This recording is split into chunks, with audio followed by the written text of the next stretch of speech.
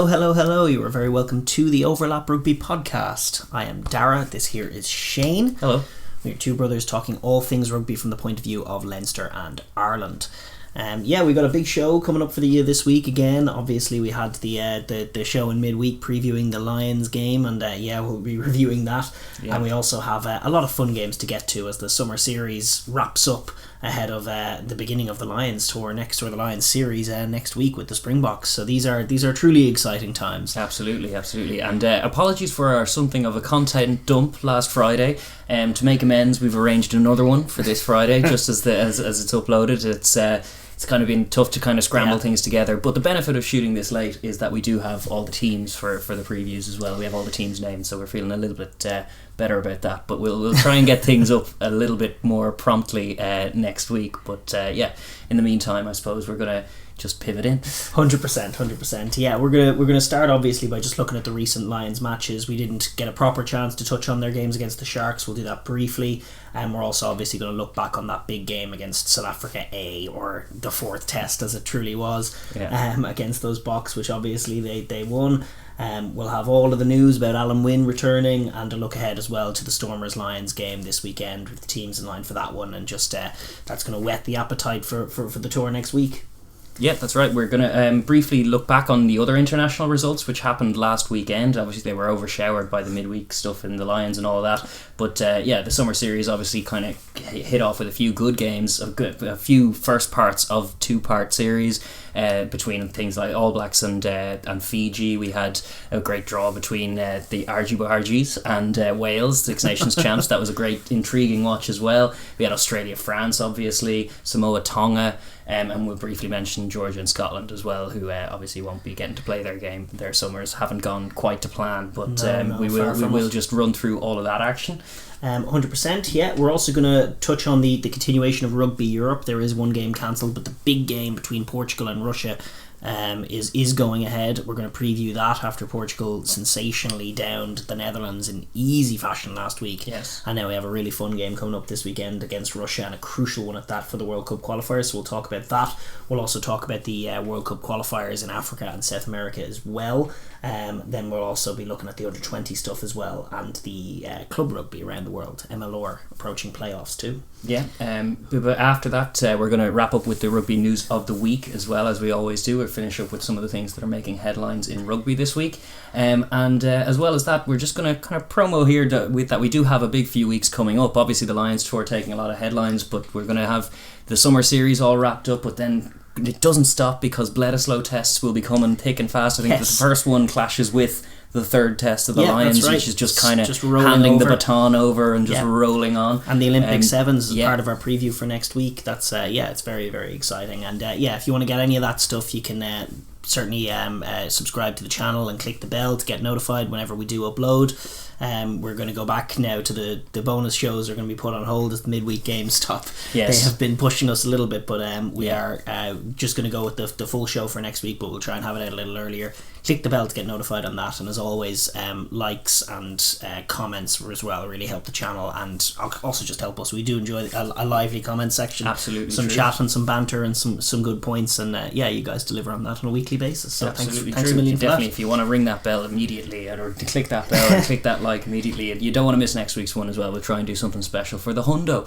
We're nearly there. It's 99 right now, so it's been a long time coming, but we'll have nice bits of rugby to both review and preview as well in the thick of a Lions tour. There's no better way to reach your 100th episode. Yeah, and get us to 2k by the time we get there. That'll be a dream. That'll be good. Imagine if they coincide. We're not nearly there. No, I don't think that's in the offing, but we will get there slowly but surely. Yes, with your help. Absolutely. But without any more of that, I think we are going to segue in and start as we have been with the Lions, which are headlining the show, and we're just going to open by looking back on the most recent game, obviously, which was Sharks 21. Lions 71, or was it? Sorry, Sharks 31. I'm reading that.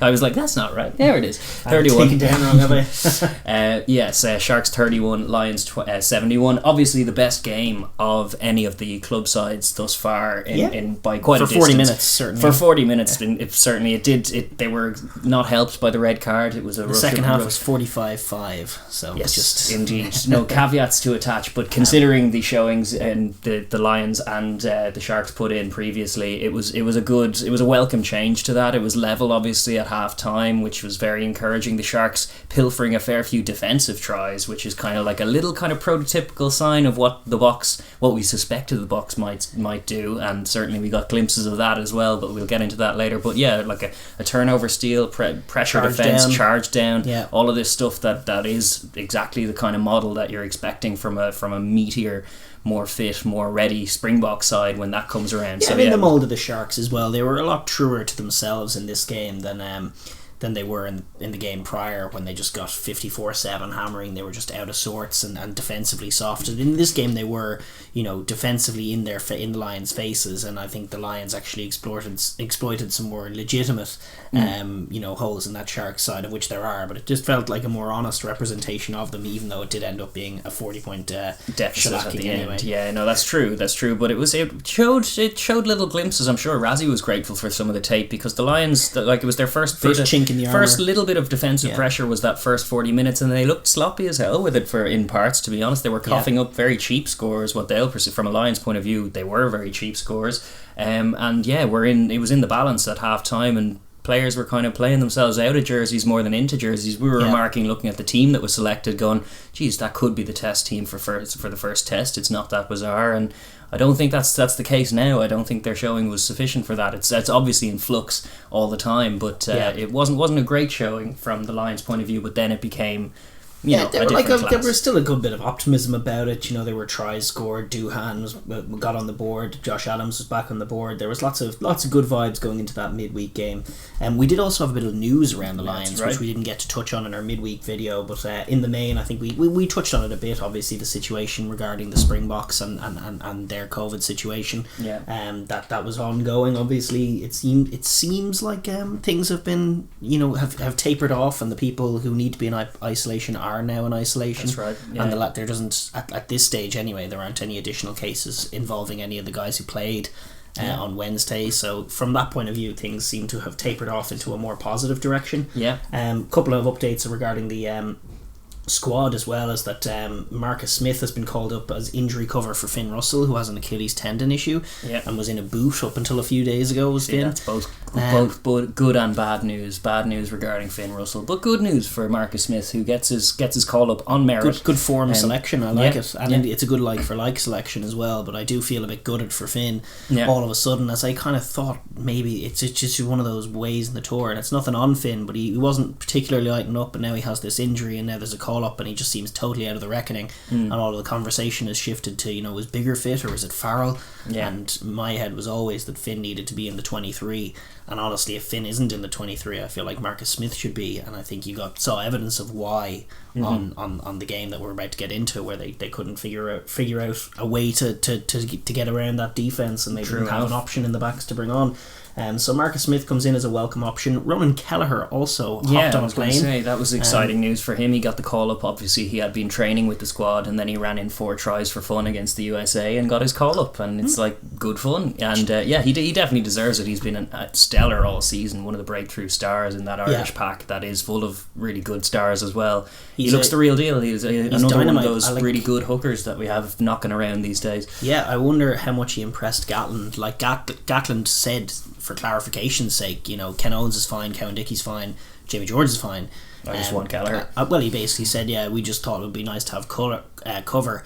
I think you should use him in a test. I think it's crazy to call him up if you're not going to use him in the test. I think it's also it goes to your point about there's possibility of 3 completely different back rows starting each 3 tests. And the same could be true for front rows. It's a very attritional position. There's a lot of work rate goes in, and the level of all of the guys is so high that you can't honestly tell me that if one of them's at 80% or a bit fatigued that they're going to perform better than the other guy, because they're just not.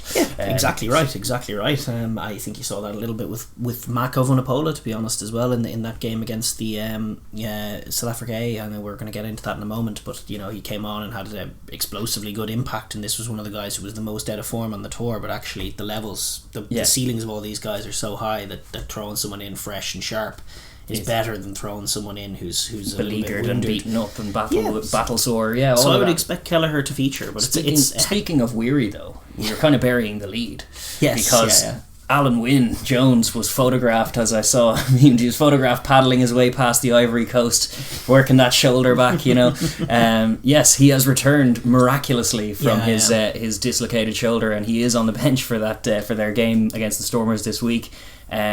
Incredible recovery.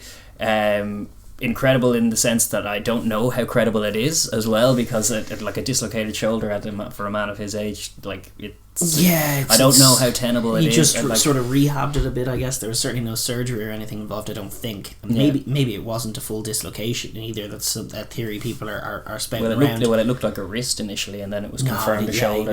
He was holding his shoulder, so I definitely think it probably was a dislocation. But there's people have chucked their socket back in and played on. It's true. Much to the detriment of their long-term health at times. But I wonder if this is a case where Alan Wynne is not... I think if Alan Wynne was planning on playing in a World Cup in 2 years, that this is perhaps a risk he wouldn't take. Maybe not. Maybe the Lions is the pinnacle, but I think it might be an indication that he's thinking that time is ahead for him, and this is really a last hurrah. He's won another Six Nations. What more is there to do in a Welsh jersey? Really, I'm probably not going to make it to a World Cup, which is the only other thing that might entice me. But here I am, captain of the Lions for one last go in South Africa. That might be the thing that I want to end on. Even if he doesn't end this year, like he might just be thinking this is my last proper. It makes sense, and it's very rare that someone gets to go out on a high like that in this game. To be honest, even the greats, it's a very rare thing that someone gets to retire on their terms, especially from international footy. It seems that makes sense. He has pushed his recovery past most medical recommendations. I dare say he's just back in there, and I'd say he is good value in that dressing room just as part of the touring party, even if he's not physically up to the challenge of the box in tests 1 or 2 or 3. We'll find out a little bit from his showing off the bench this weekend, just how he's looking. We won't find out the same amount. I mean, the box were a different level. I suppose on that note, we should move on to the main show, obviously, that we previewed midweek, the South Africa A against the Lions, and the game was played, and South Africa A, i.e. the Springboks, won the de facto 4th test, the serious curtain raiser for the series. They did. 17 points to 13. It was a mighty physical test match. Yes, it was. The Boks kind of caught the Lions on the hop in the first half. I thought they were exceptional. They hit the ground running. Stole a couple of tries early doors. The charge down was magnificent from Etzebeth, and then the charge up the field from Nkosi, magnificent. Good gather, a good kind of gather, and then shepherding of the defence from Dialinde as well. Yes, just another classy touch that sometimes goes unnoticed, but he gathered the ball past it and then just kind of ran a little guiding line that allowed Nkosi to get all the way. It was only Rhys Sammet he had to contend with. Shout out to him. That was a very impressive chase back, albeit for naught in the end. But defensive pressure yielding tries. Sloppy decision to kick from Faz. Obviously he was getting zeroed in on. It was not helped by the service in the first half from Murray. I think for the across the board lines were a little sloppy and a little bit slow and a little loose. And the South Africans, or the Springbok A or whatever you want to call them, they were... It was a keep it simple kind of approach, a keep it simple philosophy. You know what they're going to do. That doesn't mean you're going to stop it. And the Lions have been running tries in for fun. All the narrative, including myself, was saying that they are the more match sharp, which is possibly true. And the Safas definitely probably allowed that to be in their approach. You could see it from the opening whistle. Like you saw Etzebeth put in a cracking hit on Williams, which effectively took him out of the game early doors, which set the stall. And then Faf was kicking everything, and you didn't even get to Mornay Stain for the first thing, but he was kicking it sometimes loosely. But this is the thing, like, it doesn't matter if the kick is good, bad or indifferent from a technical standpoint, as long as it's not really, really bad and charged down. They're kicking because they're all on the same page. They're going to defend these Lions. The Lions want to lead the action, want to throw the ball around. They scored 71 points last. What are we good at? We're probably not going to win a throw the ball around game against these Lions, but we're going to kick it to them and see if they can get around us. And the answer was no for the first half. Very, very definitely no. And that was the deciding of the game. They did the Springboks A didn't score in the second half, but it didn't matter. The defensive pressure was what yielded the points that came their way, including a loose exit kick from Elliot Daly in this instance, just chipping it down to Colby, was obviously not a good idea. Yeah, it was classic. Predictable results from that. Hit by the box stuff, really. It was, exactly. We have our one intercept / charge down / defensive pressure try, and our one, lightning back three. Cheslin Colby trump card try, and that'll be enough along with our defence. Go, draw, give. Good for deserved a try as well, because his display was absolutely imperious. He's joyous to watch. He really is. I mean, I haven't really seen that since the World Cup, and we haven't seen this box team play since the World Cup. A little bit of him. I mean, a little bit at the start of 2020 before lockdown, when the Springbok teams were looking pretty good, and the Sharks had a good win and built on. Yeah, but in the main, in the Test arena, just watching that guy go to work and just shut down all before him is just it's a glorious sight. He's the best defensive 13 I've ever seen, and he remains that. If any fears were there that his powers were wilting, they didn't seem to be at all. He was all over. Dialindi looks even sharper. I think he looks a better player since coming to Munster as well. I think he had some lovely touches inside him, and it's just it's such an assured centre partnership that it's going to be very difficult to break down. And the Lions, a few minutes in after failing and then coughing up points, changed their tune rather quickly and resorted to box kicking, sometimes loosely, because their kicking game didn't look all that dialed either. They took more time about it. This is it's a weird thing. It's an annoying thing that a lot of Northern Hemisphere sides are doing, and South Africa do it too, but there's more clarity of purpose with South Africa, because they're kicking to defend, kick smash, and it's a very effective thing. It means that Faf, he can faff around with the kick, he can just chip it over. There's going to be a cohesive line after it, so it doesn't really matter as long as he's not charged down. Whereas Murray takes the opposite approach, where it's we have the ball now, we just turned it over, there might be space over there, but I'm going to assess things first, and now that I've assessed things, the back line's there, so I suppose I'll just pop it to this pod of forwards who'll take a massive contact, another shot for them, and then we'll box kick it. And it's everything's set then, and the line isn't even that cohesive, it's not that dynamic. It just didn't really seem like they were winning that kicking duel either. There were a few kind of generous penalties, I thought, that let them march their way up the field towards the end of that first half and then set up camp there, and that yielded the 2 yellow cards that came. Yeah, it was huge. It was kind of it was a mad old situation. I mean, there was a lot of talk post game about the ref Piper. I thought he was kind of all over the place. Definitely glad he's not taking charge of any more games in the series. There was inconsistencies all over. You could talk about the late hit in the build up to the Louis Rees-Zammit try that wasn't from Jesse Creel, no arms hit, but they didn't look at that. But I thought the chat from the Lions post game about Faf's no arms hit being a red. For me, it was shoulder to arm was the initial contact, and the head to head blow that he got, while not great and terrible technique from Faf, it was sloppy, and it wasn't as forceful on the man he was hitting. It was kind of, he took the big blow. He's the halfback, and he's hitting 2 latchers, and he just bounced off. There was absolutely no universe where that should be a red card. No, I didn't think so. But in this universe, it can be given as a red card by incorrect refs. But no, I thought a yellow was fair, not least because I thought it would, even if it wasn't a high shot, if it was just a penalty or something for a simple high shot, I think it was a yellow anyway, because they kind of accrued a lot of pens at that point. But then, and this goes to, I won't harp on this because I know that the law is changing next month. Yeah. But the situation where the Lions are doing this tap and go, and they did pick up a lot of criticism for this because, thankfully for the good of all of humanity, it didn't work for them ultimately, except it kind of did. But this little tap and go, pick and jam stuff, no set piece required, the way, no moving of the pill. Yeah, exactly. I mean, but the reason teams do it, we've seen it with Exeter, is because it's becoming sort of this checkmate move, the way the game is refereed. I mean, they've been really, really stringent on the offside line, as they should be. Yeah. But then the flip side of that is that they're just not looking at the offense at all.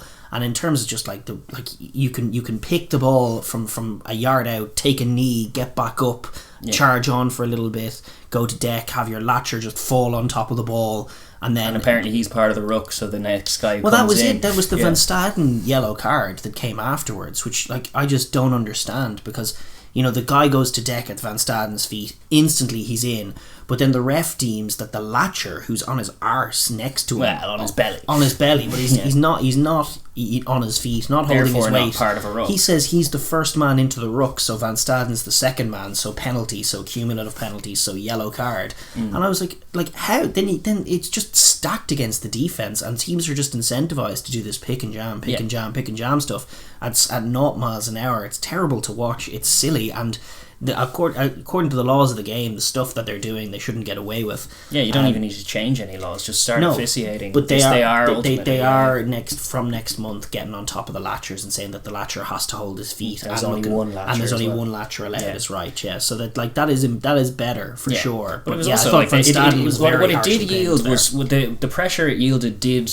create some legitimate penalties as well as that dubious yellow card. Truly, and that kind of pressure told ultimately in the try they scored in the second half, but not in the death of the first half when they should have got a try because they'd yielded 2 yellows already, and Murray kind of ridiculous chat partly to blame, but also the tactics. Like you have 2 extra men, scrum it, move it, try, and go into the sheds 7 points down at that point, and it's a different game. But they didn't. They did show signs after half time of moving the ball better, and the Lions actually did finish the stronger. The Springboks kind of flagged, or South Africa A kind of flagged a little towards the end there, and they were kind of clinging on. They only got like 1 or 2 attacking sets going in the second half, and they didn't really amount to much. So they'll be concerned about that, just that issue, but they will be encouraged by the fact that they repelled what is a dangerous Lions team that was finding the edge when they were down to 13 men. They were kind of starting to get that shape going, and then that did persist for the rest of the game. Even as the men returned to the field, the Lions kind of figured out how deep they should be standing and what kind of screens they were putting on, and suddenly Louis Sammet was nearly getting over for a double movement try, a bit unfortunate for him. Watson was looking good on the other wing, Elliot Daly looking good in the open space. I thought after the ludicrous chip kick to Cheslin, which is obviously not a good exit, when it's 2 passes out to him to exit, you don't chip it to Cheslin. So that was an error, but from then on he put in a very, very good performance, like mopping up that chip through from Faf that Watson actually kind of blundered into his own in goal, and then he pretty assuredly kind of dealt with that, shrugged off a tackler and exited through the boot. That was good. He's putting his hand up as a utility back. One caveat I was attached is the one other error is like when you see Latanya Am in front of you and a bit of touchline, don't take the outside. You're going to get smashed. Exactly. I don't know who he thought he saw exactly, or who he thought he was. He's like, am I Cheslin? And he's, I don't know, some soft 13 that I can get around. No. It was like a very technical but also dispassionate tackle, which is kind physical, of very scary. Like that's what's scary about it. Like he puts his hand on him in a physical show of dominance afterwards, but it's like there's no anything in his face. The poker face is there. He's just ambivalent about having broken your ribs. He's going to get up and do it to someone else, probably a Toji next time. He's just a freak. So don't take the outside on Am. It's silly. And the whole defense from the box was magical. Like some of that scrambledy when the Lions were getting to the edge, there was one break in particular, which I think was in the build up to the try they did score with that pick and jam stuff. They got to the outside and it was just pass, perfect line running, perfect screens against 13 men, got to the outside, flicked it back inside, flicked it back into Curry, who was another sport runner. And I was just thinking, there isn't a team in the world right now who that last pass isn't just a try. Like you just run out of men, and yet the scramble D just got across. It was brilliant. So from that point of view, major positives from South Africa. For me though, the Lions actually can take a lot out of the game. I think it convinced me personally, that the Lions aren't going to win a dogfight. They're not going to win one of these slow kicking duels. I think the Boks are better at it. I actually think the Boks are likely to be more clinical in that kind of game. They're pretty good at just like making the game a scrap and then finding just in one sloppy moment from you, they just find a score. They're actually they might even be more clinical out wide than the Lions, even though the Lions have shown good clinicality out there. I think they'll just be better at forcing the mistake and finding the one killer try in a tight game like that. It's their MO, isn't it? Like when you see the Boks struggle or get disjointed is when teams are able to dictate the tempo and make it quicker than that. Like the Boks are very comfortable in a slow kicking duel. It's their bread and butter. So the Lions need to be a bit more of a tempo driven team, and that's where it does dial in on the halfbacks, and those halfbacks weren't good for that. They were better in the second half, but the first half was abysmal from both Murray and Farrell in terms of distribution. You didn't get to see how Aki Harris worked on offense. Yeah, I was curious. I just didn't see it. There's a lot of panic about what to do in the 9, 10, 12, 13. But like when we were breaking down the game in the midweek vid that we did, like we were talking about, you know, Aki hitting that soft centre between the likes of Peter Steph and finding Mornay Stain. Yeah, finding Mornay Stain in the defensive line and going through him. Yeah. And then recycling quick ball. Murray flashes another pass. Maybe there's room out wide. Maybe you need to suck Am in with one more hard carry. That's when you'd see more of Faletau and Navidi, who had quiet games as well, because they're hanging out on the wing waiting to do stuff, and the ball's just so pedestrian. Yeah, it's not part coming. of that is the huge line speed, but a huge part of it as well is just that the distribution from Murray was really, really poor. He threw one dodgy one off the left in the very early exchanges that was turfed behind a man, and it was attributed to miscommunication according to commentary, but I was just thinking that's just a loose pass right there. That's a loose pass, as the Kiwis would put it, and it's from your halfback and it's from your captain, and that's like obviously going to set the tone of, okay, well, very quickly they conceded a few sloppy tries and then they were kicking the ball in the air, reverting to type, which is just not a good type to revert to. No, exactly. That's the kind of game I don't see them winning, but I think they need tempo from the base. I think they need tempo and accurate wide passing. Murray needs to pick the ball up and have, 2-3 options off him, off 9 specifically, like the Boks do, off Faf, just to sit down any kind of that harsh Bok defence, just to sit them down, get around the corner. It's not like when you're picking a hard line, as physical as the Boks are, it's just so different from what the Lions were doing, where the tempo is slow, and we've seen this with Ireland as well. It's just night and day stuff as to when you're setting up forward pods, lining them up, telegraphing the pass, slow pass. Etzebeth can get in his man's face and manhandle him. It's the modern game's more common hospital pass. Like the hospital pass you associate with is like you're flicking it wide and you tip it on and the guy has to reach and get smushed, and it's like more often than that it's just static pot of forwards meets very lazy halfback, and a hungry defence is just going to kill them. And it's like that just... It tells the pressure. Those hits do add up. Everything they want to do, like getting even Farrell. I didn't think he was great, but like the cross kick, it might have been a better option if the ball had come to him a little quicker. If everything was a little quicker, that's because the space is there. Like the space for that cross kick was there, but it's not there if Etzebeth's in your face, not allowing you to get there. Indeed. So this is why you have to kind of sit them down, move the ball quickly, and then access it that way. There just isn't, those quick rucks weren't there, and it's not down to the forwards not being physical enough. I mean, obviously the Springboks were mighty physical, but it starts with the service from 9 and the starter plays. Getting people on the front foot, getting quick ruck ball for the first phase, finding a guy hitting a hard line, sit down that defence. I know the Boks are going to be in and scrappy. You need to have your support play there. That was it. They did get spooked a little by that. That wasn't just that wasn't on the halfbacks either. I think collectively it was they were slower. They were slower to start. Yes, indeed, in terms of physicality and in terms of the breakdown. Yeah, they just weren't there at the breakdown for the first half. And the Boks were dominating them there, and that did. You're right that did spook them, but I definitely think it does start with a little bit of tempo from 9, and we didn't get to see it for the most part. We didn't. And I'm worried now about what they're supposed to do at halfback. Gatland was talking up that Ali Price has a shot if he delivers against the Stormers. Elliot Daly. I don't know. Are they going to stick with Murray? If Ali Price and goes well this weekend with Marcus Smith, that could be a mould change as well, because those are pacier halfbacks. There's potential for them to become a little lateral sometimes if they're a little bit less controlled, but I think it's a completely different way of playing.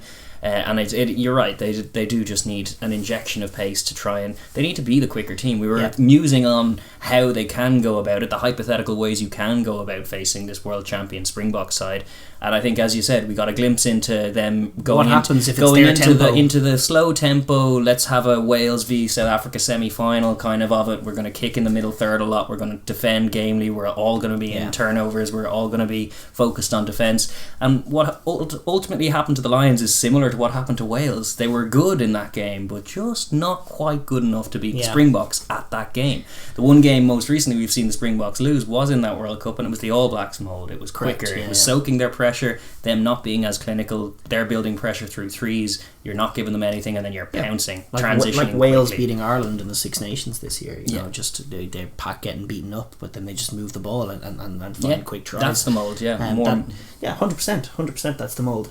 Just as far as there were some men who obviously didn't do their favourite case very well. I thought Biggie and Henderson had a tough day of it. I think he was. I told you he was hustling hard, but he was. Henderson was definitely the least active of the He second did rows, seem- and he was did sat seem back to. a few times. Yeah. He didn't do much for his case. I don't think Navidi did as well. I know he tends to linger outside the wide channels, but I would worry about his raw physicality for a test match against the Box. Kind of. Yeah. Just He's one of the lighter loose forwards they have on tour. yeah, and they have a lot of good loose forwards. and just they don't given see just Navidi. given the way the breakdown went, it's going Yeah. to be tough for Navidi, who's not a breakdown specialist of a player. Whereas Yeah. Curry did get stuck in the second half. Oh, Curry yeah. had a big game in the second half as well. Exactly. As far as I didn't think obviously Murray did much for his case either, No. but I thought Wyn Jones from Loosehead, phenomenal, winning the Excellent. scrum battle against Yeah. Inyakanye, that was huge. Yeah. Ken Owens looked very good, hustled hard. Curry was everywhere all day. Adam Beard off the bench, Excellent. fantastic. He gave away one pen for changing his bind at a maul, but that's kind of like that's his job at the maul. Anyways, try and spoil. Oh no, it. but he That's actually playmaking. managed to spoil a few Yeah, as well. he did. Like, so the was subsequent one that they went to the corner, they did spoil, and I think it was Curry got that one, but there was pressure all over Yeah. from all of them, including Beard. Yeah, no, he's worthy of his call-up, as we always knew. Sure, he was in our I team. think he's in team line the for- tournament. for It a wasn't test like he was place, maybe, excellent yeah. in the Six Nations. People were sleeping on him for no good Yeah, reason no, at all. and we didn't even get to see the distribution game that he Yeah. offers in the wide channels, which is massive as Yeah, well. he looks so. similar to Ty Byrne when he's out there in terms Yeah. of rangy and big limmy guy who can carry. He's obviously a lot of man to stop, but he's also a very deft hand at distributing too. So Yeah, so there are positives to take from the Lions. They know now what they need to bring, and they're certainly in the mix physically. So it's not all negative for them by any stretch, but obviously they have some adjustments to make ahead of the Test match next week. From the Bok point of view, obviously it's great to win. They kind of showed their hand to some extent as well, as I said they would in the preview. I was like, they do want to. They needed this game to find out where they were. Here are the boys sitting in isolation, only one game against Georgia in 2 years, and Razi sitting there scratching his head, going, "Are they going to be ready? All our club sides are getting smashed." And I'm sure on big picture, he's delighted. Like, oh, they're here, they're ready, they're physical, they're playing out their skins, they're defending with the same sort of connectivity as ever, and they're magnificently physical. It's great. And then on the other side of his head, he's going, man, we shouldn't do that. Indeed, we should just kept them behind closed doors. Exactly. Let the Lions keep guessing about what we're going to do. The Lions keep throwing the ball around against our impotent club sides, scoring 70 plus points, and then we'll just smash them when it comes to game day. Exactly. I'm sure he was wishing he kept his cards closer to his chest. Now he had to know. He did, and he the did. side I think are there. Yeah, and they did win the game, so it's on the Lions to riposte. Really, like they'll be a little fitter except for it doesn't count. I know it's it a win doesn't- that doesn't count. It is. There's no sense if they But lose all 2-1. wins count. It's a psychological edge all the same. Obviously, it doesn't count. It's not affecting the Test series, but it was important for Razi and for Nianaber. Nianaber. I made a Hames of it the last time. I'm going to try and get better at it. Jacques Nianaber. Jacques Nianaber. That's it. If I eat enough red meat, maybe drink some beers, the accent gets a little stronger. There you go. You're certainly better at the accent. but yeah, he's obviously been in isolation. So Waterboy come coach, come World Cup winner Razi came in, stepped in, filled his boots rather impressively, and it was a nice showing. There were other guys who did very well. It wasn't obviously, it was this Springboks A, South Africa A, we knew a lot of them, but some of them were in there kind of still trialing for their place. I thought Dweba went really well for the 38 minutes that he got, despite one pump fake line out that was bad and obviously annoyed Razi, because I know Razi got annoyed at Bongi and Benambi for something similar that cost him a try against Australia, and it had him out of the jersey and having to win it back for a month or so. So that could be bad for Dweba, but I actually thought in open play he was very, very good. He certainly was up to the physical peak of it. I think likewise you could say the same for Fisa at 8, taking those high balls. He was in the Dwayne Vermeulen channel, helping out Villy LaRue, who's not, and the whole back three, as we were citing, aren't particularly tall, so their workaround is to have a big ball playing number 8 back there, and he did a good job. 100%. So there, and obviously in the main, the positivity is just the defense is outstanding. The physicality is all there. Cheslin Colby is as sharp as ever. Am is as sharp as ever. That's all great. That's all great. Nyakanye at scrum time might be in trouble. I was saying there's a few negatives, and Nyakanye is chief among them. I can't see him featuring in the Test series now. They just have too much depth at tight head. They could even, like, if they're worried about a tight head going down, like Wilco Lowe has got to be disgruntled about his non-inclusion in the squad. He's been playing some really good rugby. Out in Quins, but I mean they have in the squad, if they can all be healthy. They have Malherbe best He'll be scrummaging straight tight head in he'll the be world. in. If Yeah, he's yeah. okay, he has COVID. Thomas du Toit from the Sharks, we haven't seen yet this series, but he's a class scrummager himself. Yeah. And Vincent Koch, who came on, like Koch improved the scrum straight away when he came on as well. And Yukane's he was originally a loose head. Now he's back and forth and back and forth. He's one of these hybrid guys, but a lot of them actually can't do tight heading at the top level. Yeah. And he's been beaten now by Wyn Jones and by the Georgians. The prior game he was beaten up in that game as well in the scrum. So I just don't think he can feature, unfortunately. He was in flying form before he got injured ahead of the World Cup, but he's not in that form now, and he's losing his main battle at the scrum. So Yes, and the Springboks do focus on that. They want that platform well, and they won't be happy but with a man like Wyn Jones getting on top of their scrum. No way, no how. So he could be in trouble. Also, the old man Mornay experiment.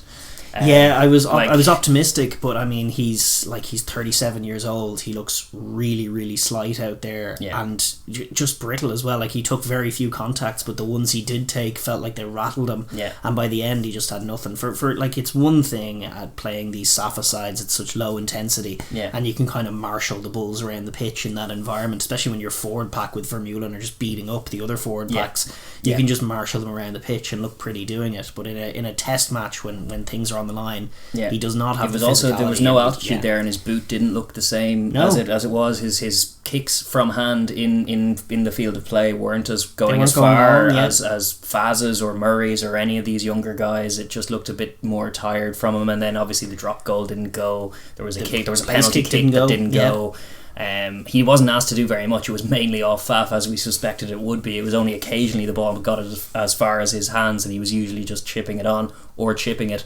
And he didn't do anything. He didn't have a lot out there. It didn't look good. So it's another one kind of the head scratching. What do we do if Pollard goes down? I think Willems is the answer at this stage. Yeah, he played well. I think he's the backup 10. I think it's Pollard and Willems if they can. With Faf as a utility if need be. Faf can go to 10 as well. He's done that for the Lions before, and it's not a bad option considering the stocks. Otherwise, you trust him at test level. Yeah, if you have a guy like Willems out there as well, just to marshal the kicking game as well. But they do have that option, those options as well. I wouldn't get Elton Yankees back involved, and I wouldn't bring Mornay out again either. I just don't think either of those guys can come with this. If they do end up rescheduling the Bulls game, I'd let Mornay do that, but it wouldn't go well for him either. But then there's the other thought that's like, once the 50-22 rule comes in, maybe he'll play till 48.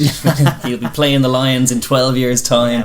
Old man Mornay, as you say, his boot just wasn't that good at the weekend, so I don't know. A shadow of himself. It's a shame because he is one of my favourite 10s of all time. He's such a calm head out there. It's great to see him. And to be fair, if that is to be his last hurrah in an international thing, he beat the Lions again. So you can't really ask for much more than that. So true enough.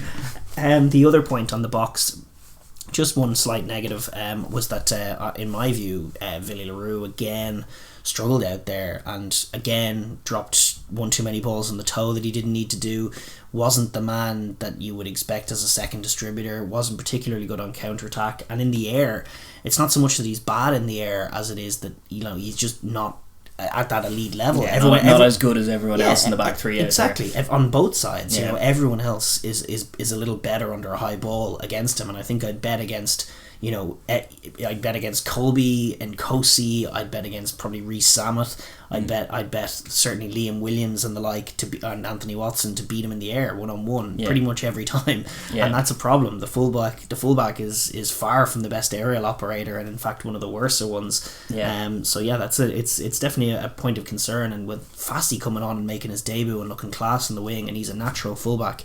I know Gallant was another option. I believe he is an injury and he's out of contention at the moment. But I just think, we said this all through the World Cup and then they won it anyway. But I'm not necessarily convinced by his contribution to the team. I think it's a potential chink in the armour, and I think the Lions were targeting him as well. They were. It's like it's one of those things you do when he goes well. He is a joy to watch, and Razzie does have a lot of faith in them. And the other thing is, traditionally South Africa do they do what Ireland do incorrectly very often, and pick the form wingers on either side. So you can have wingers, unless they're Brian Habana, you can have young wingers rotating in and taking jerseys and taking tries in those. But they do like elder statesmen at fullback. generally, whether it's Percy Montgomery from years gone and go up by kicking goals, or in this iteration of them, it's Villy LaRue, and like he has a lot in the bank as far as cred. So I expect he probably will stick with it, because we were caught by this in the World Cup as well. He was very unimpressive all the way through the World Cup, and we were calling for him to be dropped.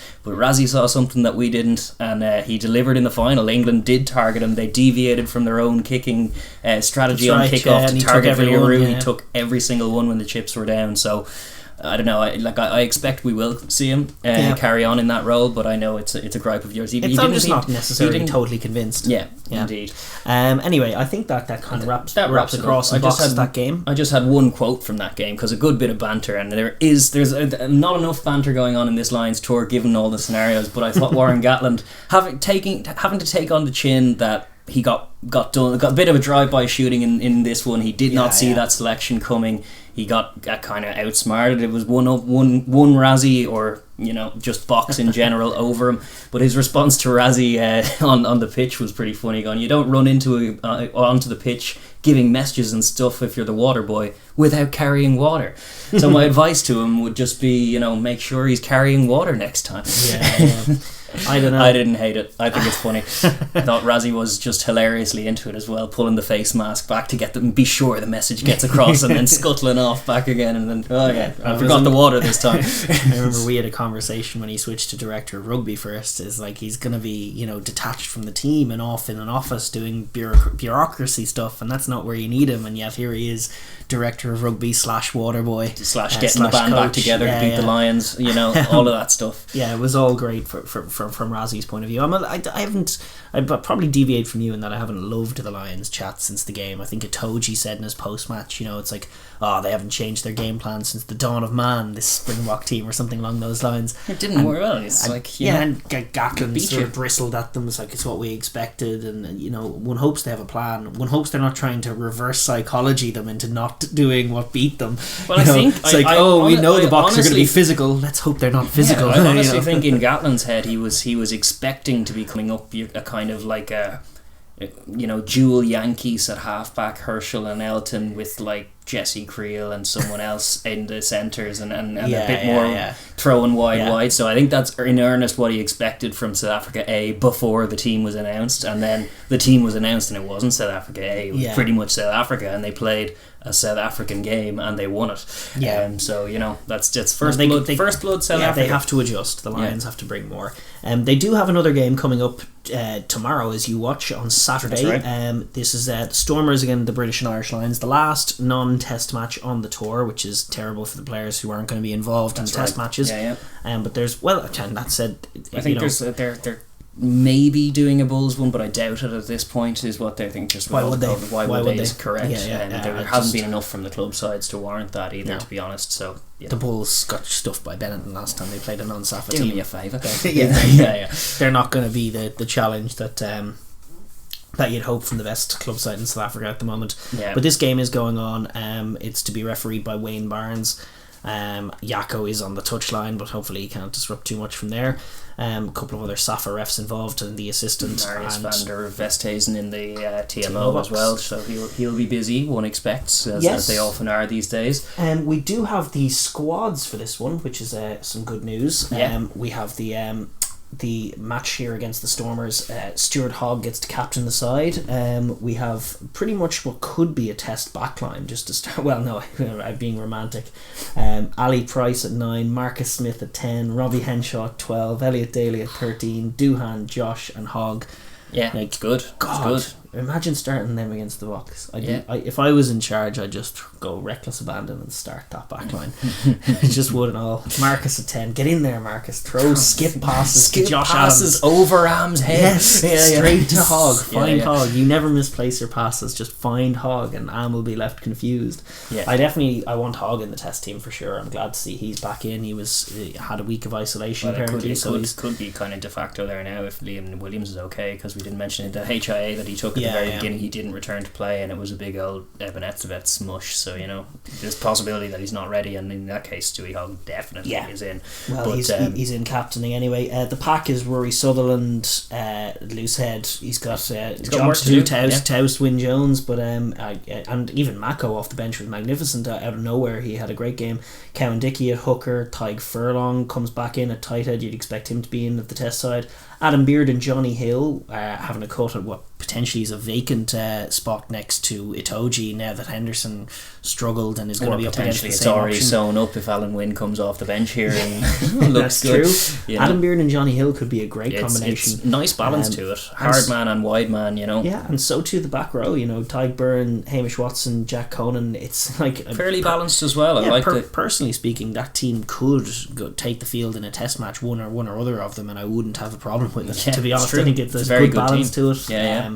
I'm curious to see how Henshaw Daly looks. I do kind of like Henshaw's at 13, but then if you're genuinely thinking in the multi-phase the Boks just aren't going to test that 13 channel, which might be true, maybe getting Henshaw in narrower to just deal with the Lindy carries might be the place for him. Potentially, if you're going with someone like Elliot Daly, who's utility back and a bit more rangy, a slightly lighter figure in the 13 jersey, if you're going that way, then Henshaw in the 12 makes a lot of sense. Obviously, we didn't see the centres really in the South Africa A game, although Harris had a lovely pass. Harris did have a lovely pass. He had some nice touches despite getting done by Colby at one point. You can't hold it against him getting his ankles broken by Cheslin.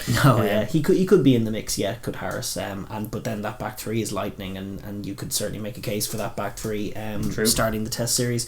They'll probably have too much for the Stormers. For the Stormers, they have announced their squad as well. Ernst van Rijn gets the captaincy, partnering Schickerling in the locks. They have some big meaty front row forwards as well. Dan Duplessis at 12 is a decent player with Rickus Pretorius, and obviously Sergio Peterson at fullback's a good player. Van der Merwe on one wing, so it'll be a Van der Merwe versus Van der Merwe, and Ciabello Sanatla, probably the biggest name among them.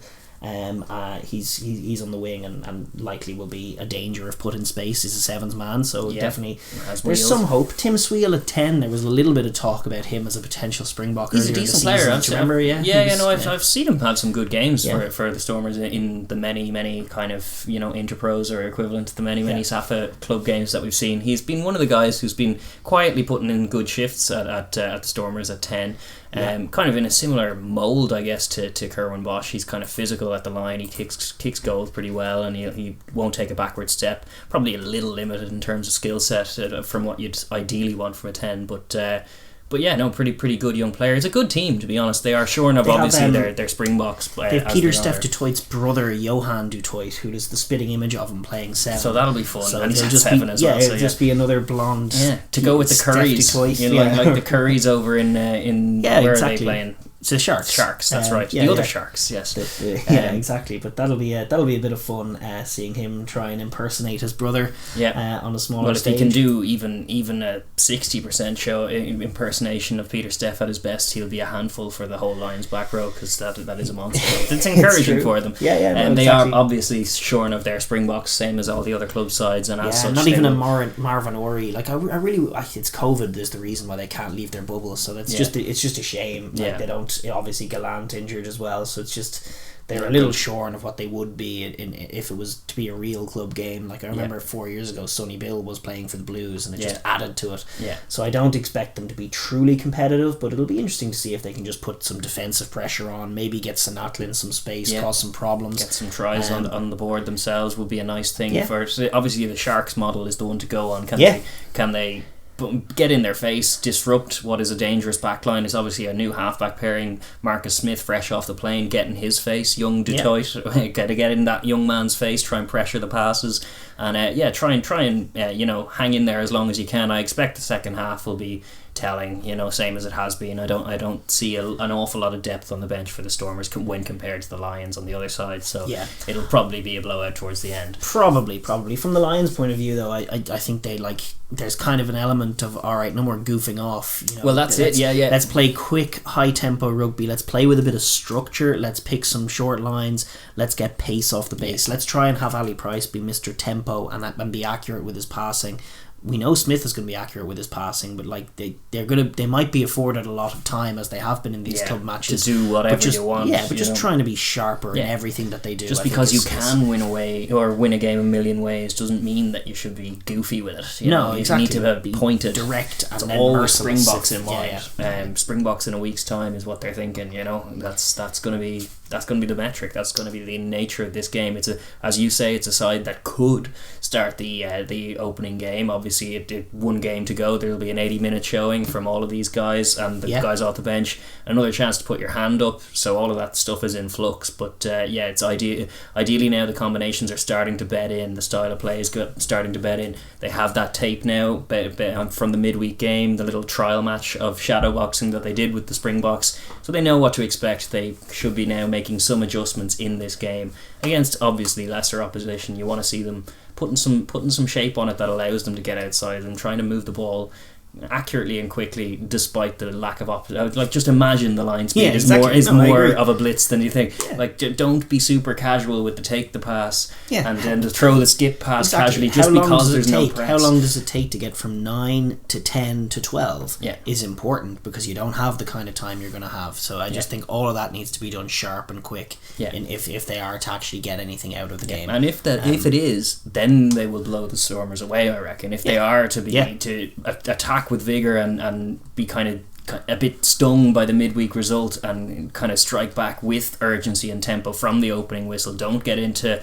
a scrappy do game like they did with the Sharks and just blow them away, then it could be a big score. It'll be on the Stormers to try and bring some of that pressure. The Sharks showed the way. They didn't have the full 80-minute showing in them. Obviously they picked up a red card just after half time, which didn't help matters, but just try and do South African style things. Be good at set piece, be decent on your own ball, apply defensive pressure while you do still have the gas tank to do so, and then you never know, you could be in an arm wrestle with the Lions. Who knows, but my prediction is a comfortable win for the Lions and Marcus Smith to light it up. That's the optimistic one. Ali Price and Marcus Smith to just pull strings with high tempo. Robbie Henshaw to get a nice try from crashing on a short ball. Short line. Off Ali preferably. And then you have Smith going in behind, potentially to unleash Hogg hat-trick. Daly and Hogg pulling strings out there, looking awesome. That'd be nice. That's the hope anyway.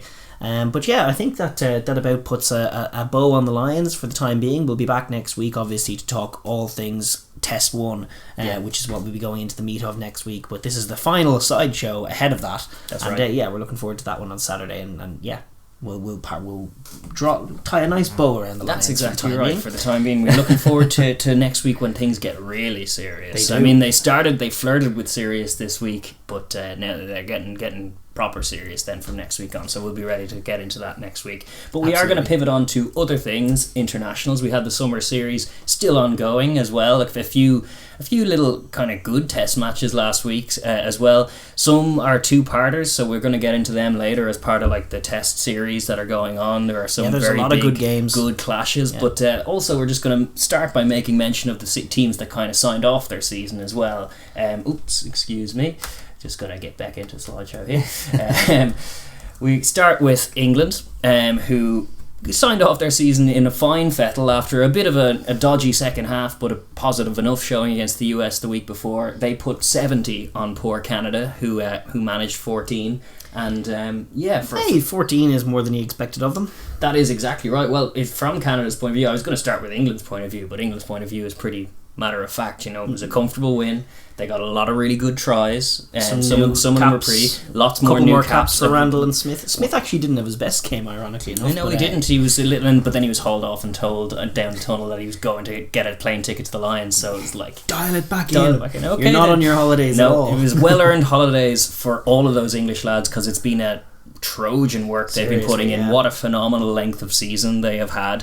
When you think about it, they were the one, obviously lockdown happened initially, but they were the bullish league that decided, not only are we going to get back at it, we're going to get back at it soon, and we're going to include midweek games and 4-day turnarounds, because we're going to play the whole season, baby. We're not going to do what the top couture did, which is just say no and don't award a bouclier. We're not going to do what Pro 14 did and make it an abridged thing. We're just going to soldier right through into next season as well, and they've done it all now. So it was a long stint, and it's a nice way to end. They didn't have a tour of Argentina or New Zealand or anything. They had a couple of tier 1, tier 2 games to sign off a long season, and I think that's probably the right thing for them. And loads of good new caps. Eddie Jones will be delighted, to be honest. They're in a healthy enough place. Exactly. They've parked the Six Nations, and they're coming on ready with a lot of talent to pick from. Alex Dombrandt, Imperious on debut. Yeah, really exciting. Really exciting talent today. Slightly unfair on the Canadians, when you have hungry guys like Dombrandt. Exactly. It was too much for them, but they did what I always ask of tier 2 teams against tier 1 teams, or Italy against tier 1 teams all the time.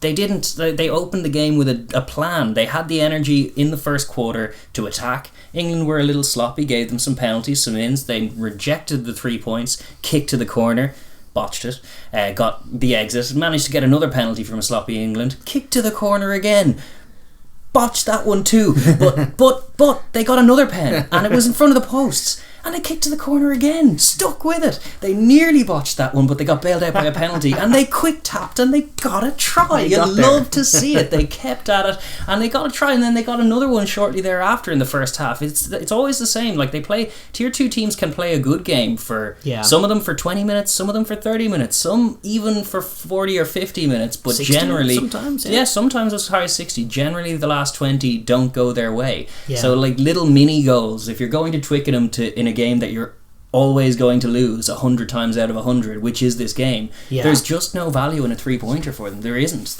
It's one of your few attacking salvos in the game, because you're going to be tackling guys like Dombrandt for most of it, or not, as the case may be.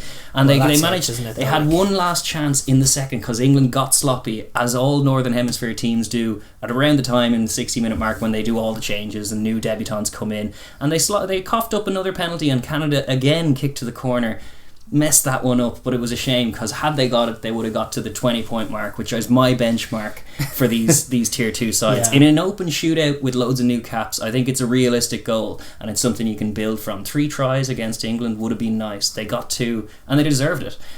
So that's the only positive I would take. It is a positive, I would say, just on the broad point that Canada are worryingly not on the level. Like USA are able to mix it. You talk about the fitness thing. I think that's becoming less and less of a dynamic, but we're seeing USA being able to mix it in a second half, exploit that sort of disjointedness that comes in the second half, and have the fitness to go. They've their own professional league. They're all pros now. They've no excuse not to be at the highest level of fitness, or just in terms of running around.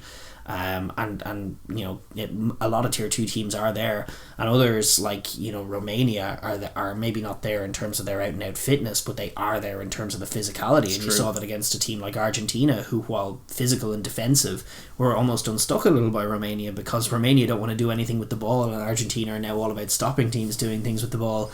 But they actually couldn't get outside Romania's defence themselves, and it ended up being a really scrappy game. And we've seen positive showings from Georgia and the like in their own mould. Japan, obviously, they're moving to tier 1. Canada just got nothing for this level, and they are comprehensively a tier 2, verging on 3 team at the moment. Well, how long before they rock up to a game against Romania and just can't hang? That's a scary thought for them, because they looked like Joe Cokanasiga. He's a fine player. He's had a few chances in an England jersey. He's not as untackleable as Jonah Lomu-esque as they made him look. As they did make him look. But it's also like, we've seen Peter Nelson played a bit at Connacht as well, and like, he's a Ulster, wasn't he? Was he Ulster? Ulster, that's right. But he's a fine club level player. He doesn't light it up in a Pro 14. Like, he's nearly Pro 14 level, and he was released ultimately, and he's made a great career out of being a Canadian 10. They ask him to do so much. He was very often the last man getting skittled away. It's like, if he's your number one playmaker and main kind of ball playing asset in the back line, you got a serious problem, because he's attributably not great at it, and it's all very it's shocking, because they used to have such a history, and they've been kind of stalwarts in World Cups, and it is a concern, because you have teams like Uruguay coming for them in World Cup qualifying mode, and I don't see them qualifying for this World Cup. I mean, they might get in as America's 3. I mean, they'll have a game to win against Chile, frankly, if they want to be involved as America's 3. I would suspect they'll lose to the US, and then Uruguay will go at them. We'll go at the US for one place. Then the loser of that will play the winner of Canada and Chile. Probably, depending on. Probably, who knows? But they'll play the winner of Canada, Chile, and then the loser of that game, the winner of that game, goes straight into the World Cup. So Uruguay and the US will be boxed in. and then the loser of the Losers second melee match going on. goes into the repechage, which will also involve a European team and possibly an African team as well, and maybe an Asian team. So there's going to be a load of teams coming together for that last place, and I don't know if Canada are going to be able to hang if they end up in there, or even if they'll make it. Yeah.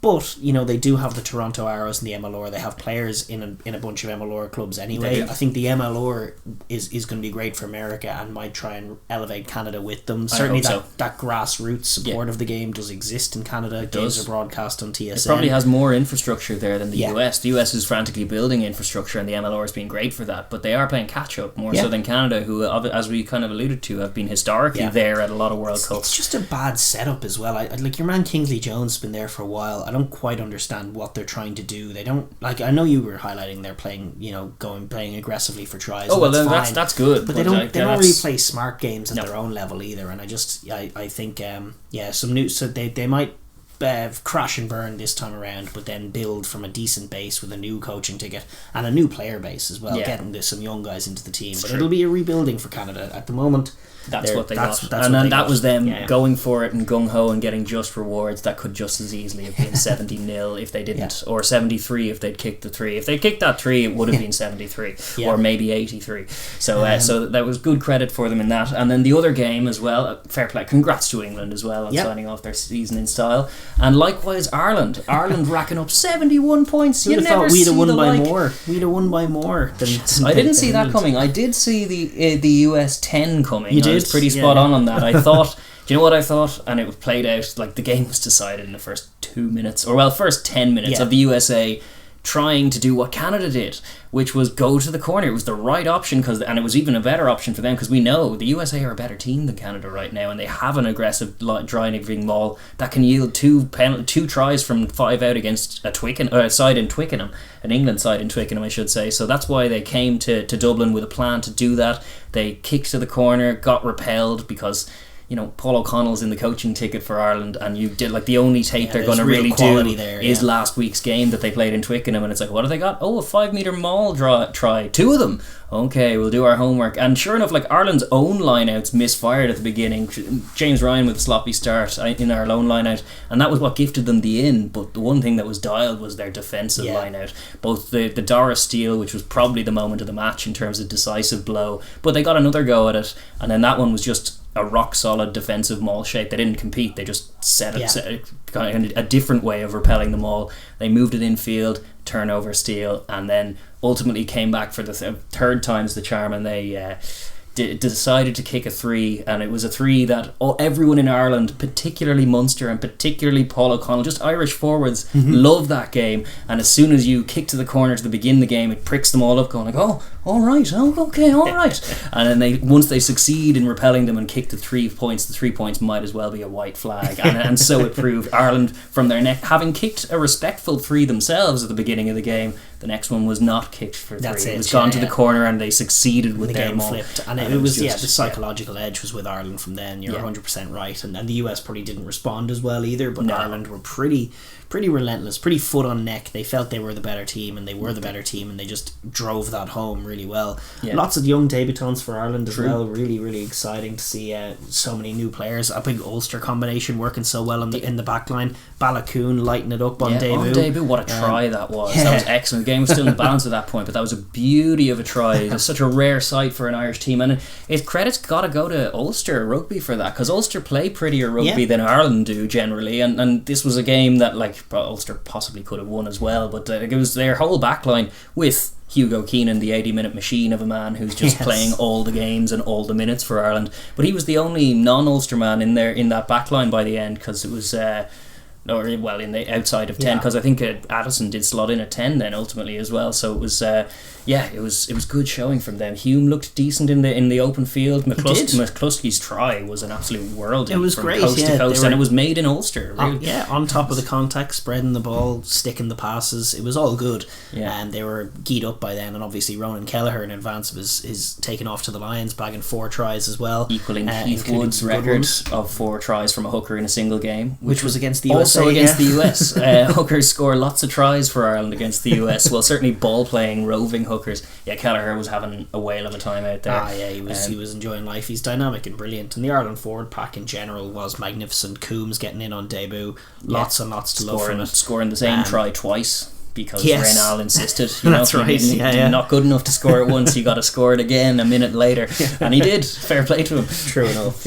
No, so it was very exciting from an Ireland point of view. Although, as you say, it was just they did their homework. They were the bigger, stronger pack, and then the US had nothing. Yeah. And that's the lesson for the US, is that they're too one-dimensional at the moment. They still are. Yeah. And it's a brutal loss for them, and they'll look and go 61-point loss. Jesus, we're miles off, and they are. They were miles off where they want to be ultimately, but. Like, the seeds are there. MLR is being played at a quick pace. The national team needs to reflect that. The scrum half who's in there, De Haas, he's too slow. When he tries to speed up, his passes are all over the place.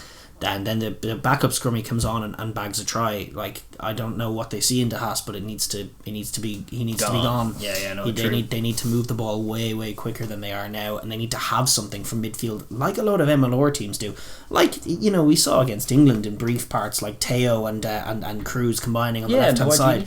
They need to find that exactly. And at this level against top defenses and packs who are bristling to try and get a hold of you. Well, also it's just immediately prickly. Like the box would feel the same way if you're going to kick the penalty to the corner and the open thing, which is what I recommend they all do anyway. Like as a tier 2 side, as I keep saying, you've only your energy for a handful of minutes against these guys. Ireland don't quite understand that you're just trying to do right by you, and they take it as an insult. They take it as a slight. If they're going to kick the corner, it's the same reason they kick trees on the flip side. It's a respect thing, but it's like you're going to try and take us on in the early exchanges in our line out. We're going to steal it. We're going to steal it every time. Or we're going to stop your maul, or we're going to jackal you. That was what happened. So and it was game over. They got blown away, and it was unfortunate that they picked up a red card, which compounded things for them. It was on Kelleher as well. Kelleher carrying upright, but they were a raggedy bunch by then. It was over in the first 10 minutes, and it was that because the US, as you say, are a little bit too slow, a little bit forward oriented. They do have the caliber of players that can be physical with top sides for a wee while. Sides are moving it as well, so they need to move on. They need another level of their evolution, and maybe that means the end of Gary Gold, maybe not. Maybe if Gary Gold can recognise it, I'm not averse to him staying along but he's getting it wrong at the moment. There's no doubt about that. And you know what? We'll know soon enough, because they're going to have to play Uruguay. But they're going to have to play Uruguay at some point. They have a 2-match series against Uruguay. Canada. Beat Argentina XV comfortably a few weeks ago, so that's going to be tough. Exactly. I don't make them favourites right now, so like that's going to be a telling game. If they get blown away in that game, and they'll probably qualify for the World Cup anyway, but then you do have to have serious thoughts about Gary Gold, and like that's what he has to get ready for. Go beat Uruguay. Go be America's one. That for me, that's make or break for Mr. Gold, assuming they can find someone. But with the coaching talent in the MLR, I wouldn't be averse to at least drafting in one of these Aussie coaches who's moving the ball. Just get him in as a consultant or a backs coach anyway. Just add something. They need some other dimension in attack. But from Ireland's point of view, which is our own point of view, great cap off to the season. Absolutely fantastic. It was our 4th biggest winning margin ever. Which is just fantastic. Like 71 points is a very, very rare thing for an Irish team, and I guarantee you it's because of all the new caps that were in it. Like if you're not going to convince me that if Murray was starting and Sexton was starting and Henshaw was starting and all the main charges, we would not have scored 70 points. No, just unequivocally wouldn't have. We might have gone about our win in a meaner way. Possibly injured more US players. Cam Dolan might have been bandaged up and leaving the field after 20 minutes, but we wouldn't have scored 71 points. You're right. So you're right. It's good to see the game expanding. It's good to see Ireland having those performances in them, and it will give you a bit more faith that they can hopefully not revert to type and put it all together when they do have to face a tier 1 team again in November. But as it is, grand old season Ireland. The coaching ticket is building, and next season's going to be a big one. But it's 5 wins on the bounce for Mr. Farrell, and the heat's relatively off. The heat is off. The heat is off. He can breathe calm. The game against England did that, but good on him and good on Ireland. Here's touch wood now. We'll be right in the mix. I mean, all of these teams are in the mix, but hopefully we'll kick on next season. It'll be a telling one for Farrell and co. Yeah, absolutely. But yes, listen. With that, we're going to get into the meat of these summer tests. We're going to move on now and look at the Wallabies and their ongoing series with the French. And we are delighted to report, as if you didn't know, that the series has been levelled after the French made a stunning 28-26 win over the Wallabies in Melbourne, in Amy Park in Melbourne. A late kick from Jaminet, who was excellent between all the day posts after a sensational last minute scrummaging penalty against the head from Demba Bamba off the bench, destroying Angus Bell, sending him to another planet, and winning the game for the French at the death in another brilliant test match. 28-26. What a game. Oh, it was an awesome game, absolutely. From the opening whistle, it was just all action, Corabetti crossing the line twice. Pints out to him by both Wright and Tamua for just butchering his lovely tries. Like, the man is lethal. He should have been on the board, but it wasn't to be. And then ultimately it was Pinot who got the opening score with a nice sequence from the French as well. And that was kind of emblematic of how it went. The French were just a little bit more clinical and a little bit less sloppy, and it ultimately told in a 2-point advantage at the death on the scoreboard. But there was great qualities from the Wallabies even in that first half. Pass from Tupou at the base for the Gordon try. Great pass, awesome, great to see from a tight head. Dante was awesome on D as well all day for France, and he's the breakdown is where they won it. That's where they won the game. The French, they just tortured the Wallabies. The Wallabies were trying to play this Rennie ball. It was high tempo, it was quick tap penalties, it was kicks to the corner, it was go for tries. I think Hooper even referenced it at full time, but the French backed their D, and their D got it done for them, most specifically just at that breakdown area. Just one too many times the Wallabies got themselves isolated, and the French were just lethal over the ball, and that was the difference in that first stanza. They ended up, the Wallabies were probing more so than the French. The French attack was rather stagnant and kick heavy, in fact. And then the Wallabies were just not able to get in, not able to convert. The French were able to kick over a couple of cheap pens, and then they struck in a mad fashion, really, just with a loose pass that went backwards that fractured the Aussie line, and then all of a sudden it was that easy. Bob's your uncle Pinot with his first touch in the first 2 games, and he grabs a try. It was definitely good from his point of view. Wokey was involved there as well. Wokey was awesome all day long. That was exactly him delivering on the promise that we see at club level. His first showing in a French shirt that shows what he's about. That was exactly it. I've been promising a lot from the man who hasn't been delivering for the past year, but I do see him as a future starter for France, perhaps for many years to come. And I was delighted to see that he finally really showed who he can be. And it was awesome. Line-out steals and the breakout, the exit in the second half that had him shrug came off the back of a line-out steal, then shrug off 2 defenders in your own 22, then find Villiers, who finds Kuyu, who streaks up, and that was a big moment when the Wallabies were driving to get back in, and they repelled them. And they did that twice. They bundled out Lachlan Swinton, or not Lachlan Swinton, Lackey Lonergan, different Lackey Lonergan. They bundled him out in a late maul as well, where they just peeled to the wrong side, and he was a bit slight there in the end. But again, it was just smothering French D at set piece. It was an awesome game, and it was a deserved win for France ultimately, because there was no mucking around with getting it off the pitch when time was up this time either. But guys like Jaminet, who had that howler at the end of the last game, who was awesome, kicked all of his kicks, some of them difficult ones, had a beautiful counter-attacking 20 points from the tee of Jaminet, 20 points over the bar, and some really good general play. 23, because they scored 28, they just had the one try. That's right. Everything else came from the boot of Jaminet, and they stuck with him after last week, and he did deliver, certainly from the tee, but he was also good in the loose as well. And they just they got on top of the Wallabies and owned the referee battle, really, in the penalty battle, and were just more clinical. The Wallabies were going to corners, the French were repelling them.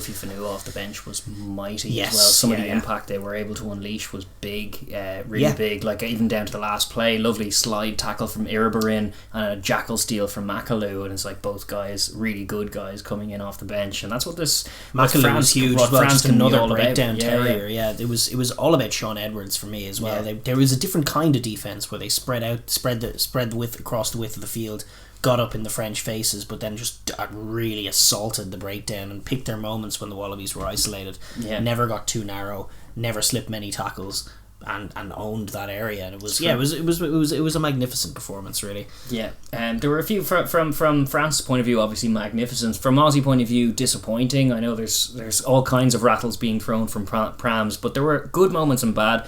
The Michael Hooper try to get them back into it, to make it a 2-point game with 5 minutes to go, was an absolutely great try. Terrific little break, good touch from Kellaway in there. He managed to find its way through Jaminet's hands, and then ultimately to Hooper to dot down. So that was a good positive.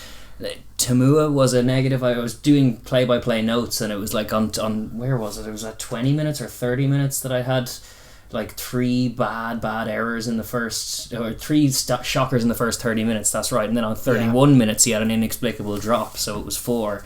He was really poor again, and it was going to what we're saying. It's like there's a lot of faith in him. They seem to think it's like, okay, well, we have an inexperienced Lolosio and we're not our ideal halfbacks, so what do you do in the centres? We have a lot of talented centres, but obviously we're picking Tamua, so which talented centre do we pick? And it's like, pick 2 of them and drop Tamua, please. I don't want to be too harsh on the bloke, but he was all over the place, and he's a problem in there. He's very slow. He doesn't stick the passes that he needs to make. He's just not quite cut out for this level, and he tries to be that second distributor, but the quality isn't there, and everything, like even his season highlights in a regular season club format, they're all quite slow, and I just don't for a veteran as well, I just don't love his temperament either. He's playing 12.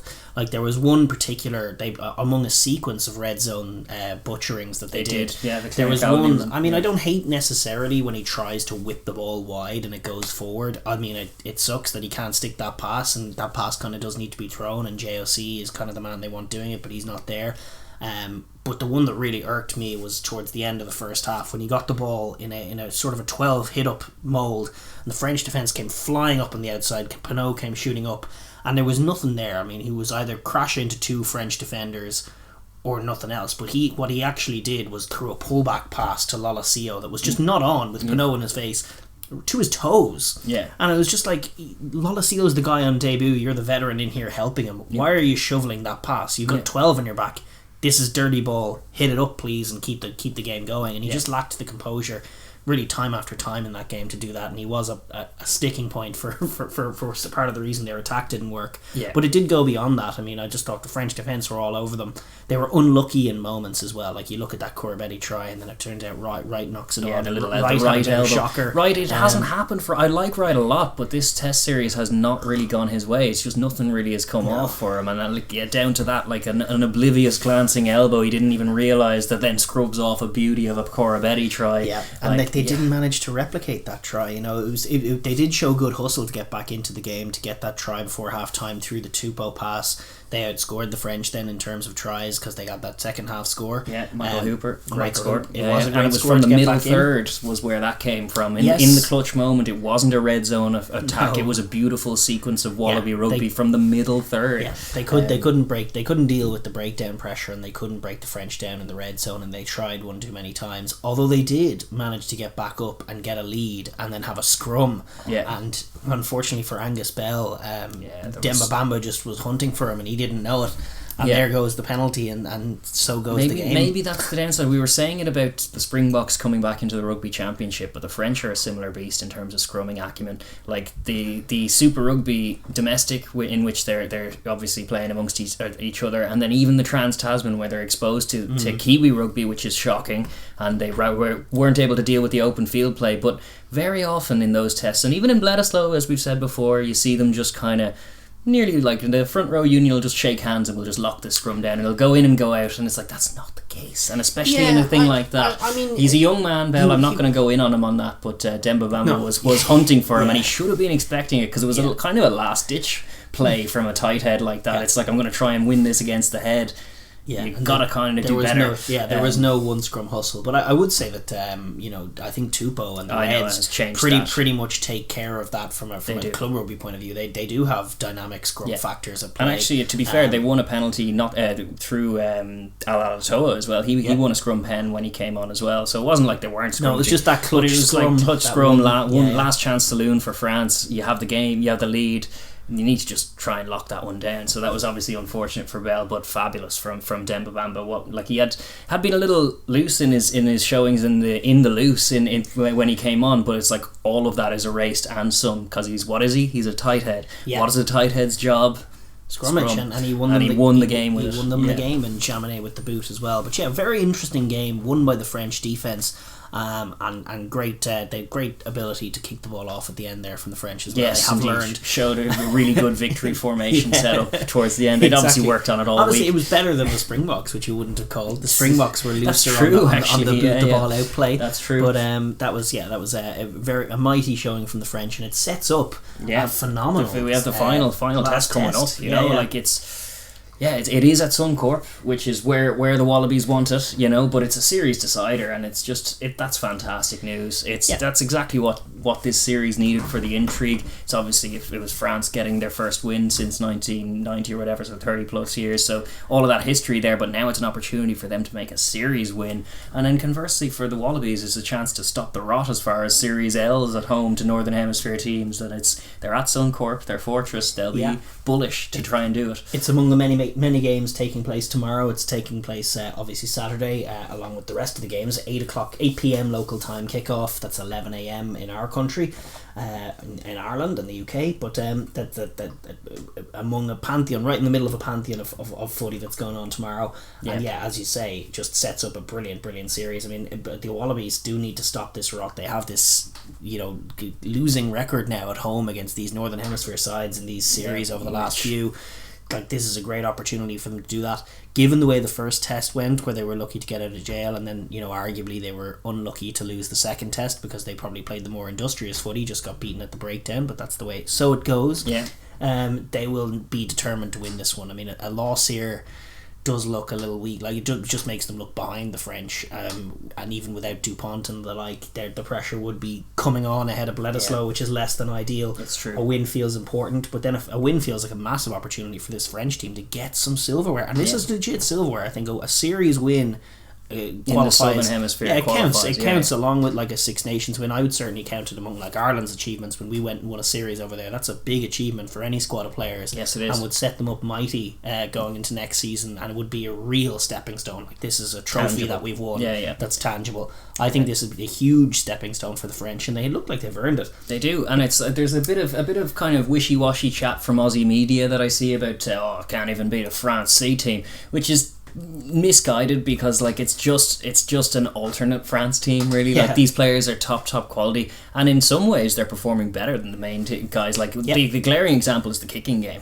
The kicking acumen of the guys who started in the Six Nations is not as good, and therefore they didn't exit as well. Like, exactly, they had like Ntamak, Dupont and Dulin in the main kicking roles. All very fine players in their own right. All can make a case for themselves as the test starters. I think certainly Dupont is straight in there, but could use a better kicking scrum half than Dupont. What they didn't have is the balance to exit, and yet with this team, even though Carbonell hasn't been great, and I think they've been right in getting rid of him as we look in the squads at the moment. I think getting a guy like Jaminet in, getting Kuyu's boot, the kicking game has been resolved, and you would wonder, it's food for thought for a French coaching staff. Like, they have oodles of talent, a bit like England and South Africa, and now they have like the French C team is putting out performances that are as good ultimately when everything's put together as the French A team with all of these stars. They're going to have a serious thought about what their first team is and who needs to get in. Just, they have the quality. Let's not worry about getting the best players out necessarily. They're all good players. Let's get the right balance so that we can play a well-rounded game. That's always the challenge. Like, as opposed to most nations, as we said before, trying to scramble together the best players for the job for the 31. For nations of the size of France or England or South Africa, it's more about like the pitfalls are picking the wrong heads or leaving guys at home because you have so many. Like, 31 is narrowing it down. Some of these tier 2 teams are having to call guys out of retirement just to get 31 on the plane. Like, that's not the case, and sometimes the Wallabies are like that as well. Like, a little bit of their depth has been stretched by the absence of their primary halfbacks from last season as well, and obviously we've seen a little bit of that too. But to brand this France team as a C team in a disparaging way for your own team is folly. Really, this is about it's what a I proper would test series between two tier 1 French teams. would do. It's about what the main French guys would do. I think against the Wallabies over the first 2 tests, they'd be better in some areas and worse than in others. But the balance is very similar. True. And that Edwards defense just seems to be a rock. That regardless of personnel, it was the same in Autumn Nations change. Cup when they changed personnel. It's the uniformity to their defensive structure and their tigerishness. It's the first first thing they dial in when they get a new bunch of heads in and it's not quite the same group. The first thing they dial in is the defense. He's switched. It's been a light switch moment since he's come in, as everyone knew it would be. One of the great. He's got a great track record for doing just that. So definitely, I just want to pour water on that point of view, because it's nothing but rubbish chat to try and knock the Wallabies and cheapen it's a real test series. What is a real test series? It's kind of hedging your bets. It's like, oh well, if we lose we're just rubbish, and if we win we only beat a France C team. It's all of that chat is rubbish. None of it makes sense, and you're disparaging what has been a fantastic series. So we have no time for that kind of conversation in this one. And we have a brilliant, thrilling final fixture here, which is no doubt going to be class. And again, the Suncorp record is put on the line, and it rarely lets them down. It's true. We're going to look at just first of all the squads. The two teams have been named for this one, which is pretty exciting. And there's a couple of changes each way. In fact, we rattle through just the Wallabies have gone with the same front. They haven't. They put Tupou on the bench, and they've actually brought Ulese back in for Lachlan Lonergan to cover hooker. Which makes sense because Lonergan. Oh no, not Lachlan Lonergan. Lackey. Is that no? It is Lachlan Lonergan. Sorry. He's out because he was struggling out there, and Ulese gets a chance. They've gone with Philip. They moved Philip to the bench. They've gone with Darcy Swain and Salakai Loto. Also makes sense from a short turnaround rotation, attritional positions kind of place. And they've also moved Valentini to the bench as well. More heft to come in. More heft, and brought in Lockie Swinton, who is this bulldozing tigerish number 6 to match the likes of Cretan, and I think it could be a prudent move in this game. He could soften up the French pack at the end of their season and all of that. He just needs to mind his tackle height. He's another one of these guys with the kind of top heavy shape, big frame, big shoulders, who doesn't always like to dip or duck or dive before tackling. Sometimes he just likes to tackle, and if he gets that wrong, that can be a red card. And even if Kernsey or whomever is saying, oh, it shouldn't be a red, it should be a red, and so he should get that height down. But beyond that, he's very physical, big unit. They've done the correct thing and taken Gordon out for Tate McDermott. Their form scrummy. Gordon hasn't done enough. In moments he's been good. Grabbed the try all right. It was a good little peel. It seemed to be a pre-planned little thing because Tupou kind of surprised everyone with the pass, but it didn't surprise Gordon, who kind of peeled out and found his way on the wing. Seemed like a good way to unhitch, but it wasn't enough really. No, he hasn't done quite enough, and he's been outplayed by Kuyu on the opposite side. He wasn't bad. He wasn't the problem by any stretch, but he wasn't doing enough. And I think McDermott offers a little more. Certainly more tempo. Nice Irani also comes in at 8. Good player too. Yeah, exactly. Decent back row stocks. Wilson, I believe, is injured, so he's out of the reckoning for this one. And then they've also gotten rid of Tamua, as we called for, as makes sense, and gotten the inform. Gotten rid of is a strong claim. Well, he's on the bench. They moved him to the bench, but they've gone with Paisami and Ikitau, which is the correct centre partnership currently, with Pataya to come back in. And fight for it, because Ikitau looks in quality form, and Paisami is more of a 12 and can get more stuck in that department. Ikitau can be that distributor, and he's also a threatening runner, so I just think there's a better balance to that. Class on the wings. Tom Wright leaves, he wasn't doing enough. Corabetti on one wing, Dengunu on the other. Dengunu getting his chance in this test series, he's exciting too. Needs no introduction. They stick with Tom Banks at fullback, and crucially, just looking at the bench, obviously there is Tamua. Reece Hodge comes in as well. Gordon drops there, but just noticeably in terms of the explosive forward impact, they have now gone with Tupou, Philip and Valentini to come on in the dynamic loose forward roles. In the dying embers of this test series, they're going to be unleashing that. So that is definitely tactical, and it makes good sense. Tupou is phenomenal starting or off the bench, but I can see what they're thinking with that kind of stacking of the bench from a forward point of view.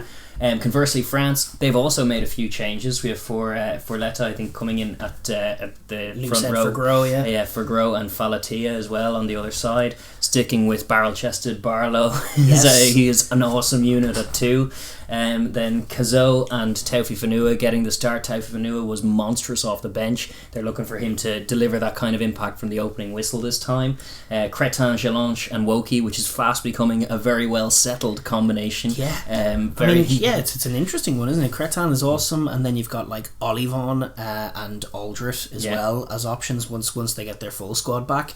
They're going to have the back row by committee could be an option as well with all of those stocks, but consistency for the moment, and that's pretty world class classes there as well. It's true. Gelange will captain the side from number 8 this time as well, I think. So yes. Fair play to him. Kuyu and is it Kostov? Is his name? Anton Hastoy, and he plays for Poo. He's a 24-year-old who came through the. I call them Poo disparagingly, which is unfair. They're especially when you're bigging up their new exactly. fly half. This is Pow. They've been playing in France now for a number of years, and they're an established top couture club who I should stop insulting. And they're one of the few clubs you meet who wear green as well. So that's true. Yeah, you should be getting on board. And they signed Ben Smith once upon a time. Yeah, so, he hasn't appeared for them too much, but this guy broke into the teams. Their starting fly half, a decent all rounder, came through their academy, and they just decided to give him a shot. I mean, Segond was the other guy who actually also is Spanish qualified, but he wasn't doing enough towards the tail end of the season, and I definitely think giving this guy a shout, who I haven't seen much of because I haven't seen much of the top coutures, but I've seen him play 1 or 2 games. I'm pretty good. Yeah, I'm curious to see how he goes. Like, I'm starting to run the clock. Like, unless he finds amazing form, but Carbonell was not impressive in the opening 2 tests, and he was firmly third behind Entamac and Deja. I would take Plisson over Carbonell right now. I think he needs to be put on the back burner and really it's one of these things where he plays for too long. Plisson and now him, so exactly. It's tough. He plays behind a pack that is as monstrous. Probably the most monstrous pack in the top coutures, and that's why he can look good at times. And I know he was decent in the under-20s, but again, it was behind a monstrous pack. Yeah, he's just a little slight, and he's not. Same caveats we attach to when people are bigging up the likes of Ross Byrne for us. It's well, Leinster dominate every game they play, and he gets an armchair ride, and it's like, it's different when it's in Twickenham, or in Suncorp. He's young yet, but he's struggling under pressure, and I don't think he's quite there yet. So this guy gets a chance. It's a bold call from a French point of view, bringing a new 10 in for it's less bold than it is for other nations, because it tends to be the 9. It's true. And Kuyu has been brilliant. Has been fantastic. And there's no fear of him being dropped. It's close to having him on the bench now. Now I know there's Saran and other people, but I would nearly have him right up there, because because of that kicking acumen. It's something different from Dupont, and he exits cleaner. He has a much crisper right boot, a more educated right boot than Dupont. Not the same running game, not the same running threat, but still a very, very fine scrum half, as France do have an abundance of. And then the centres, we have Vincent and Barassi actually coming in as well for Dante. So Dante had a very fine series, but obviously still rotating as well. And then the back 3 is just, I like this back 3 a lot. Teddy Thomas on one wing, Damien Pinot on the other, with Jaminet, who has been awesome. End of first test, last 20 minutes of first test notwithstanding, very impressive showing from a guy who hasn't even played top coutures rugby yet. He's the top scorer in the Pro Tour. Well, he will, and he looks well able. Yeah, absolutely. There's some quality on the bench as well, but they also do have, to be fair, some young guys, and this is kind of intriguing. They have 23-year-old Stade Francais lock Azago, and 24-year-old Montpellier open side Bekongyi. I probably butchered both of them, but they both come in on the bench. They're going to be lining up against the likes of Valentini and Philip and Tupou coming on fresh, and it'll be telling how deep does the well go in France. The answer is very deep. Is it endless? Haven't seen these guys before. It'd be very interesting to see if they can mix it at this level.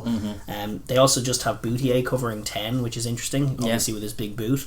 I suspect they're trying to give the young 10 a go, and they could even move Kuyu in or Iribarren in if they need to. Something like that, I think so. Plenty of options for France, but a little bit of inexperience on the bench, which might worry you. True enough. Yeah. We're going to look at now the game itself, just from the point of view of each teams. What adjustments are they going to make ahead of this third and final test? Starting with the hosts, the Wallabies, who are obviously under major pressure now at home in Suncorp. One of the key adjustments just from that game is make the pressure count on the scoreboard. And there's an interesting philosophical question. Like they were playing some really good Dave Rennie rugby. Yeah. They were hitting like sharp lines. They were keeping the pace of the game frantic and accelerated, and they were getting like 3, 4, 5 excellent phases going and just not quite finding the last play, and then they got turned over. And France, by contrast, were getting cheap penalties off them and just disappointing them. Yeah. And that was the difference. They were going to the corner, setting up those red zone attacks. I certainly wouldn't change the game plan in the middle third. I thought they looked good in the middle third. I thought they were unlucky not to score. Corabetti crossed the line. Yeah. They've had many line breaks. I think they were getting to the extremities quite well. True. I think the presence of Ikitau is only going to improve them in that vein. Yeah. You can have Paisami picking those sharp lines. You can have Paisami picking lines off Ikitau. All of that. Also the blindside wings coming There's in. just more space to attack from the middle third. Yeah.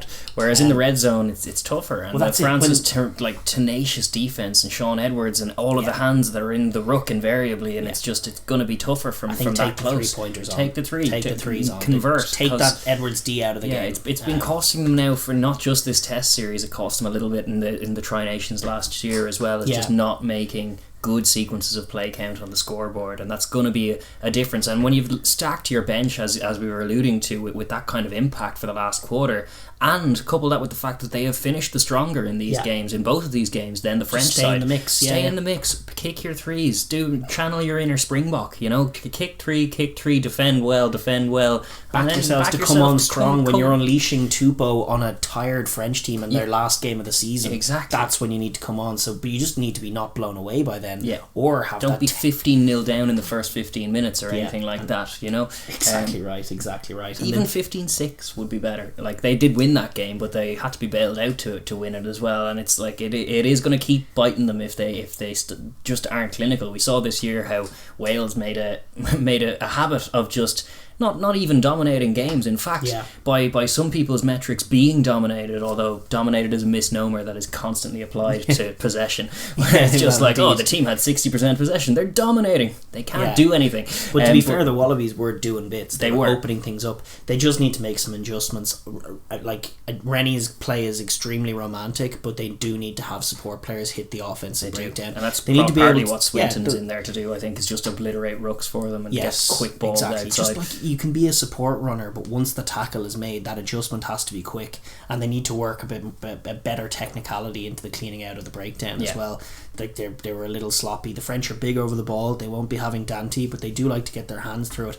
And I would just say as well that some of the Wallaby carriers, like, they're very frantic. I love the pace they put on the ball. Like all Rennie teams, the Chiefs and even Glasgow before them, they come sprinting onto the ball, and it's fantastic, and they've runners coming in. But sometimes they just kind of jump recklessly into contacts and leave the ball there to be taken. Like, they just need to be a little smarter about how they're going to deck. If you're isolated, hold your feet for a little longer, take a little bit off your spring, and then use it to hold your feet, turn your body back towards your own side, stretch your arms out, and that makes all the difference. Presenting clean ball to the scrum half, forcing the jackler to overextend. It would be a very Redsian way of doing, because Tate will clear a ruck if it's clear for him, but if it's stuck in there, his rhythm's disrupted, and the chain just kind of gets upset further along the line. The French will be hungry for exactly that disruption. That's little technical things like that are holding the Wallabies back. I still think they're very close to cutting loose. They are. Really do. Like, if the passes stick, Corabetti could grab a hat trick in the first 20 minutes, and that will be the ideal scenario for these Wallabies guys. Like, he still looks lethal and a lot to deal with, and he'll be opposite. What is it going to be, Teddy Thomas or Pinot? I think it's Pinot again that he's going to be opposite on that wing. You don't know. The French make up numbers. Go either side. It could be one, could be the other. But if Corabetti has the ball in his hands, I'll back him to at least make some meters, if not a try. The plan can stay. You can stay to the romantic idea of the Rennie rugby. You don't need to change just be fundamentally the way you're playing and improve the support play. It's just little top 2 inches things, little things like the 3 points versus the corner, like the just staying in the mix, like knocking on, not knocking on when a box cut comes to you, so when you spread the ball and score it counts. All of those little technical things. The other area is defense as well that I just want to touch on, because I was watching back the game and I just thought some of the penalties that they gave up were really, really soft. True. Because France scored one try, which actually came off a loose pass of their own, and then they were pretty good in the scramble. But happens a lot for France, though. That exactly a ball goes to deck and the line fractures. Of course, but in their general multi-phase, they actually weren't opening the Wallabies up, and before they had a chance to say anything, the Wallabies were giving up penalties, and some of them were really stupid. They were offsides, they were sloppy high hits, they was just getting your hands in a ruck that they don't belong, and it was off slow ball as well. Like, there was one Gordon gave away where he just sprang up, and it was off slow ball that the French weren't doing anything with. And it was it boggled the mind, and every single one of them was punished by Jaminet, and that's just the difference. Just allowing them to lost chalk the game up by points. 2 points at home, so that's going to be sickening, and it should be a big part of the conversation. Is defend well, defend gamely, like be bullish. Obviously he was citing Swinton as a guy to model yourself on, even when he wasn't available for the first test, for just that hard-nosed edge, which you definitely need. But you need to keep the calmness in it. Like, you can, again, Cam Am, as we were citing, like the best in the business, a guy who will monster you, will defend as well as anyone has ever defended in the most difficult position to defend, but dispassionately. Like, he won't be like, he'll keep an even keel even as he's breaking rib cages. You don't need to be hot-headed and give the French the ins that they will take. And some of the penalties in the second half, as the French were really starting to open things up, they made a little bit of sense. And actually they were like arguably good penalties, where like the French looked like they were going to score a try, and then they just killed the ball, turn that 7-pointer into a 3-pointer. And that's when you can punish the French for being that religious 3-point team, is if you're scoring tries at the other end and then you give away a sly penalty and France just robotically kick 3 as they do. But then they kind of chalked off the idea of that being a good play. With too many just giving away bad ones. Like as much as like the one they kicked 7, like indeed. Well, like the one where they streak away through Woki and then Villiers and then Kuyu, and they go from their own goal line to your 22, and then they managed to not concede the try. They did give away a few penalties. Those are all fine. Like, you're in scramble mode. Your hefty men are still panting and chasing their way back into the defensive line. Kill that ball. That's a professional foul. It's a clever one. That's something that the best teams will do, and it was a good sign for them. But things like the middle third, France on just nothing. There's like, it is in kicking range by fractionally, like it's outside the 45. It's in that zone where nothing's going on, especially if you're France and you're moving it slowly. So just don't be the first team to blink. And it's just a sign of being naive and a little bit young, which is exactly what this Wallaby side are. But with that youth comes excitement, and if it can stick for them, if they can kind of dust off a few of those top 2 inches, as well as keeping the pace high, keeping what true to themselves. They don't need to engage in a slow kicking duel with France. Attack from the middle third, but just mind the breakdown. That's the key adjustment. And then also Tupou to come on should resolve any issues they have, and Phillip and all of this, and Valentini, big weight on the bench. And I rate Swain as well. I rate Swain to do the Phillip job, to disrupt that line out. I think he'll be very good at offensive mauling as well. He's a Brumby after all. Indeed. So it's minor adjustments, but they do need to be made, because the France will punish them if they are a little bit off the pace like that, as we saw last week. And hold your line if the French throw a loose pass. Don't beeline for the ball, because they'll pick it up every time. Ireland have coughed up tries that way. It's very easy to do. Like, everyone's all organised until the ball goes down, and then it's like, I'm after it. But France are so good at that exact scenario. It's like, now it's unstructured play. Haha. Exactly. Checkmate. Exactly. So they just need to be careful. But they should be in good stead, the Wallabies.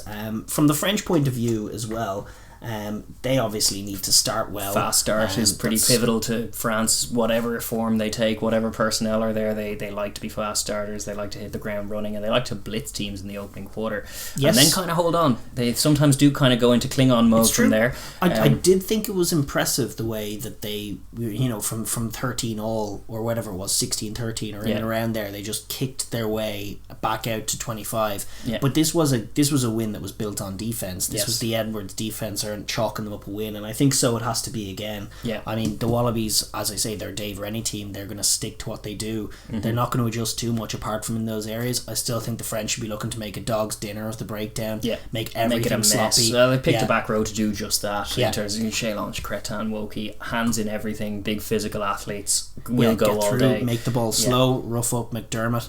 The defence can still win them the game as it did. McDermott can be lovely when in flow, and the Reds can be lovely to watch, but you can see when pressure comes on. You saw in some of those Super Rugby Trans-Tasman games, when their breakdown is disrupted, that he becomes a frantic little halfback, same as everyone else in that scenario. So it's like, that's step one if you're France, is just create that picture of a kind of frazzled and a bit frantic McDermott, as opposed to a quick kind of rhythmic one, which he is lovely when he gets that flow going, and so are Australia when they get moving like that. France are in rhythm disruption mode and just ruck destruction mode as well. That's that's what they've done really well in this series. It's been a big difference. Like, the teams are pretty well matched, but France have had the edge in that area, and they look to do so again. Yeah, I definitely agree. I think the defense is huge. If they can to disrupt the tempo, take the tempo away from them, slow tackles, that'll be massive. Yeah. The other key matchup, what am I saying? You know what? I'll go from the other key matchup again. Amount of edits are crazy. The other area on defence that they also should be looking at is the defensive line out. I know Woki had a couple of poaches. Like, I was thinking from an Aussie point of view, like, stay away from that maul. It was killing you. Just don't.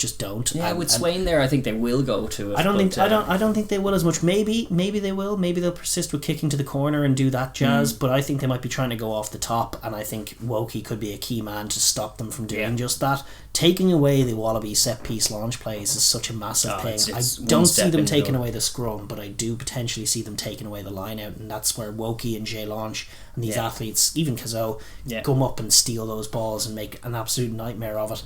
Could be the winning of the game as well. Yeah, it's key. It unravels anyone's plan, because even the most exciting team will build it off first phase balls. So all of the chat midweek is about, like, oh, we're gonna hit this, we're gonna do this move in this scenario, we're gonna do this move off this line out. If you can just stifle that at source, it's stopping them at source. It means that the whole script is now moot, and it means you're kind of leaving the opposition to kind of make it up as they go along. Certainly when you half spoil them all and it doesn't get to set up and it goes to deck, those, like, that's set piece gone. You know, the first phase gone, the line, no gap between the lines, no plan from here. You're just going to hit it up and try and get a multi-phase going. But it's such a key thing, and it's been a really good weapon in this French team's arsenal. And with guys like Woki and athletes like that, and then even Makalou and guys who've been good at that as well, they have a wealth of talent in terms of guys they can roll out who can do line out work. Their back row, all of their back row, are very good in the air. Yeah. So it's a key area for France, as it always is. Scrum time as well. Like, Demba Bamba showed what it's about in the last test. He's going to have to bring it again against Bell, because I can tell you that Wackler really struggled with Tupou on the first showing. Yeah, that's probably going to happen again, and I think, best case scenario, want to see the two tight heads coming clean through on either side, and I suppose reset. Yeah, exactly. The best case scenario for France is solidity during the first stanza, and then Bamba comes in and Tupou comes in, and both of them get an edge, and it's kind of messy. Like, I if they could lock it down, it's a result. I don't see them necessarily going on top as they did in the last test. I think Tupou coming off the bench is the better balance for the Wallabies, and does just sort of deals with that really well, and allows them to have that 30-minute explosive performance. Yeah. On offense, like, they're definitely missing Dupont as much as they could, and Vakatawa and the like. In terms of their razzle dazzle in the midfield, even more so. I think, like, Kuyu is great kicker of a ball, but Dupont is the tempo setter. He's the danger. He's the exact heartbeat of their offense, and it works really well for them. And he's an exceptional player. Exactly, and they're struggling a little bit for the lack of him, for the lack of Fiku and these guys.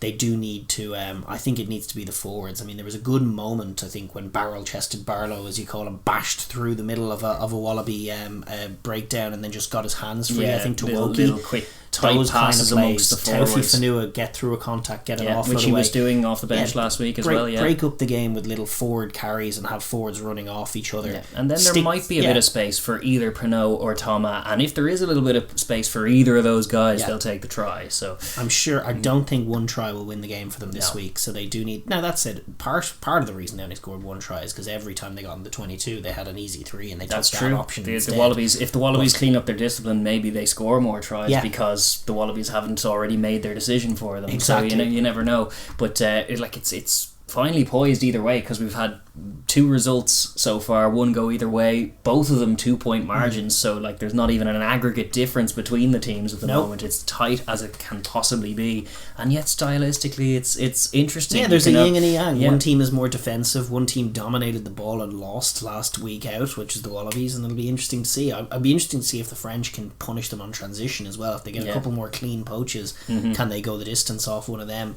That could be the breaking of the game as well. There's so many game breakers on both sides of the field. Teddy Thomas, but then that Wallaby bench to come on, Corbetty on one wing alone. There's that, so it's it's going to be a special game again. How do you see it, Ronan? Oh, it's a tough one to call, isn't it? Like, the part of me thinks France have looked a better team over the 2 games so far. The other part of me thinks there's some weird juju in Suncorp that just sees the Wallabies home most of the time, and it certainly did in Test 1. They had no right to win that test, but it did. So I'm flipping. Do you know what? I think it'll almost certainly be a 2-point margin, but for whom, I don't know. I'm literally flip flopping on this. I am gonna say that the Wallabies get it done this time. Yeah, I actually, unfortunately, for colour's sake, I'm not going to say France, because I had in my mind that I was going to say the Wallabies as well. Okay, well then I'll say France get it done. Well, you can't, use me like a puppet, my friend. I'm going to say what I think, and I think that the Wallaby bench against the French bench debutants might be a difference maker, and I'd be happy to be proven wrong if the debutants come on in our class and it's just a fresh crop of French talent to choose from. But I do think D team now. I do think the Wallabies are like a few passes away from scoring tries, and maybe it just doesn't happen for them. But I think it should and will with this. The few adjustments they've made are positive adjustments. Yeah. Well, Tanua's out, Nikitau's in, which was what we were calling for. All of these are good response. Wright, who it hasn't been happening for, is now out. And Dungunu in, and he's lethal as well. Yeah, so I think they've identified some of the things that have gone wrong accurately. And I want to see Rennie Ball work at this level as well. He's one of my favourite coaches, and I love watching his teams play. If he plays all the ambition, 60% possession again for the Wallabies, and a slight loss due to the defensive chops of their opposition and clinicality that the French have over the Wallabies for sure. They need to. Wallabies just too easy to play against from a defensive point of view. If they're like, they can't be just giving up penalties and giving up meters. Lockie Swinton needs to come in and change that and be more physical. That is for sure.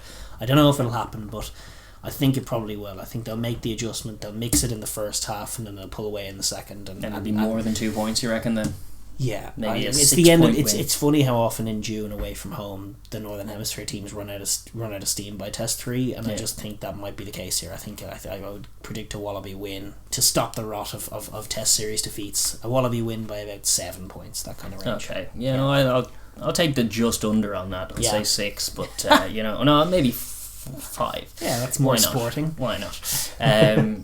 But something that's kind of how I see this one going. Open to being proven wrong. I still think it'll be a great test either way. Yes, it's just both teams will have their moments. Not be, and it's been fantastic so far. So looking forward to that one this weekend.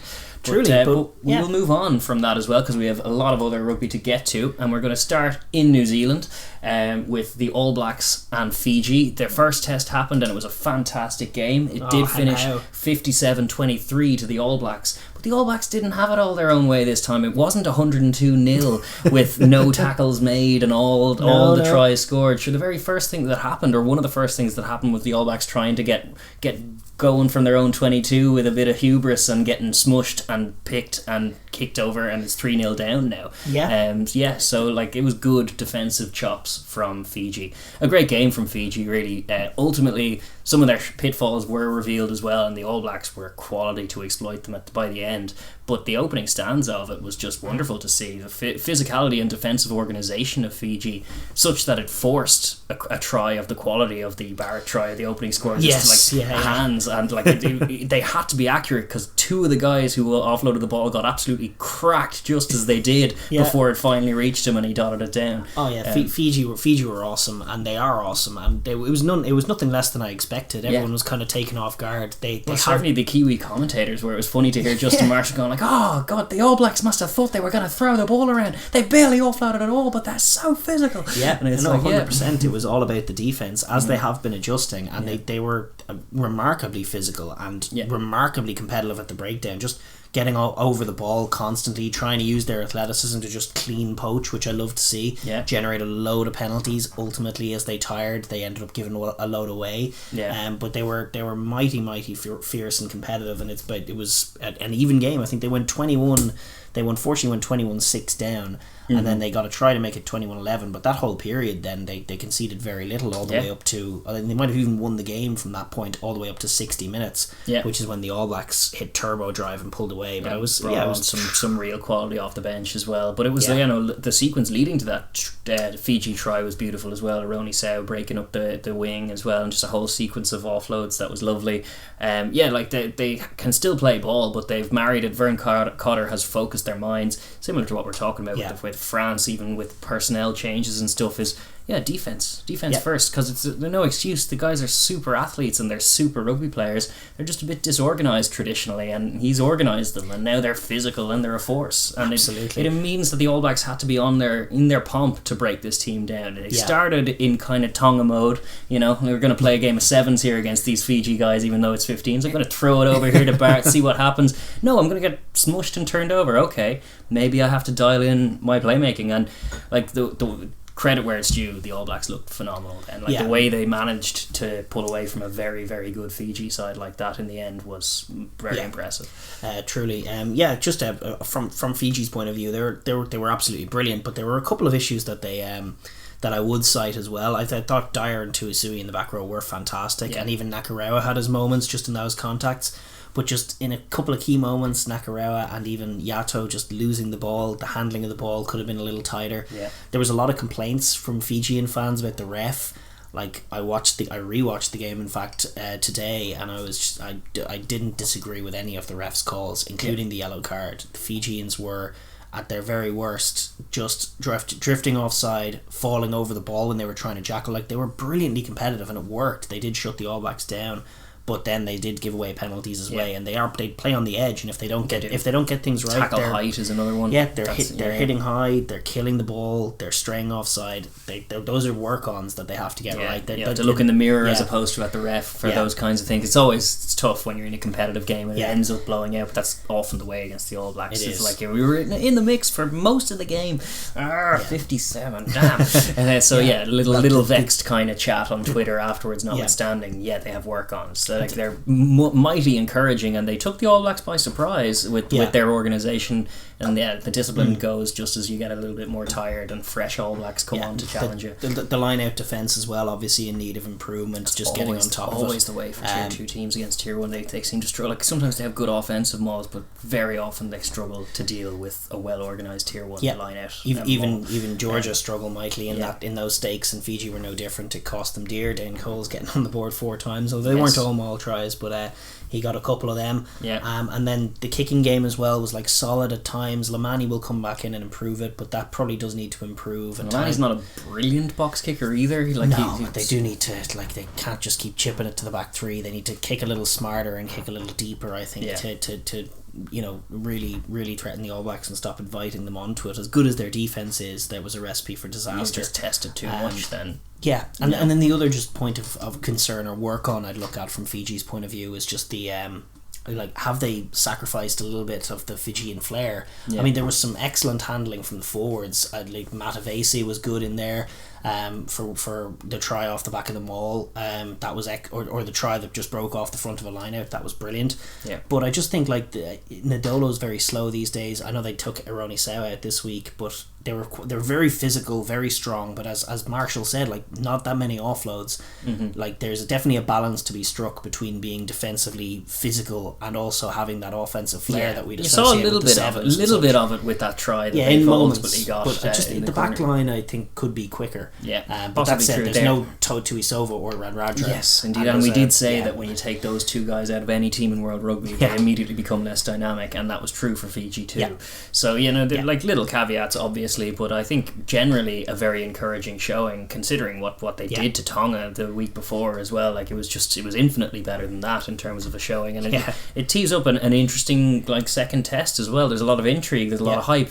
You don't need to kind of build up a game like All Blacks Fiji because it's on paper exciting, but the fact that Fiji were presenting that kind of challenge for the All Blacks is perfect because it gets their season going with a good kickoff a celebration of Islander rugby and an opportunity for Fiji, but it also prepares them now. They've got some opposition. They'll be ready for Bledisloe when it comes around soon enough. Yeah, and they have another game against Fiji this week, which we'll talk about in a moment, but I thought there was some talk from the All Blacks point of view that this was disappointing, and there was frustration and shock about the sort of breakdown collision areas, these Fiji getting the edge on them.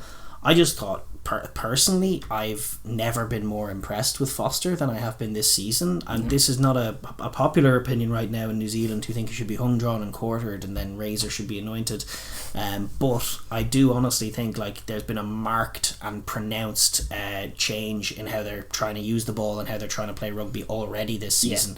Like they're looking to use. Well, Havili Rico is something that never happened last week here in the centres and beyond that as well. It's not even a personnel thing. It's just the way they're going about it. They're moving the ball quickly. They're trying to find space. I mean, he highlighted 2 areas in the off season for them to improve, and this was ahead of Super Rugby Aotearoa. He was like skills and discipline, and those 2 have improved massively. Like there were little issues. There were issues with the kicking game. There were issues from with the Barrett Geordie axis and all that. And loose kicks from everyone. Yeah, it was just they were sloppy in terms of how they managed to get access to the opposition half. They were sloppy in elements of transition play. Sometimes they were very sloppy at the breakdown.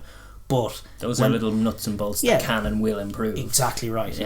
But in the main, I think the adjustment they've made is the right one. I mean, the Geordie Barrett try was cheat code rugby, as were some of the amazing scores that they got towards the end. Like even little things like Rico Ioane just cutting in for the last Dane Coles try, where he just straightens and gives perfect pass. Like their skill set is on another level to any other team in world rugby, and it looks a more pronounced difference than it did last year. And they're a team on a mission, obviously, but I would be climb to the summit past South Africa A and South Africa to the top of the world rankings. Yes, indeed. So I'm looking forward to people giving out about Foster being proved wrong, because I think they're on the right track. I think so too. I think they're rediscovering what it is to play all back rugby, and the selection of like Havili Rico last week. It's a different combination this week. Leonard Brown back in, but it's interesting to see them kind of leaning into who they are, and we have the Mo'unga Mackenzie axis for the next one as well, which will be interesting to see as well. Glidey stuff going on. That's on this week as well. Test 2 obviously coming up. It's on Saturday, July 17th at FMG Stadium in Hamilton. Kickoff 7:05 local time, and it's going to be reffed by Damon Murphy again. Australian. I don't know what the story is, but Angus Gardner was scheduled to ref both games in this and had to pull out. Obviously, I'm not sure why. But I don't know. There's any number of reasons it could be, but I don't know. It's an Aussie for an Aussie anyway. It's there's a potential for this to be a wet weather game. Obviously, it was Dunedin in Forsyth Bar last week. I think it will be. Hamilton, I was looking at the weather forecast in Hamilton. It's midwinter over there, and it's to be nasty. Weather-wise, which could it'd be an interesting thing to see these two teams go at it in not ideal conditions, because obviously Fiji's defence was surprising to them, and that physicality will remain in the rain, and the All Black catch pass was so phenomenal and the tempo was so phenomenal for some of those tries. It'll be interesting to see if that remains in the rain as well, 100%. We'll learn a lot from both. I like the idea of this being a wet weather game. It just adds to it, and it's actually like this is a celebration of Pacific rugby, and as much as we all love watching the Pacific teams play in a dry track, you don't actually have a true celebration of Pacific rugby without having a game in monsoon like rain. This is true. So thinking of those like slugfests of Tonga, Samoa with World Cups. We're going to get one of them in Hamilton this week as well. But I think that they can operate in the wet, and it'll be interesting to see who can. They're in the Pacific Islands. They're getting battered by wind and rain very, very often. Yes, and we can in empathise, between paradise. Which we can empathise with less. That's true.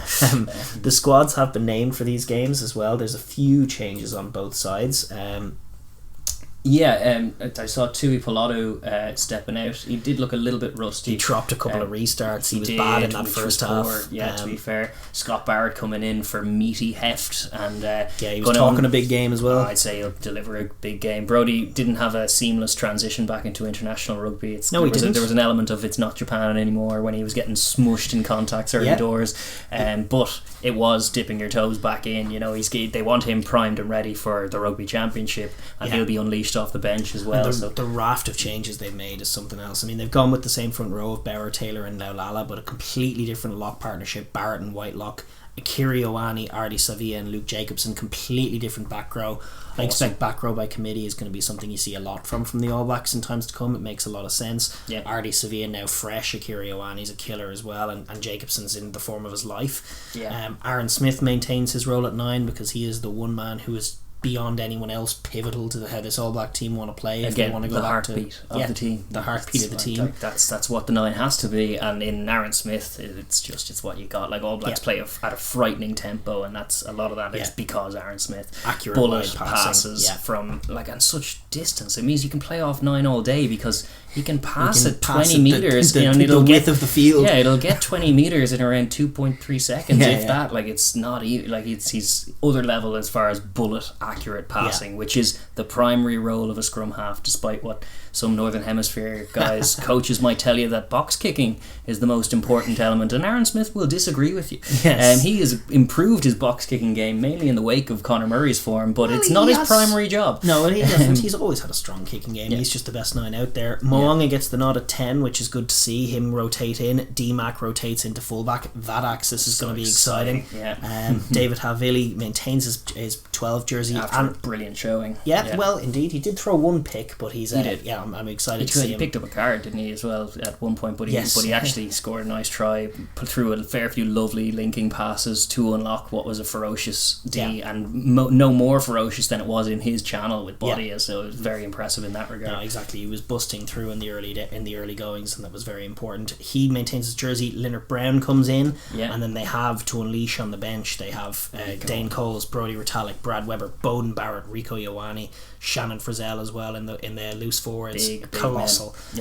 Fiji by contrast, I was just going to say, they have more or less gone with the exact same team. Bodia has made way, I know. Yes, Bodia is out. I think he's injured. Yato comes in at 8. It's a straight swap with Tui Sui, who will now come off the bench after a very good showing. Lamani back in at 9. And then, Bully Ruagua, I should say, coming in at 12 for his debut with Naya Baptism of fire for that man. Because indeed. They're trying to build a defence that was led by Bodia at 12, and here he is. Just go out there and contain the All Blacks on debut in the rain. Indeed, and Tui Suvu comes on the wing for Aroni Sau. But other than that, it's pretty much the same team that Fiji had fielded before. So it's an interesting dichotomy between the All Blacks bringing in a whole new tier team. 1, tier 2 stuff in it. That's the difference. Sometimes it's just, you can be brilliant. As we were saying earlier on, it's like there are some tier 2 teams that can make a game of it for 10 minutes, some who can play for 20, 30, 40, some can go 60.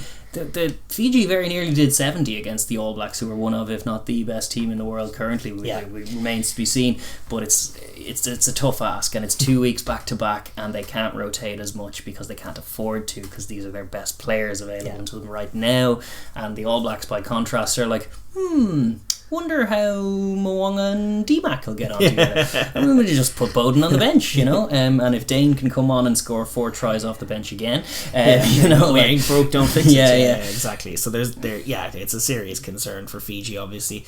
We're just going to look at the game briefly from the point of view of each of the two teams, starting with the All Blacks. They're obviously looking to test out some combinations, see if get they can more minutes. As well, it's a key thing. It's just building the experience, building the exposure. It's early season for all of these guys. Rugby Championship, Bledisloe, all of that in the focus, in the back of the mind. They'll see if they can't tighten up a few of the areas where they were struggling. Just like obviously they want to continue on with the skills based approach. I'd love to see that in the wet weather, but I'm interested to see just how much they get more stuck into the physicality. Sometimes they can just flip it on its head and go completely from the skills based approach to just, we're going to smash you, and they might fancy taking Fiji on, a tired Fiji with the likes of a fresh Scott Barrett and a fresh Artie Sevilla, a kind of a Crusaders mould of just let's steamroller you in the pack and be clinical out wide quickly. Exactly. They could turn this into a bloodbath in the rain, if that's the way they want to go about it. I'd be curious to see them try and go wide and D-Mac pull back passes, be it wet or not, and just try and get outside of Fijians who might be stuck in the mud themselves, and just use the speed with which they played after 60 minutes of that game, after 60 minutes of taking brutal hits from a great defence, a defence that's a common force in terms of the top defences in the world. If they can dust off a few of the little errors in themselves and tighten things up, they could be a formidable force for years to come. But for the All Blacks to take the best that Fiji had and come out in that last 20 minutes still playing at breakneck speed and then just finding seams constantly was just a really great indication of their intent, and I would love to see them put their foot down, and instead of doing what they have done over the last few years, and after getting sort of a tough physical showing, going, all right, roll up our sleeves and let's put the ball forget the ball for a moment, we're just going to hit these guys and try and get all macho about it, which they had done incorrectly in the build up to and subsequent aftermath of the Rugby World Cup. They were kind of losing their way by doing a bit too much of that, so I'd love to see them just double down on the skills and be quicker than you. Like, that's what they're going to need to do to beat the likes of the Box, because there's no out muscling Etzebeth. Seemingly that's just peak muscle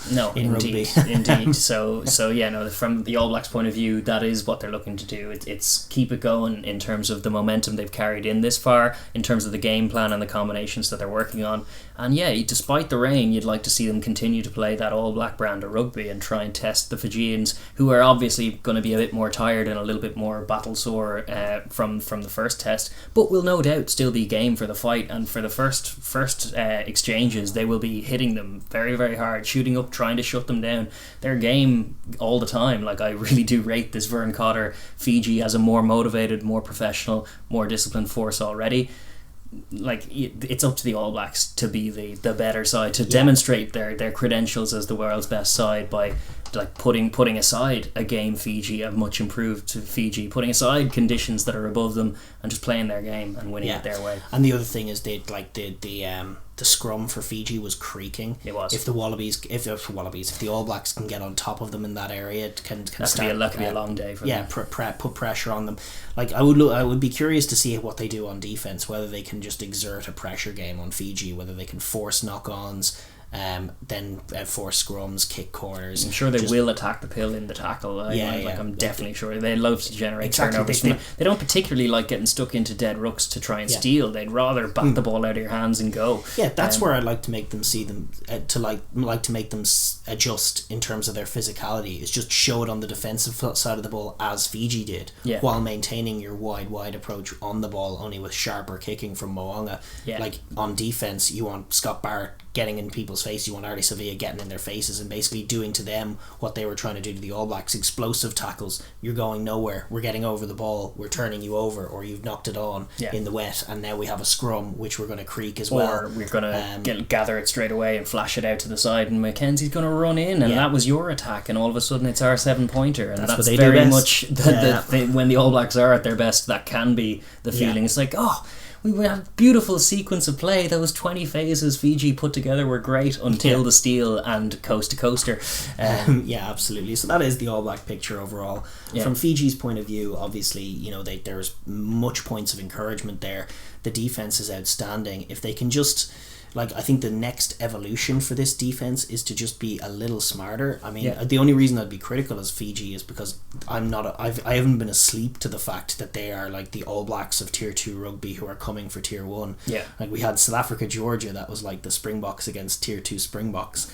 The All Blacks against Fiji is the All Blacks against Tier 2 All Blacks. It's true. And Fiji are very much they're very much in the balance with all of these Tier 1 teams and can beat them on their day.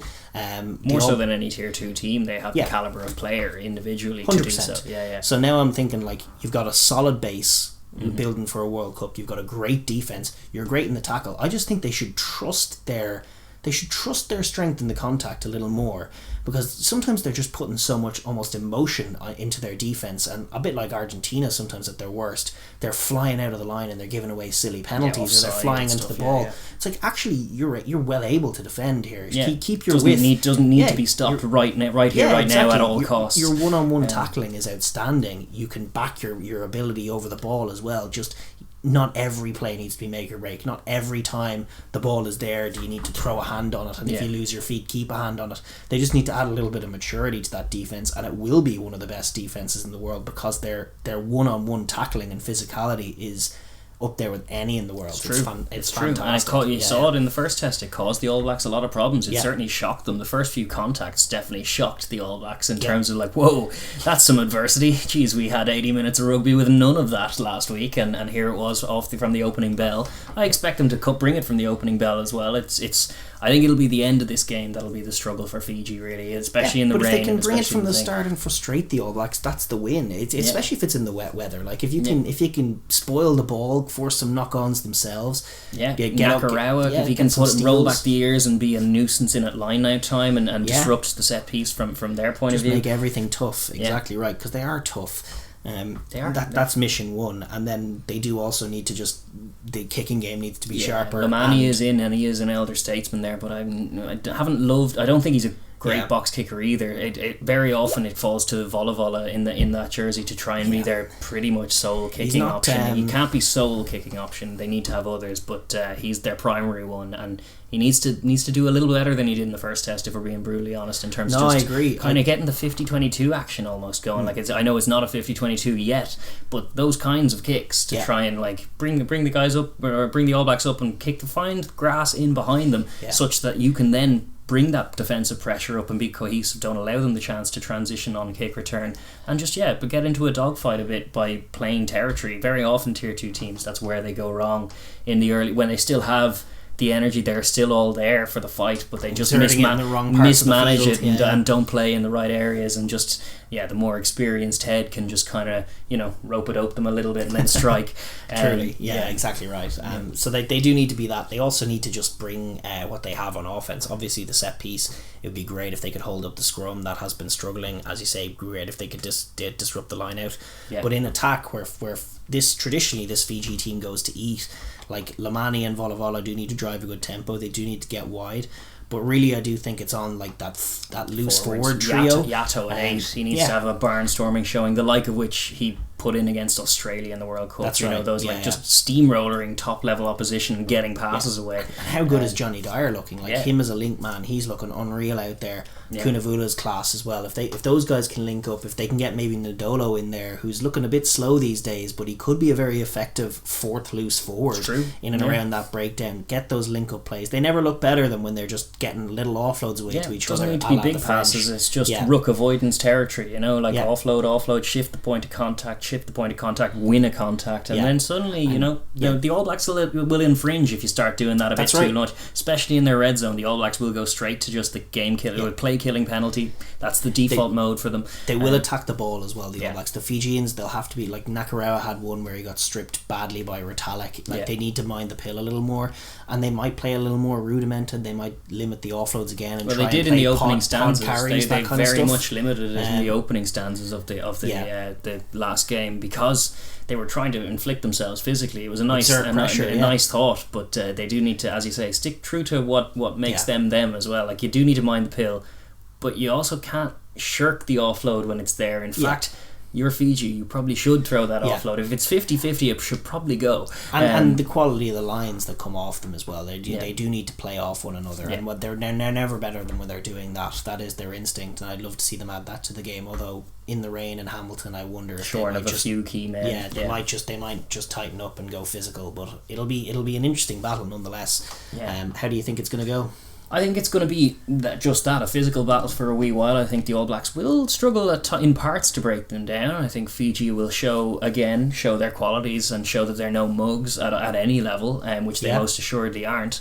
I think the bench will be the telling factor, as well as the overall fitness of an All Black side fresh from a very, very competitive Aotearoa and a not very competitive Trans-Tasman are just that little bit more prepared, a little bit more ready for test series, as I suppose, as like touring series. Like, this is a 2-match series really, which is kind of uncharted territory somewhat for a fledgling young Fiji side. I think they'll show their qualities, but I think the last quarter will be ugly, and I think it'll be similar if a little bit more of a margin this time. Well, actually, the only thing that could caveat is if the rain, if the All Blacks are sloppy in the rain, it'll be a shorter margin. But I think it'll be a lower scoring game. But I don't think Fiji will score 23 either. I think it'll be around the sort of, perhaps in the end, about 42-10 kind of thing. But something. I think Fiji will be in there. I think it'll be tight enough. But the All Blacks are impressive, and I think they'll pull away. It's no disrespect to Fiji. I think the All Blacks will probably beat Ireland about 42-10 as well, the way they're playing at the moment. But the All Blacks too good probably for this one, but good on Fiji. Hopefully they can make a game of this as they did last week and have some stellar highlight reel tackles and all the rest, and smushing some All Black faces into the dirt and sending a message ahead of a World Cup where they are sure to be competitive. I definitely want to hear nothing more. I would love to hear that crowd in the rain murmuring in the first quarter. I want to hear some Kiwi murmurs, dissatisfied, disgruntled Kiwi murmurs that ultimately end up being satisfied shrugs. I think that's what I hope for from it, and I'm just delighted with it. I really enjoyed that first test, and I think Fiji are just... How can you not like Fiji? How can you not like the All Blacks? It's just rugby for rugby purists. Absolutely, yeah, it's going to be a great game. We're going to move on also and look, because there's more rugby, would you believe, more top class tier 1 rugby to look at. It's Wales and Argentina who have teed up a showdown, a shootout for the series. 20 points, 20 all draw. Yeah.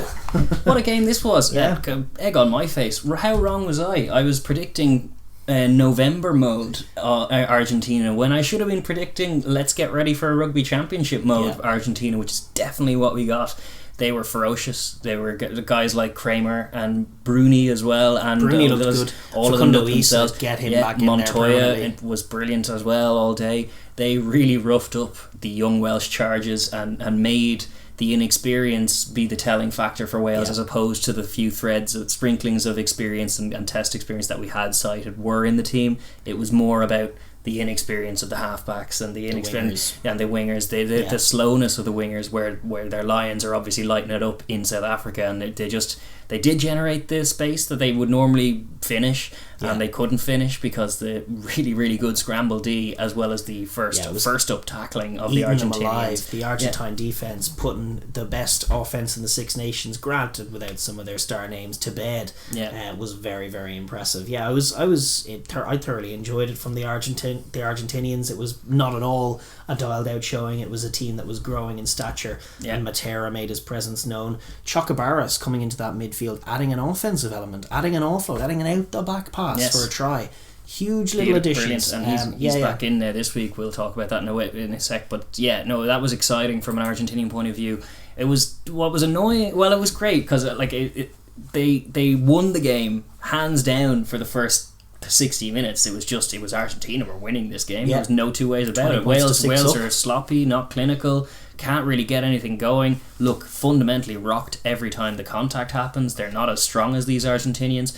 But then you start looking at the clock and the scoreboard, and you're thinking like, okay, Argentina, now's the time to pull away. Okay, then was the time to pull away, but here's another chance. Maybe pull away now, even kick a 3 to give some safety, and then it was level, and then it was Wales who had the chance of the death to nick it, despite really not deserving it. Well, they had a couple of bad missed kicks, Argentina as well, and Miotti off the bench didn't add much either. They were missing some top 2 inches stuff, but they were missing a man as well. I felt bad for Malia. I felt bad. Like it was a high shot. It was probably a card, but it was one that was probably precipitated by the stop-startedness of the game at that point, and I think that was on the ref really more than them. It would have been a much better game with a much better ref in charge. That much is for sure. He was very whistle happy. Matthew Carley, wasn't it? It was for both teams. He randomly sent off 2 props at once very early in the game. It was just for a free kick offence. It was just stupid, bad refereeing. Just bad. Like he was kind of, from that moment, I felt he had lost some control, and he never managed to whistle any control back. There was just lots of penalties, and Argentina managed to convert some, but not enough, and they had the chances to pull away. But those offensive issues are coming back to haunt them somewhat. They had 2 tries. They were good for both of them. The physicality of Matera, their physicality in the contact was great. They got Facundo Issa in the wide channels and Bruni in the wide channels a couple of times. They definitely are expanding their game. The first phase try with Chocobaras, it was like looking back at Argentina from a few years ago. The signs were encouraging, but as you rightly say, they didn't press home their advantage, and 14 men or no, that's probably telling just that their offense isn't on the same level as their defense right now. It's the key difference that from that team, that pre-World Cup team that was all razzle-dazzle, a bit less of the nuts and bolts of like the scrummaging, the tackling, the defending, which this team has in abundance through like it's rediscovered through Ledesma, who's prioritising. It's like no, we're not loose sevens players here. We're going to scrum first. We're going to defend first. We're Argentinian rugby. Where for nearly a decade, Argentinian rugby had been about, looseness, punishable by the top teams, but really exciting running rugby. Yeah, as the rest of South America has high embraced, tempo kind of flowy stuff. Now, like even in their high tempo moments, it's a bit frenetic, and it doesn't seem planned. Like obviously that first phase strike is there, and that's good. Yeah. But in their multi-phase, like I don't know I don't know that they know what pace they want to play at. Yeah. I don't think they know.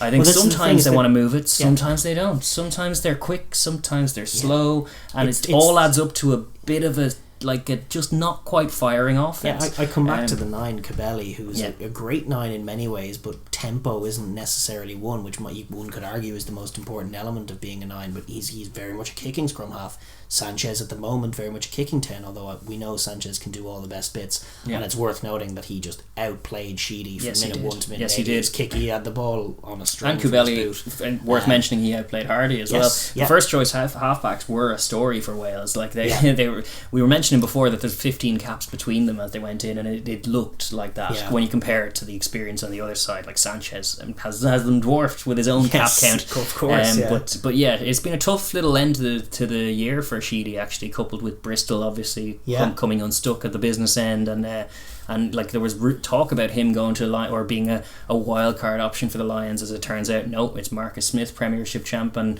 now you have a showing like this, and he's out for the next game, and with good reason, because Evans and Williams just looked infinitely better when they came on and changed the game. From Wales's point of view, I think Thomas Williams looked really good.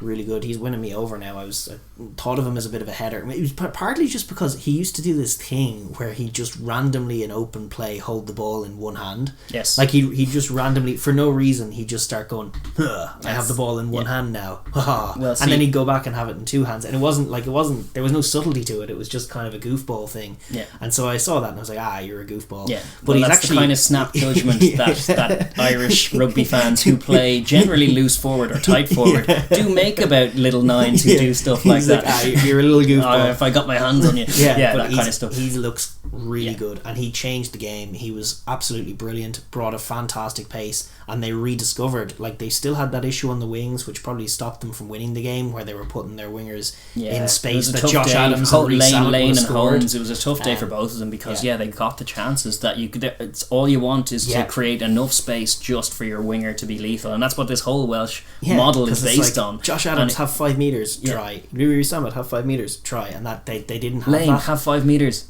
You made 5 metres. Exactly. That was a big difference maker. But Jared Evans did find the extremities. But I did love Thomas Williams' performance. The little pump fake for Rowland's try. Rowland's, who's growing in stature as well. To be fair to him. Having had a rough start to his international campaign, but he did. He's looking bigger in it there. And Williams himself getting the other try to level it up. The draw was probably a fair result on balance because of the impact that Welsh bench had, and the fact that for all of Argentina's dominance, they scored 2, they conceded 2. It was a draw. It was a draw. That was it. We were musing on balance on the whole weekend of sport, not just rugby, and it felt like justice was done in many aspects of it. And that was true here as well, because if we're honest, Argentina were the better team. But that doesn't mean they deserve to win the game. They didn't press home their advantage. It was Wales who got the pot shot to try and nick the game, and they missed it because they didn't deserve to win it either. Yeah, exactly. They'd just done their get out of jail free card, which they've used a lot of. They seem to have that one just in there. They have a whole deck of get out of jail free cards by finding tries when they need them, which was ultimately what told. So a 20-all draw tees up this test series, goes down to the wire, and it's a one game to decide it now. Yeah, absolutely, which is coming up this Saturday. It's another one of this pantheon of Saturday action that we have. Wales-Argentina. It's 5 p.m. or 3 p.m. I should say, local time kickoff. Luke Pearce is going to take the game. Mercifully, he's a better ref than Carley, so we hope for better refereeing in the middle.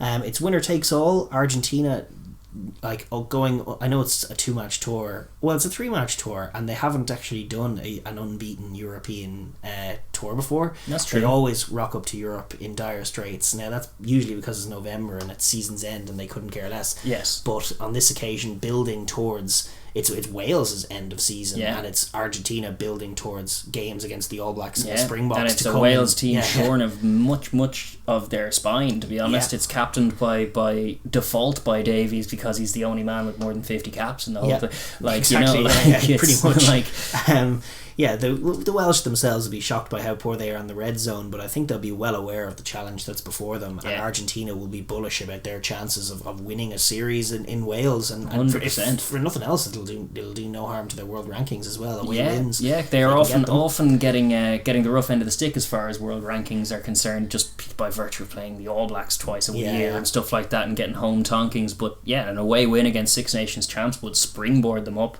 That's but then conversely from Wales, they have now their new halfbacks who did very well off the bench. They will look to, it's a few adjustments. They'll have learned a lot from that game. They'll have taken the shock that they definitely were dealt out in the opening quarter, where they just weren't at the pitch of Argentina. That won't be a factor in this one, but can Wales find their accuracy again is the main one, because we didn't see it all year, but the amount of visits to the 22 that were squandered in the opening half by Wales, well defended from Argentina, but squandered from a Wales point of view, because they've made it their bread and butter to just be clinical in that area, and they just weren't. And so they'll look to Thomas Williams to bring that. We're going to look now at the squads, starting with Wales. They've obviously made the expected changes as we talked about at halfback. They've got Thomas Williams, who we talked about, and Jared Evans coming in for Sheedy. That's right. Tompkins comes in at centre for Halaholo as well, who drops to the bench. They've got Tom Rogers coming in on the wing, who looked very quick on debut. That's so it's excited to see him have a go. Might be an improvement in that area. Hallam Amos stays at fullback. Owen Lane on the wing as well.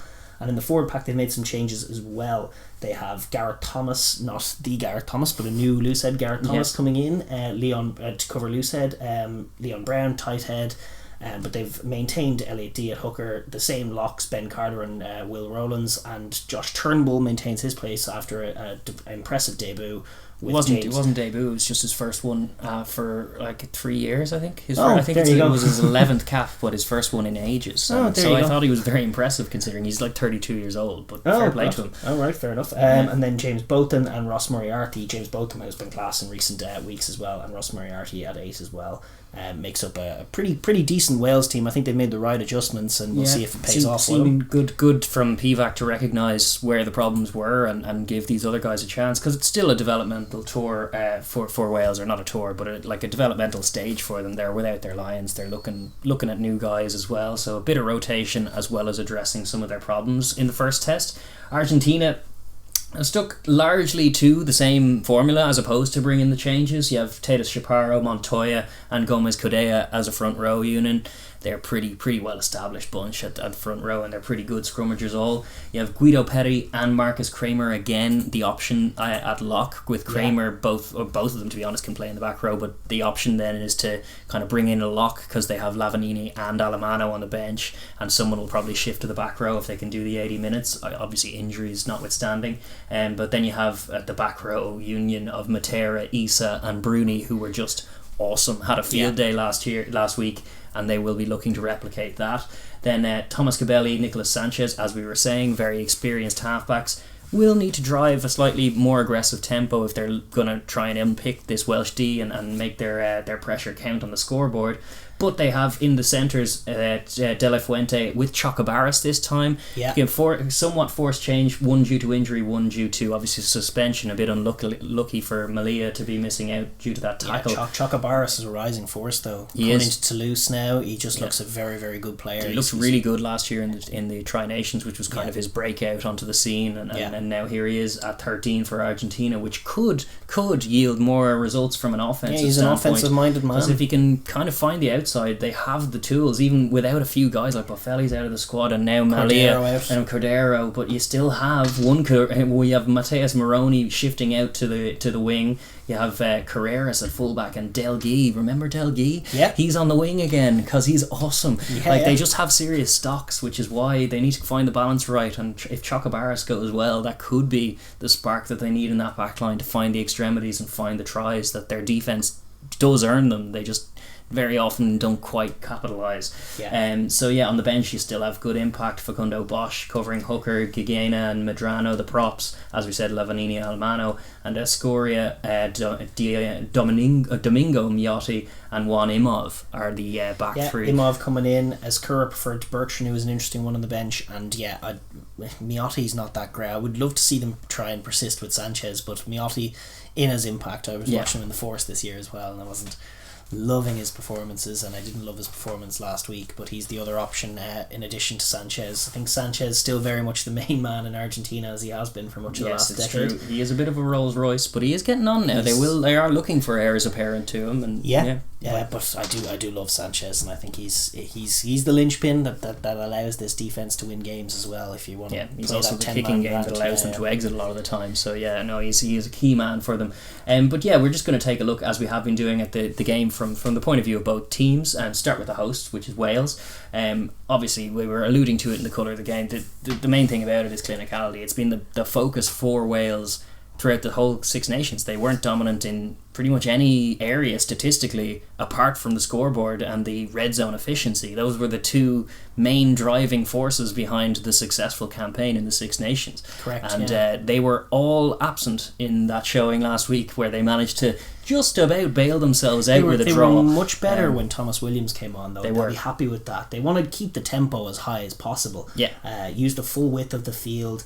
The back line needs to hold its depth so the players can come sprinting onto the ball. There was a couple of moments, like Argentina, they have a great scramble D and they do drift really well. They do. They need to sit down. Like there was one in particular where one of the wingers, I think it was Lane, was stopped, where Tompkins had the ball and the defender was waiting for him to give.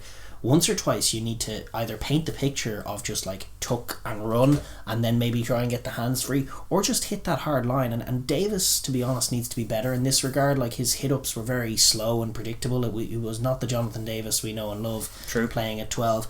They need to sit down that drift defence with some hard running. It could be a job for the likes of both them, or Turnbull or Moriarty as well, out in those wide channels. Straighten it, get through on the soft shoulders, because the Argentines, they're drifting, they're kind of desperate for you to give the ball so they can get on to the next guy. You need to sit them down with some hard running and then maybe get an offload away. It's the kind of Adam Beard, Josh Navidi dynamic that they're missing at the moment, that just allows the defence to be opened up in moments. That's sort of the key adjustment I'd look at, is one too many times they got a little lateral. Sit them down. They were definitely very lateral. In the first half, they were all lateral. They were going wide without any real plan, exactly. And then no one straightened and gave. And the Argentinians scrambled very, very competently. So those are the adjustments. You need to be direct, square your shoulders, and give the pass. Direct on the outside. I think that can go pass. Tompkins could go well at that. He is good at that skill. Yeah. He has good attacking instincts, and he does square his shoulders before throwing a pass. So that's a difference maker potentially. He's had some issues last week. I still think they need a big man to sit them down. Just once or twice. Just find Moriarty in the wide channels and have him crash into two men. Doesn't even need to get the offload away, but just keep that in the minds. Keep them honest. Exactly. For what else have we got? We've obviously got distribution of Williams being the primary distributing force at 9 and setting the tempo, but also Evans and Tompkins need to be pretty on their blow to kind of find the passes when they're there and find the tries when they're there, which is what the Wales team are all about. It's why these guys are included this week. It's what they're the mission they're tasked with. So it's whether they choose to accept it, I guess, because it's not mission impossible. We've seen teams score against this Argentinian defence, as tenacious as it is, undoubtedly, but definitely if Wales are to win this game, it's going to be about rediscovering a bit of that mojo and finding the tries. Width and speed. I mean, they managed to win a lot of games while losing the forward battle, and the forward battle is going to be brutal. I don't think they should be under any illusions about the difficulties they'll have around the contact area. They're the smaller team physically. Kramer and Bruni and Facundo Issa and Matera. That dynamic loose forward bunch is just going to torture them potentially if they can get any kind of slow ball and get around them on the breakdown, get on top of them. They could take everything away from this Wales team. It's on Williams and just the ball carriers in general to KBA, to keep out, to keep everything Rook loose. Avoidance strategy. Whole width of the field, run the Argentinians around and curious to see whether Jared Evans can steer the ship in that regard as well. I think a lot of it will be about Thomas Williams, but he is a very frantic kind of player. He likes to keep the tempo up, which is good. Can Evans recognise when things aren't on, when he needs to poke the ball in behind? And then can he execute as well? Because sometimes we've seen him look good at club level, but sometimes when the level goes up, you can see him get a little bit out of his depth as well. And the pressure that the Argentinians will put on him is real. He'll have to cope in a cauldron here. It's a deciding test match between two tier 1 nations in a 2-test series was what I was trying to get out there. There you go. Say that one 6 times fast, see if you can. But it's a big challenge for a young team. Like, the age profile is so young, but that's why they need to be the exciting, quick, dynamic ones. They need to be gung-ho about their approach. They need to not second guess themselves. They just need to execute. 100%. It is all about the offense. The nuts and bolts of the game, as is often the case with Wales this year. I mean, you say it needs to improve. They've managed to win games without it, but I still probably does need to tighten up. Yeah, but then they have in Rowlands and who's beside him again? It's the young lad Ryan. At lock. Yeah, Carter. Isn't Carter. It? That's right, Ben Carter. They have a bit more of a traditional kind of hefty chunk, like less ball playing kind of group in the engine room. So in terms of set piece stability, they should be able to lock it down but I know they will be creaking throughout. That's often the way with Wales, though. All they're looking for is parity, just to remove that as an offensive tactic for the more physical team. Couple of new props in as well. Leon Brown had some success coming into games and locking things down in the Six Nations, so hopefully he can do that as well from a Welsh point of view. But also just the exit game, managing their way around the field, maybe achieving parity on the ball, maybe getting more opportunities for themselves. They managed it to a decent capacity against the Argentinians. The interesting question is whether you go gung-ho if you're Wales and you get a penalty. Do you kick to the corner and try to attack, or do you take your 3? And because the Argentinians, a bit like Fiji we were talking about earlier, it's a sensational defence. Even South Africa as well, they play on the edge and they give away some penalties. And do Wales try and turn everything into a try, or do they not play to Argentina's strengths and chip over threes? They weren't averse to chipping threes. No, their red zone conversion was partly threes in the Six Nations as well. They were good at recognising what was on and what wasn't, and that was the key to taking tries, is seeing that they're there first off. And when you see that they're not there, conversely, kick your threes and keep the scoreboard ticking, because that is going to punish this Argentinian team that have big periods of dominance against even the best teams in the world and still don't quite make it tell on the scoreboard. And that's got to be the difference for Wales here. They got to make all of their chances count much more than Argentina do. Exactly. It's just be that team like they always want to be. And on defence, they don't have a Ken Owens out there, and they don't have all of these wily Alan Wynne-Jones hands. Some of these guys need to replicate that kind of model. It's the same team. Like Wales, obviously smaller country, but you see with France, they managed to slot seamlessly into their defensive shape. Wales's defence is about slowing the ball up and being frustrating. And Argentina is almost an offence in its infancy as well. They are expanding, they are dangerous, and it's a serious physical challenge before it's anything else for the Welsh. But they need to stick their tackles and just slow everything up, just disrupt, get a hand in. Your Ken Owens or your Alan Wynne-Jones, and just get those big meaty paws in there, and just Richie McPaw, get in there, get that paw in there, stop the ball, force Cabelli to be a little slower. And then all of a sudden the Pumas might revert to a more slow, rudimented type where they are almost kicking the ball, and you can let them dominate in that middle third, provided you score and they don't at the other end. That's the model. 100% it's the model, and this fronting up physically on defence is important. But I do think this game will be decided when Wales have the ball. And from the flip side, from Argentina's point of view, I think that's still true. It's about the defence as well, isn't it? It's about stopping those Welsh boys from getting outside them. They did a great job in the opening test. Part of it was the shock factor. They can't rely on the surprise factor that they did unleash in the first quarter. Like the Welsh were shocked at the physicality. It's the real Pumas. I thought they only played Ireland. Indeed. Exactly. No, they brought it. They brought it. The physical pitch was set by them, and they laid down the marker, and that needs to be the same again. It won't be a surprise, but they need to be unequivocal, undeniable, same as the Springboks. You may not be surprised by what we're going to do, but whether you can deal with it or not is another question. That was kind of the case by the end of the Rugby Championship last year. There was no secret, and they were still bloody difficult to play against. Indeed. They're combative, they're attritional, they're bloody physical, and they're going to unleash guys like 2 locks on the bench to bring in as well. They are the bigger team. One lock and one madman. Well, there is that too. But that's Lavanini, for those who don't know. Our loyal subs will know, but Lavanini, yes, could come in and be physical, but could equally come in and get himself red carded. He threw an intercept of all things, of all that's mad things that's to an do off the unusual bench. one now. That's not to type. It would be more like a clothesline, a random clothesline of Thomas Williams maybe, and a red card. That's potentially possible off the bench, but not ideal from Argentina's point of view. No, they're planning to bully a young fledgling Welsh side, much like they did for large periods of that for opening game, and they deserved to win. Like hits like that on the poor 10, big Kramer absolutely smashing the Welsh 10 is a good picture for the Argentinians. It's a funny one there as well, because Bruni there has the ball in his hand. So what is Kramer up to? Just hitting him, just hitting the 10. He doesn't have the ball. He doesn't need the ball. The 10 is there to be hit.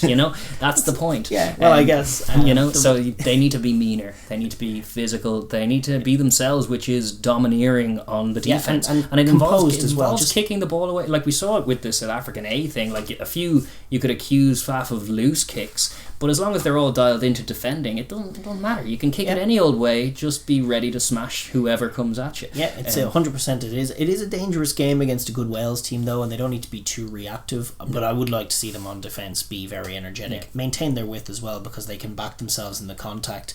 They don't need to stray offside. They do need to drift well. They do need to mind the outside, show Wales the inside, chop them then, and then get in over the ball. Like I even think the likes of Matera or Petty hitting dead rucks or light rucks when Wales are trying to attack could yield results. Yeah. They could be explosive over the top of the breakdown area. That's got to be an area they look at. And even create them at set piece. Those Montoya Maul tries, they could punish them just with raw physicality and with a forwards game. Yeah. I want to see also, like we talk about their attack expand. I do think it needs to. It does, certainly. But Cabelli and Sanchez, they're both very good kickers, and they've got a Rugby Championship coming up next month, which starts with 50-22s, and the Pumas might be the kind of team to pull off them more often than many others. Yeah, it'd be interesting to see them almost dial that in. I mean, obviously, it doesn't matter. You're not going to get the line out in this game. No, but it's still an excellent Welsh play. Wingers, as we've said before, Welsh wingers love to be in the defensive line. Yeah, they just love to. It's kind of ball watching. It's a bad habit, but they all do seem to have it where they just like one or two phases side to side, and suddenly the Welsh lads are right up there in the line. And then have an experienced 10 like Sanchez kick the corner, find a 50-22 of his own. It doesn't have to be you're put into the line out. Even before the 50-22 tactic, it was a good tactic. Like you can turn the defence, you can get your forwards who are big, physical pack who love to trot forward and do a set piece as opposed to turn around and go back and get towards their own line. It's pretty rudimentary, fundamentals rugby. From a developmental stance, obviously trialling the kick, the 50-22, I think it's a good tactic against Wales anyway, regardless of getting the line out. But that's why then developmentally I like the fact that Chocobaris is in at 13 is an opportunity, because I would like to see more on offense as much as it is about the defense. And if they're to win the game and the series, it'll be built on defense, and defense will be the main difference. But the offense is what generates the 50-22s. That's why actually, as much as you're talking about the faff kicks that are a little loose from Cavelli, they're not really what I want to see. I want to see them testing, for example, the defense of Tompkins in the 13 channel, who's like he's a solid, very good attacker, but he's not actually a defensive player at all. That's true. That matchup they should like with the ball in hand, and they should get the ball. They should get Bruni in the wide channels. They should move it from the left of the field to the right of the field. Play that classic Argentinian footy, only fit with physicality on the end of it. Yeah. And then the Welsh, as you say, the Welsh back three will compress. Then Sanchez can find kicks in behind. It's a very simple pattern when you're winning the collisions, which they expect to do. They do expect to win the collisions. I would, also like to overload Tompkins, not just with kicks but with runners. Of course. Like Chocobaris versus Tompkins should be a razzle dazzle matchup, but that depends whether Argentina want to give Chocobaris the ball, which sometimes they don't. Yeah, and I think they should. This in the time. middle I would third, like to see Sanchez, De La Fuente, Chocobaris, which seems like it could be the future, and it's like on paper it should work. It's just, again, it's that thing of I don't think they know what tempo they want to attack at just yet. And they need to find that, because the Rugby Championship is coming and they will be looking for green shoots of growth. So I would like to see them keep the ball in hand a little bit and probe a little bit in that area at least, and then find the kick, because it'll generate the space for the kick, or maybe more. Like if Tompkins falls off a tackle or Chocobaris gets a hand free, who knows? From the middle third you can find seams against these top level defenses, because you can't cover every blade of grass. So Being a bit more savvy with ball in hand and a bit more deliberate about what they're doing with ball in hand is the work on for Argentina ultimately, because they have a top level defence, one of the best defences in the world on last year's evidence and most recent evidence. I agree, so they just need to add to that, and it'll be a difference maker if they can add to it in this game. They'll take an away win and they'll take a series victory against the Six Nations champs, which is huge. If they can't, I think they probably won't. Despite being probably the better team, they won't make it count if they don't. Right. So which you call them? I'm leaning towards Wales, and I'm leaning towards being frustrated that latter point that I just made doesn't get done. That I don't see enough of Chocobaris and De La Fuente, and I see too much of Cubelli, mainly. Not enough even of Sanchez, but lots of Cubelli, and not enough kind of time on the ball for their attacking young guys. And lean on their defence, Wales could definitely pip the game by just taking some late tries. That's 100%. They absolutely. Well, it was a warning shot last week where they dominated the game despite having the 14 men, and it was still Wales were the ones with the kick to try and take it, as it should have been them with the opportunity to steal it, but it wasn't. And so I would like to see them learn that lesson by going for it. I think the Pumas will win this one. I do think it's a close game, but I just think down paper they just have a much better forward pack, and I expect them to exert pressure, and I expect them to find tries, and I think 15-on-15 the Welsh pack doesn't match up as well. Maybe Rowlands can be spectacular and Carter can be spectacular, but in my book the Pumas pack wins this game for them, and they shut Wales' offence down, minus Messrs Adams and Rees-Sammet, and Wales unfortunately can't paint that very pretty picture that they do try and paint where they steal games.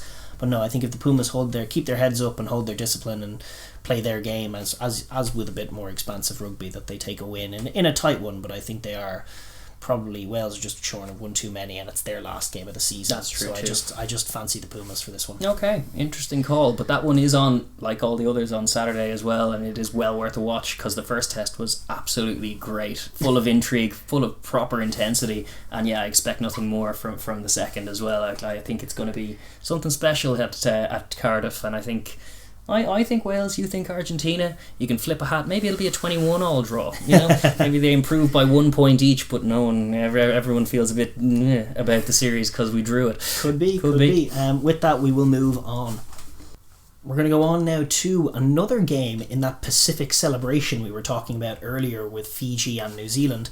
There was also a World Cup qualifier going on between Samoa and Tonga. That's right. And as we suspected, with the Tongan squad somewhat depleted, it was a win from Samoa, 42-13. It was a tight game in the first half. It was 9 points, I think, to 3 at half time. It was Tonga were mixing it, and then Samoa pulled away.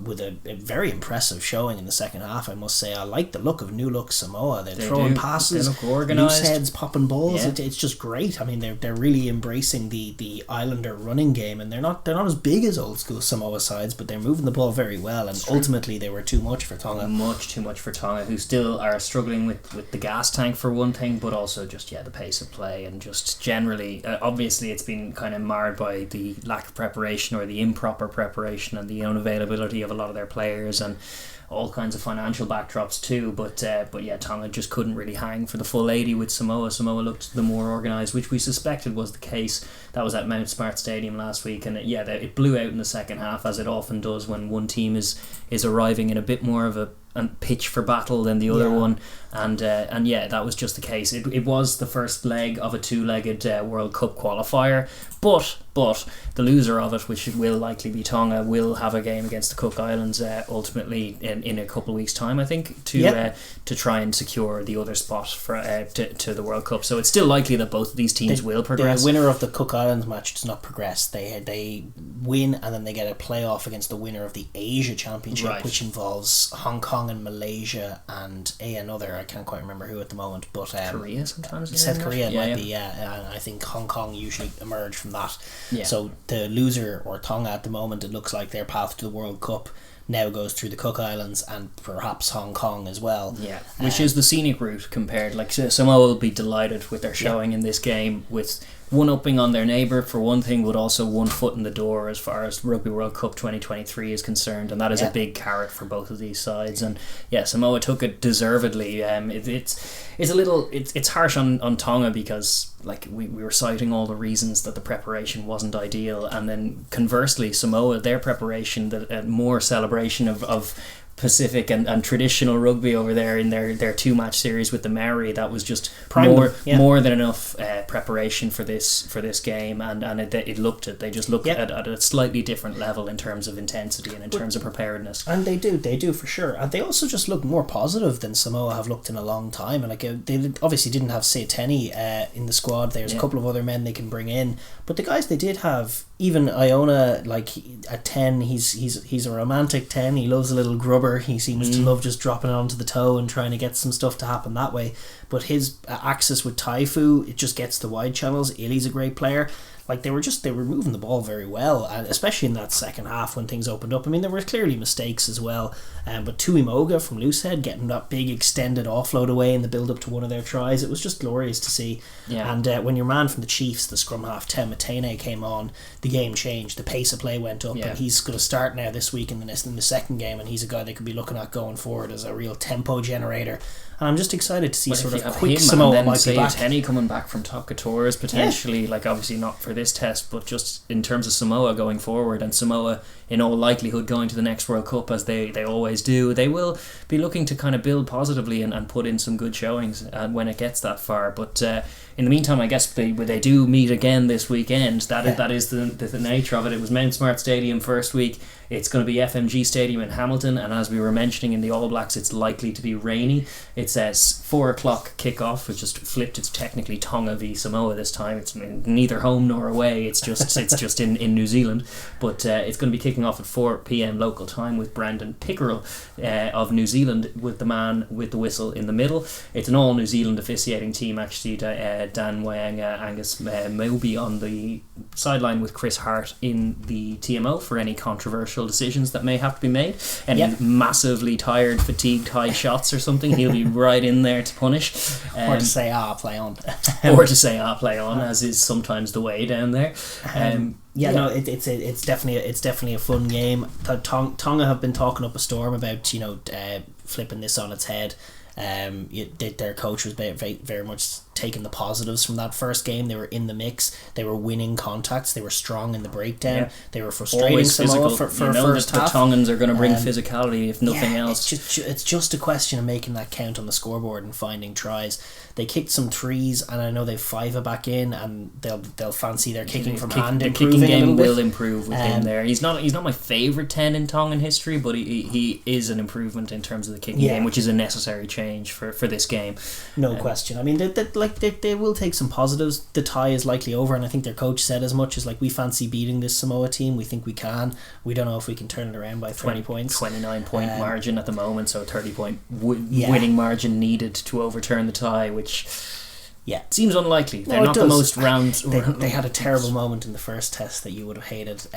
They kicked a 3 when they were 28-10 down to make it 28-13 and then lost 42-13. It was just one of the worser habits that this Tongan team have. I know they'll rock up to a World Cup and play a better game than this, but at the moment they actually look to have missed a step on their Samoans. Even though they're missing loads of men from their squad, they still did have Nasi Manu in their captain. They still had some of the usual suspects, but obviously it was a bit chop and change. But I definitely think Samoa might have an edge on them in terms of development of play, and Samoa have a clear direction now where they're going to look to be slow, a little slighter than they have been, but quicker. But listen, where that discrepancy comes, opportunity comes, and it's going to be a wet weather game. Tonga need to look to get on top of the Samoans, force mistakes, force scrum penalties. I think they might have missed a trick by not giving Ben Tamifuna the start. I'm a big Ben fan, as you know. But, he's a big lump of a unit, and he's been improving in the top couture. He's been brilliant at the breakdown.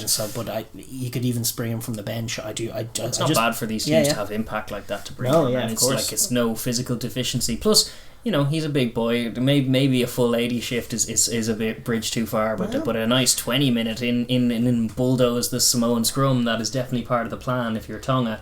There's definitely they can do it. We know that Samoa have a capacity, even while improving, to throw in some flounderous showings, particularly when they're met with stern contacts in the collision. And Tonga, to be fair, can bring that. It's a young Samoan team. Tematene brings speed, but it's going to be in the wet. If they can get on top of them, force them to execute, and then force mistakes, then drops can become scrums, can become Tongan penalties, can become 3s or 5s or 7s. Then Samoa can, they were put under a little bit of pressure in the first half before pulling away, but they weren't really like made to chase a game at all. No. They weren't like down by a significant amount and being bullied. That just didn't happen. They were in the mix. The Tongans need to find their world, whatever juju they have in World Cups, where they just come flying off the line and start assassinating teams, and put the fear of God into Samoa for a little bit, get on top of them, make early errors, as you say, get those early scores, but do it quickly. Like if they can get a couple of quick maul tries or something and then get a 14-point lead, that's your narrative where there's actually some intrigue in the context of the World Cup battle. But I do think that their coach and their mindset at the moment is very much just to get a win here and get back on track, then be ready for the Cook Islands in 2 weeks' time. It's much like what Uruguay were doing when they got Argentina at 15. They were a bit vexed at having no games themselves in summer of substance, and then having World Cup stakes a World Cup at stake in terms of the next one, so they put in that kind of thing. This is a World Cup qualifier, but Tonga know that like their preparation's been hampered. They haven't been at the pitch. They got tonked by the All Blacks to open their season, which is not ideal. So like the deficit in the first match was enough to probably decide this tie. But from here on, it is about priming yourself for a couple of weeks' time against the Cook Islands, and then ultimately against Hong Kong or whoever it is. They know their route probably now. And they know their way they're going to go about it is by being physical, and Samoa will give them an opportunity to impose themselves on a smaller team, but a good team as well. And if they miss a step, they'll learn some harsh lessons. True. As they did last week. From Samoa's point of view, obviously they're looking pretty good. They are 29-point cushion. They feel like they have the foot in. They'll be. It's at least 1 foot in the door, if not nearly 2 at this point. Exactly. It's like Tonga's model for victory is about bullying, smothering, and which tends, if that's the way teams go about it, lower scoring. It's not razzle dazzle. Let's cut them open Fiji style and put up 28 points in 10 minutes, which is kind of what they need right here, right now, if they want to get the World Cup and pip Samoa. But no, from Samoa's point of view, they know what the mission is. It's kind of contain them and keep playing their game, keep building. I remember watching a game that Tonga and Samoa, I think you watched as well, the one where we first saw Sayateni really come into his own in the 10 shirt when they were playing in this apocalyptic rain, and Samoa dug the game out. I'm not sure who won it in the end. It was such a good game. It was a ding-dong battle. But Samoa were executing in the wet weather, and I would love to see them try that again. They have as exciting a team coming in, actually, in fact, with Taumatene now coming in and starting for them. It's mostly the same team, but with a couple of cool adjustments. Ed Fidau, who scored a try off the bench, he comes in to start on the wing. That's pretty exciting.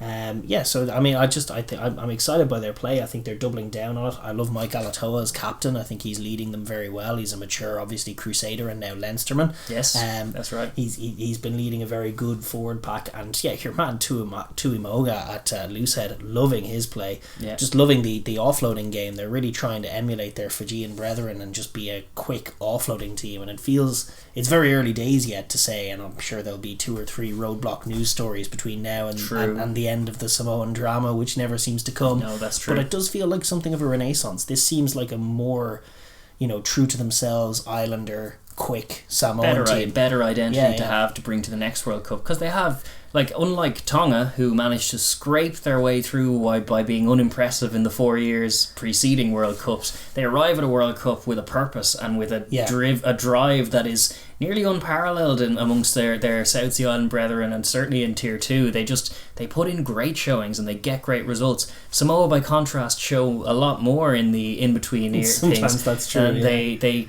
do some good games outside of World Cups, and then they come up in the World Cups with some of the big, shocking, horrible plays, big red cards that when they don't need them and that kind of stuff. It kind of, the Samoan drama is ever unfolding and never ceasing. It's true, but I must say, I'm happy with this project, and they have good talent. They always have talent to burn because they have a lot of good players. It's true. I mean, the Taifu Iona axis is nice. They're kind of shorter guys. They just seem less likely to give away those kind of dumb penalties. They seem more likely to try and play a pacey game and maybe be outmatched physically when it comes to the Tier 1 sides. Sure. But in general, I think they look very promising, and I don't expect them to melt. I don't know if they'll be able to execute on the highest level in the wet weather, depending on how bad it is over in Hamilton. We could have a slightly scrappier game than we had in the first one, which is to be expected in wet weather anyway. But I do expect a fun Pacific battle in the wet where both teams find things, and as physical as Tonga are, I think I'm impressed by Samoa, and I expect them to come away with a win here again and really cement their renaissance and carry on their journey back towards being where they want to be, is up where Fiji are now, right on the edge of Tier 1, where they were 10-15 years ago. Yeah, beating Wales, Yeah. half of what was it, half of Samoa? Western Samoa. Yeah. That was it, yeah. That was a long time ago. But even in 2011, the World Cup, that Samoan team with Alassana Tuilangi was more physical than this team is, but they were all about that speed as well, and I definitely think this is, while not nearly there, I think there's positive signs. They mixed it with the Maori. They blew away this Tonga team in the second half. They should kick on. They also improved. Yeah, it was marked improvement in the Maori tests, and then into this one, I expect to see the same. I think they will have too much for this particular Tonga outfit. I think they will have many great scraps in years to come, as is always the case. But I think in this instance, as we said last week, Samoa are the more ready, more primed, more kind of together looking outfit, and I expect them to win. If not by the same margin, I don't think they'll probably be able to execute quite as well in the wet, so I think that might keep the margin down, but I think they will win by more than a score, let's say.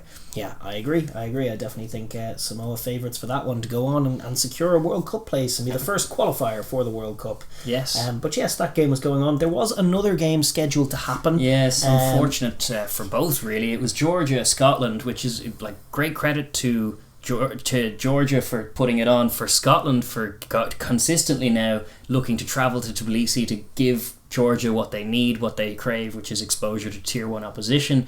All of that is good. It was going to be great. We were going to do all kinds of preview. We would love both these sides, so it would have been a really fun to get preview into the teeth of this, but as it turns out, it is cancelled, and that is due to Georgia, I believe, or both had COVID issues, and hence they just decided to scrap it. They actually made that call last week. They did. So this game isn't going ahead. Unfortunately, it just means that the Scottish summer is a complete bust at this point now. And I believe Mike Blair, who's I think is he director of rugby as well, was citing that player welfare must come first. But ideally they would have fielded a team. They named their squad with such exuberance. It would have been nice to see, but it just hasn't worked out. It's part of the thing. It is COVID. We are in a pandemic. There's bad news abounds when it comes to this COVID games cancellations. We just hope everyone stays safe, obviously. But unfortunate for Scotland, but not too big a deal in the grand scheme of things. They'll come back together for November. They didn't have a summer series. It's over now. It's kind of fine. Onwards they kick. I don't think there's too much issue. Sure, their head coach is off with the Lions anyway. That's true. It's probably fine from a Scottish point of view, and a shame from a Georgian point of view. But the challenges and the games are still there to come for the Georgians, and they're still, I think, in a healthy place, building away. Oh well, sure. They're still a Grand Slam champion in the other international rugby that's going on, and we're going to pivot into that now, which is the Rugby Europe Championship, which obviously Georgia have already sewn up and are finished for the year, so their season's done for the year now with no games to Scotland. I think they have games coming up in November. They will, but in terms of the organisation of the season, that's next season, which will be important because the Rugby Europe Championship, as we said a few weeks ago, is part of their qualification process for the World Cup. It's this year's one and next year's one that are going to count cumulatively to decide those European places, and Georgia all but have Europe 1 sewn up, which leaves the battle for Europe 2 as the juicy one in this particular competition, and it is heating up. I mean, we were meant to have a couple of games this weekend, but as it turns out, one is cancelled. But last week we had only the one, and it was a gem. It was the first game in in the National Rugby Centre in Amsterdam, and it was Netherlands 28, Portugal 61. Yeah, it was a great game. It was just a great game to watch on a kind of a really nice track with a really deep in goal, like an unusually deep in goal that yielded good tries for the hosts.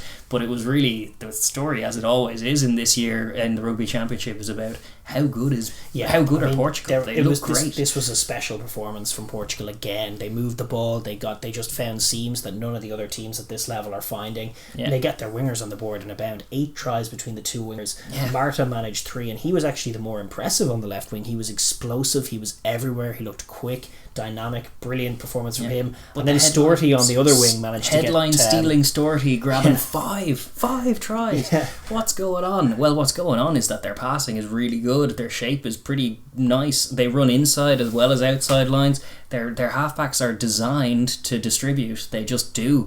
And even down to, I think it was one of Storty's 5 that it was like a loose kick or a loose kind of backpedaling kind of chip over the top that could have been dived on and created a scrap, but Marquesh instead decided to just kick it back another 20 yards. Yeah, they had a deep few men. of those. They had a few of those little footballing passes throughout the game. They play just technical heads-up rugby as well as a nice attacking system.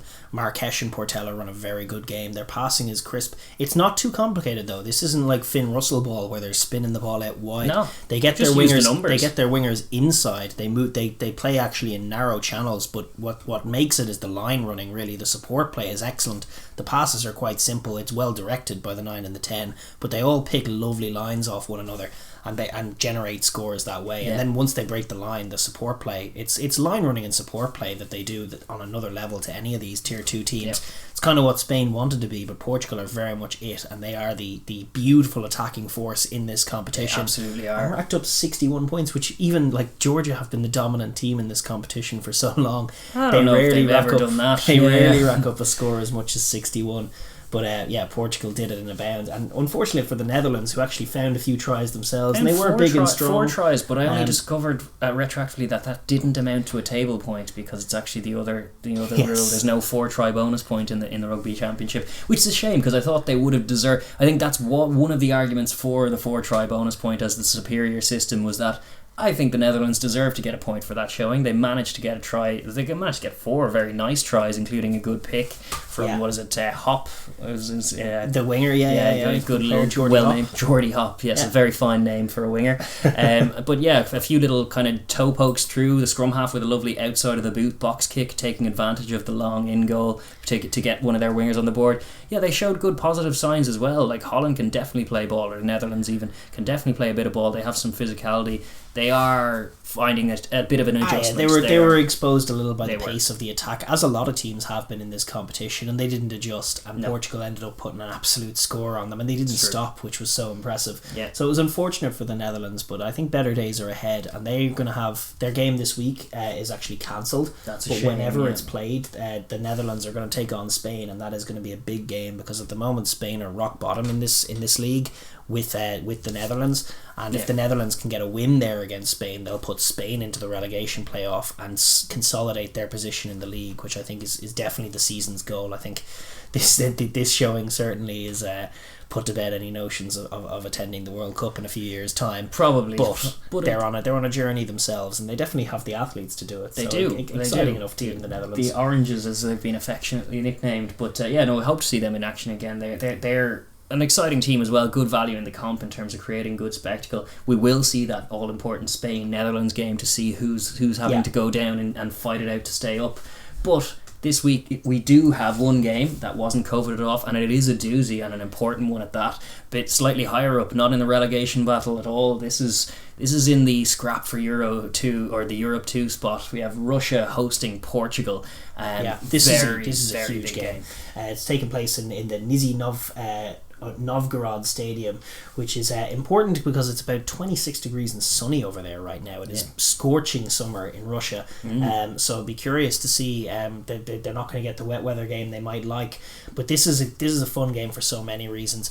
The table is right in the balance. It's Portugal's last game of the tournament. They're going to even up with Georgia. A regular win would put them to 15 points, which would be 6 clear of Romania. They couldn't be caught by then. They'll be how many would they be? They'd be at most 10 points clear of Russia, who'd only have 2 games to play. They wouldn't be caught by them. So a win would secure second place for them. Second for them, which would be great going into. That's exactly where they want to be this time next year. Is in solo second and grabbing that Europe 2 spot, which seemed so far away when they were losing to Romania at the death, and it felt like doom and gloom. But they've bounced back and they've shown their quality.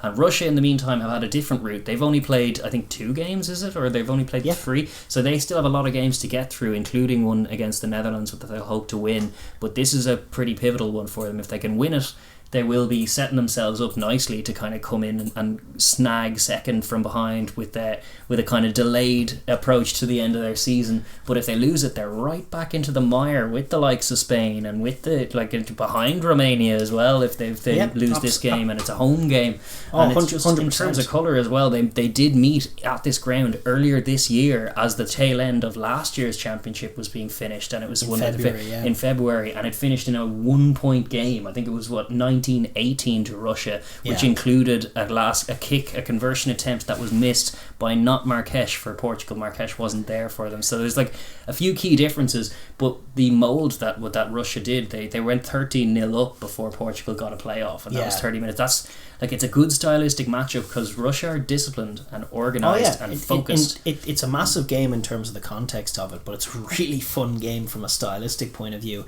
It is defense against offense. It is physicality against speed. It is threes against tries. Yeah, it is your old school rugby contest that exists when, you know, New Zealand plays South Africa all the way down. And at this level, very, very interested to see how it goes, because Russia have been, you know, a tigerish defence at times. They were really good against Romania. They're also excellent. If you get flounder-some, if your set piece is dodgy and you give up penalties, they take threes. Yeah, they have a great. They're great typifiers of the old adage of if your enemy's making mistakes, don't interrupt them. Yes, it's a good principle to stick to. It's art of war stuff, and it applies in rugby. You don't need to. And Portugal are the type of team that if it gets a bit frenetic can come disjointed and give away sloppy penalties, and we saw in their big win against Romania Russia's ability to just stay calm and allow them to flounder and mess it up. And that's what Romania did, and Guy San will slot every one of them. He's an excellent place kicker. They mixed it with Georgia. They were probably a little annoyed that they didn't get more off against Georgia, and their issues are on offense. Their issues are sometimes on making the pressure count. True. But they will turn your mistakes into 3-pointers, and they will be looking just to get on top of the Portuguese physically. And that involves scrums and line-out mauls. And defence. I mean, Portugal are moving the ball so quickly. It needs to be a situation where once you get your hands on a Portuguese guy, you're trying to hold him up, choke tackle. Choke tackles, slow tackles, physical tackles, backwards tackles, make everything slow and get out of the line. Also, they need to track the Portuguese runners. Portugal are having these blindside wingers coming in. They're playing in narrow channels. Russia have traditionally had very good sevens. They have a guy, Vavlin, playing there this week. He needs to be busy. Alright, he needs to be out there. They need to slow those breakdown. He can't allow Marques to clear the ruck in 1 or 2 seconds and Portel to find himself on the front foot moving forward with those wingers either side of him. That's going to be a recipe for disaster, because Portugal will make you pay with that.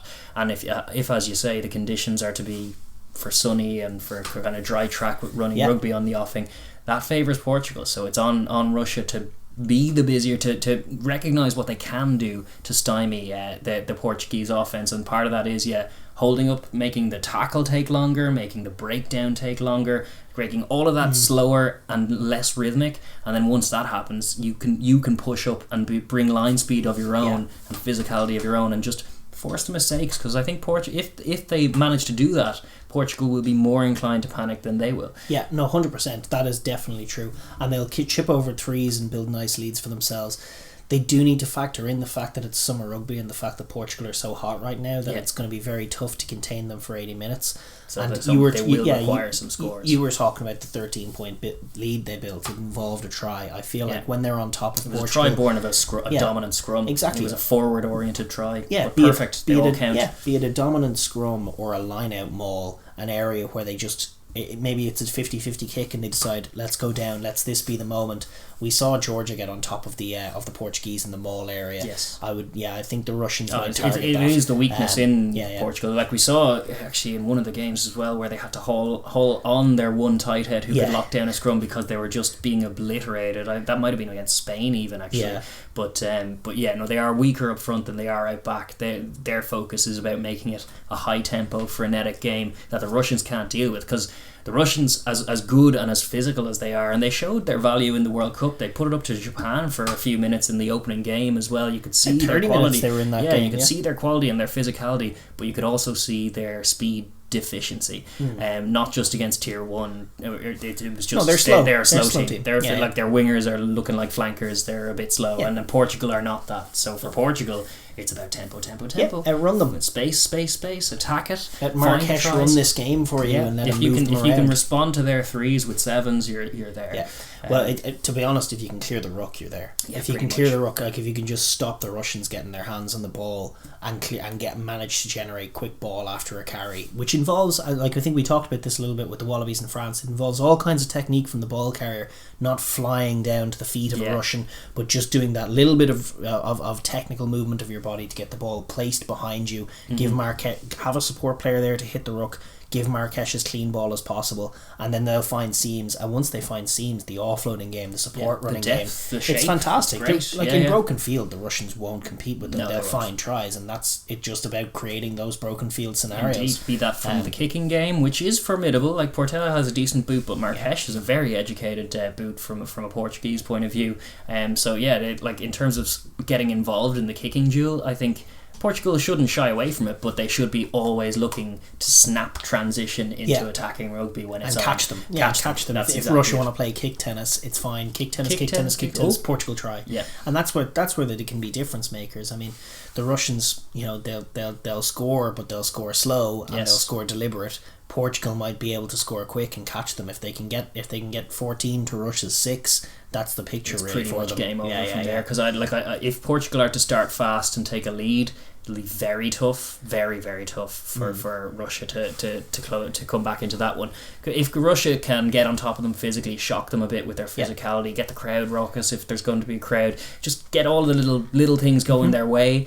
Maybe you get a frustrated Lobos side starting to give away cumulative penalties, and then you can just put the squeeze on. And the other thing is towards the end of the game when they bring on their replacement forwards. I mean, we saw Romania get a couple of late tries to steal the game against Portugal, which they is do gas out a little. And it's born of not having that physicality in the pack. Like they're bullied for it's a huge shift for some of these guys to even tackle some of the guys who are twice their size on the other side, and you can't do it for 80 minutes necessarily. If the game becomes about that in the trenches, then Portugal will wilt at the end. It's a great benchmark test for their forward pack to be able to defend Russia, to show a bit of discipline, it's not in to Russia give up too. points. It's in Russia, it's a wonderful test. I mean, they've come a long way in a year, Portugal. They've come a long way this season. Big away win here against the incumbents in terms of the Europe 2 spot, albeit by Fiji Widginess in the end, but Russia were the ones in that coveted spot last time.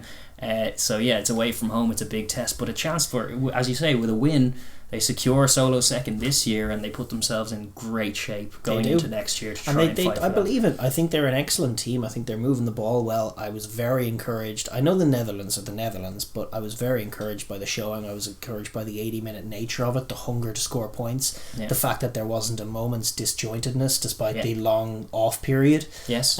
So coming into this game, there's no reason why they shouldn't be confident of getting on top of the Russians, but I do think it might take them a while. I think it'll be a great test of their mental fortitude and character, and it'll be an example of whether or not they are ready to make that step up. I think if they lose this game, it might be an indication that it's come too soon for them, this kind of game, and maybe next year they could pip and come back. But if they do win, it'll be a true sign that they're there, because I do believe that the Russians will deliver a physical performance, and I think they're waiting in the tall grass for Portugal to muscle them and steal the ball and get the win here this way. So it's a fascinating battle, and I fancy Portugal just because they're more clinical to come away with more points at the end of it, but I wouldn't be certain of that. No, I wouldn't be surprised if the Russians rock up and are very effective and very controlled and disciplined. That being said, I do expect Portugal to do it, just because they're playing, as you say, just the more aggressive, more clinical rugby, but also playing more rugby. I think Russia have had a curious season here. They've only played 2 games in the Rugby Europe Championship. They've had a few COVIDed off. They've had a stop-start nature. I think that will do them a disservice as far as what they want to do to Portugal. I think they if they start a little slow, that's curtains, and it's not impossible, not unfathomable that they do, because they haven't been on the field for a wee while. And whereas Portugal scored 61 points last week, albeit against the Netherlands, I think a combination of match sharpness and just speed and clinicality will see Portugal home. And Marrakesh classness. Yes, you can't forget about that. A healthy dollop of Marrakesh classness as well. Exactly, all of that, and then maybe not 8 tries between the wingers, but it wouldn't be surprised to see both wingers get on the board, because that's what Portugal are all about. That's it. Yeah. A few tries for Portugal should be too much. Somewhere in the region of 21-15 Portugal. That's my call, but I could be wrong. Yeah, I'm gonna say maybe an 8-point win for Portugal. I'm going to say that they're a little bit better than Russia at the moment. Sour as hell if the Russians do it. I won't be too sour. I do like the Russian hustle, to be honest. I think they're a slow team, but they impress me with how calm they are. And it's unlike the Spain factor, where it's like, oh, things aren't going our way, let's give away 3 red cards. Well, they don't have any of that. They're calm. They're Get the ref. They're organised. But I wonder if they're completely sharp at their own pitch, and I wonder if they're able to deal with what Portugal are doing right now. That's the real and question. It's going to be a summer game. I kind of think conditions favour Portugal. I agree. I don't think that they won't be at the pitch though. That's why I call it a tight game. I think they'll be at the pitch. I think they'll be there. I think they'll hustle hard. But I think you're right that Portugal will find tries and Russia will struggle to find tries at the same pace, and hence a win for Portugal. That's my call. That's it. We shall see. Yeah, we'll see. You got to tune in now. This is another one of these Saturday games of which there are so many. Yes, but you can watch this one on replay. We'll drop the link for the shorter vid people in below. rugbyeurope.eu, and it's a brilliant service. Like they do need to get their mic mixing and crowd volume proper. I don't know who's doing it, but it's really bad job. Guys on comms, but they just it's so clearly a dude in his room with a laptop, and like he doesn't even have a mic. I mean, it's just not mixed very well. Like the crowd volume's either too low or then suddenly too high, and it's like it's never too high. Mostly it's just like no briefly crowd and then off, and then they need to get that clunky element off. But beyond that, it's great service. Like they do produce highlights, they do good info on all the games. So shout out to them. We'll drop the link below for those with the shorter vid. But with that, we are going to move on. We're going to look now at Rugby Africa. Yes, World Cup intrigue is abounds in Rugby Africa.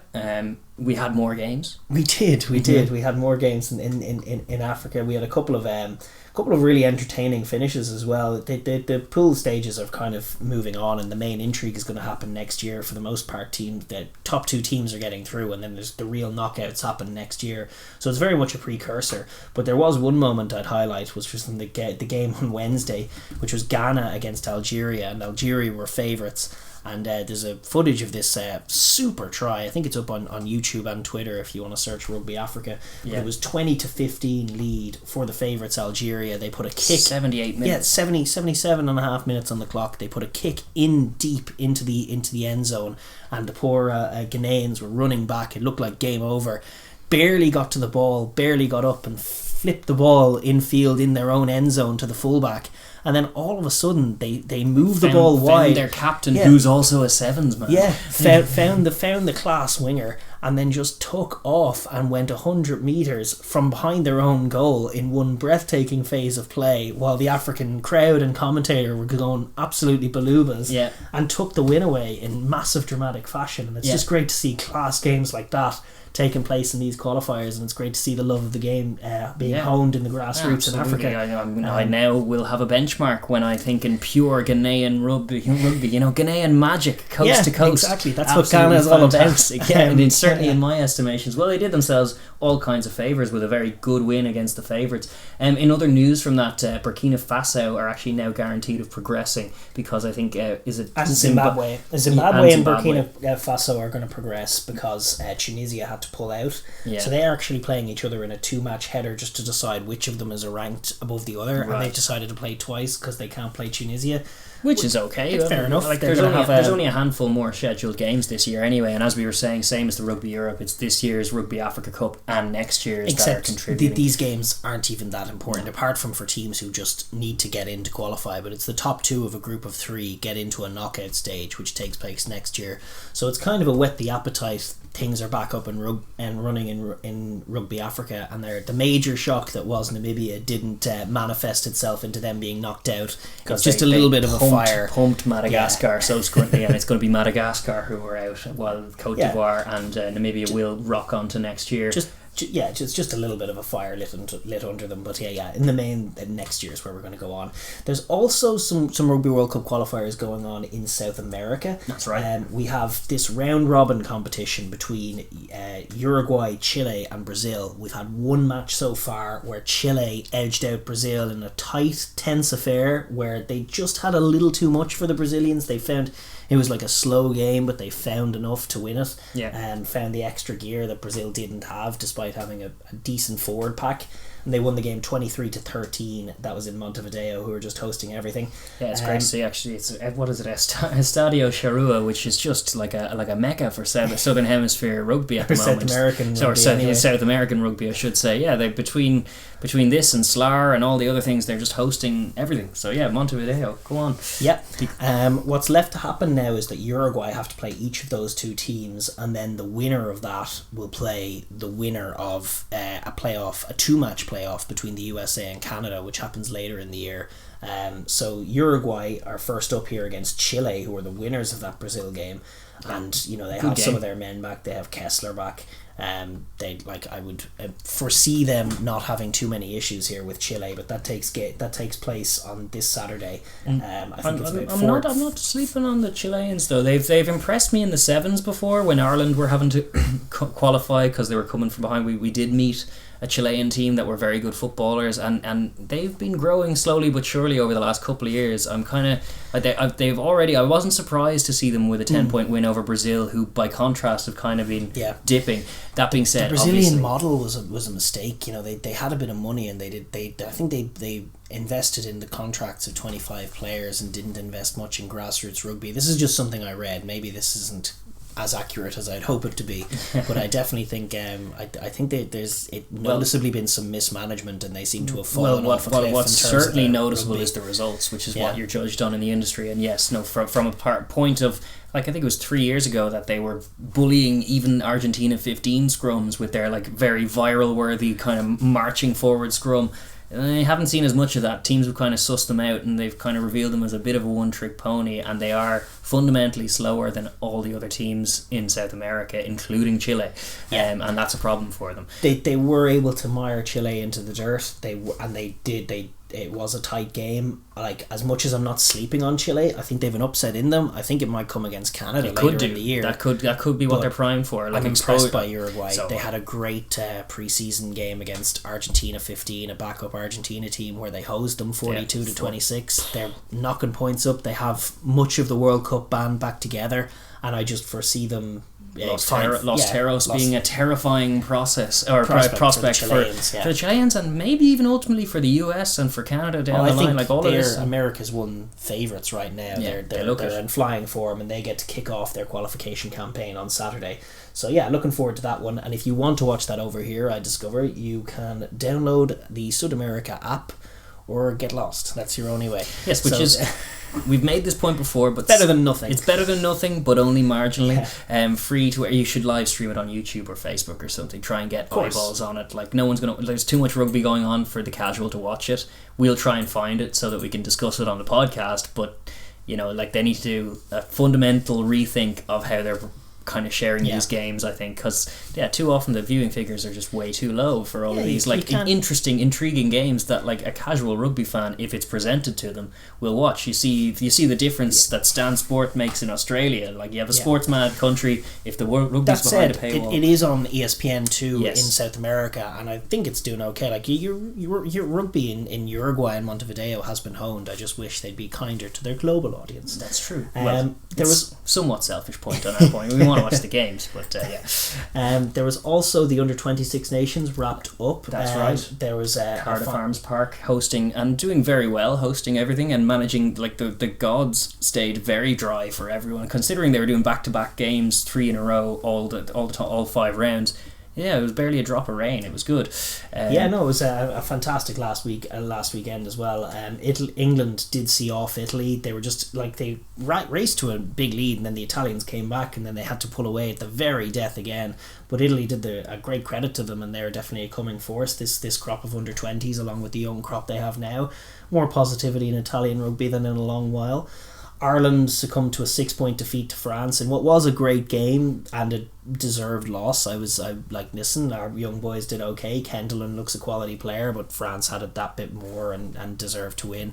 Ireland did have a play at it in the death, and Doak, who had played at 10 and then came in to play scrum half, he did that classic thing that I hate scrum halves doing, where there's a maul going forward and he just they pivoted, and the ball was in the guy's hands who was near the front of the maul, and Doak was right tucked in there with his hands on the ball, and they had a little bit of momentum, but there were 2 French defenders there, and he just go on, kind of gave him a shove into it, and the ball got trapped, and then that was game over, lost by 6 points. And then he turns around really frustrated and throws his gum shield and goes bark, and I'm like, it was you who did that. But it was you. Yeah, you can't you're the scrum half needs to. He's a young kid. I'm not going to give out to him, but scrum halves, beware. You have a huge responsibility at the maul. Yeah. Because you're the only one who can see the big picture.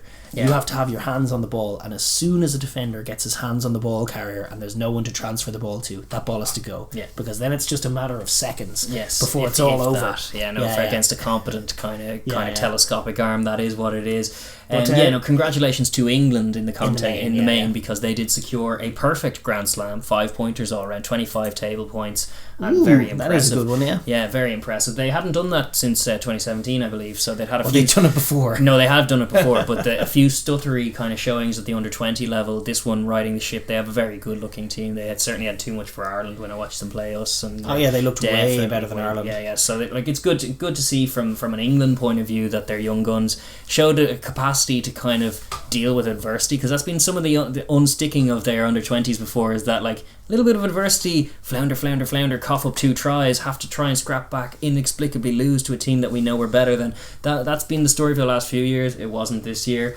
Congratulations to France also. That win over Ireland secured second place for them. Ireland with a good showing as well, some good players coming through. They take third, and Wales managed to, by the skin of their teeth, with a scrappy do win at the close of the game, or the close of the tournament, 32-24 over what is a dismal looking Scottish outfit. So it was well done to Wales, and unfortunate Italy, who only lost by 10 points to, and put it up to, the Grand Slam champs on the last day, but ultimately, for all their good hustle, finishing 5th, mainly due to the round 1 loss to Wales that they suffered. They were very poor in that game, but since then they've shown themselves to be probably a better team than that Welsh outfit. 13-11 defeat of the French as well. They've been mixing it without much reward. But listen, this competition's all about development, and I think there's stuff to pick off the bone from all sides. But good to see the under-20s going at it.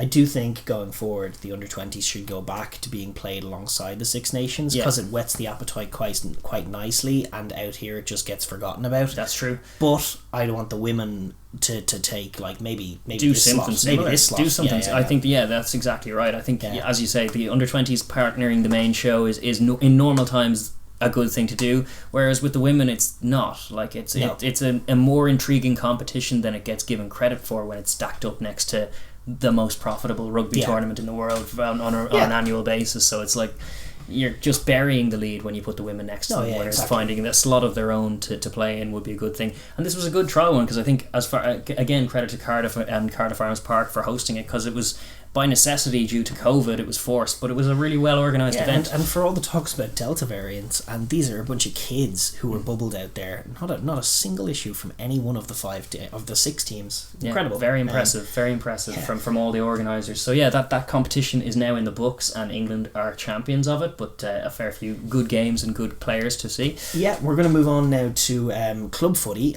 We have not too much club footy to look at. Most of the seasons are wrapped up, but we do have Major League Rugby, which is now in its last weekend of the regular season. Yes, we're finally getting there now that it's like nearly August, Listen, they started later. They'll have to work out a system where they take a break and don't scupper themselves in the July window. But outside of that, it's been a great season. It has. Most of the teams are wrapping up. There'll be 2 finals. There was to be intrigue in this final weekend, but Nola, the boys I've been raving about all season, in the absence of Cam Dolan, I hasten to add, and a couple of others, and with their key Namibian on the bench. That's for right, too long. yeah. But they completely floundered against a really motivated Seattle Seawolves, who had this record crowd and were doing a big promotion, and the Seattle Seawolves just blew them away. They did. It kind of reminded me of Bennett and Bulls, because you had one side who was a big favourite over the other side, and yet from minute 1 to minute 80 it just looked like the underdog side were going to win at a canter, and so it proved. It's true. And that was a huge. It was great from Seattle, who are, by the way, this is a blip year for them. They mismanaged their off season a little bit, but they will be back. I think there's a great rugby community forming over there. That's and right. I definitely think Seattle Seawolves will be perennial contenders in the MLR. Yeah. But from a NOLA point of view, they ruined the intrigue. They're gone. They have to now win. They had this playoff against Rugby United New York, which would have been all or nothing, great stakes for the final weekend of the regular season. Let's get this on prime time and people watching. And now they have to win it, I think, by 20 points just to get in, which is not really in their MO. Not a tenable thing. Well, like it could be. I mean, stranger things have happened, which is why I still have them. They're the only ones undecided. The finals are pretty much decided. Other than that, it's going to be happening on the weekend of Saturday or the weekend of July 24th, 25th. Yeah, Saturday week. So the Eastern Conference final will be between Rugby ATL Atlanta and one of Rugby United New York or NOLA, so New York. Probably New York. So Atlanta v New York, and then in the West it's LA Guiltinis versus Utah Warriors in the Western Conference final, and that's on Sunday, and that is finalised. That is going to be a good game. Mikey Teo and Cruz back in. Some of those Utah men will have learned some harsh lessons, but they'll be back in. Yeah, no, there's two fun games there. That's true. The only weird bit of intrigue is that that final is there's a precursor, a warm up similar to what you have South Africa AU and the Lions, but the Utah Warriors are playing the Guiltinis this Saturday before their game for all the stakes. Just a regular season. A regular season doesn't matter a toss kind of game. So that's going to be an interesting bit of shadow boxing as well. Yeah, and we don't have the squads for that, but if I were Utah, I'd rest all of my Eagles certainly coming back in. I'd rest after both of being them. Pumped by Ireland. Yeah, no, maybe a week off is not a bad thing in advance of finals week. And there are some fixtures this weekend, as you were alluding to. Rugby United New York face NOLA in a game with loads of stakes but less intrigue than it might have had if NOLA had got it done in Seattle. Old Glory DC, who are fast becoming firm favourites of ours due to their impeccable Twitter game. If you haven't followed them yet, they're worth a follow, and they're especially worth a tune in whenever they're playing, because they are just Twitter game is just on point. They face the Gilgronis in what could be a one-sided tonking at their expense, but you never know. And last game of the season either way. Either way, there's also, as I said, Utah Warriors v Guiltinis and New England Free Jacks versus Rugby ATL or Rugby Atlanta as well. So yeah, a couple of nice games. There's also one happening later tonight as we shoot. It'll have already happened by the time you see this, but that's Seattle signing off their season against the Houston Sabercats. So only a handful of games this weekend, but it's really just a kind of a lull before the playoffs next week, and then the final itself, East v West, will be Sunday, August 1st, and that'll be kicking off at 6 p.m. That's going to be the for all the marbles in the MLR. It's getting into the business end. Absolutely. There's also still some domestic rugby going on in South Africa they insist on rolling on with the Currie Cup, although to be honest, more of this isn't happening than happening. The last 3 recorded results are these 0-0 draws. There's 2 more to come on the weekend, given the social situation there. So it's looking like a Euros group rather than a a rugby game. Exactly. So the Currie Cup rumbles on, but unfortunately really it doesn't. Hence I don't know, they've done this so many times, it's just lost all intrigue. That's true. People I think are losing patience with it. A little bit fatigued with the Safa Club games, I'm not gonna lie. I think they are too, but I to be honest with you, I don't know why they don't just pack it in.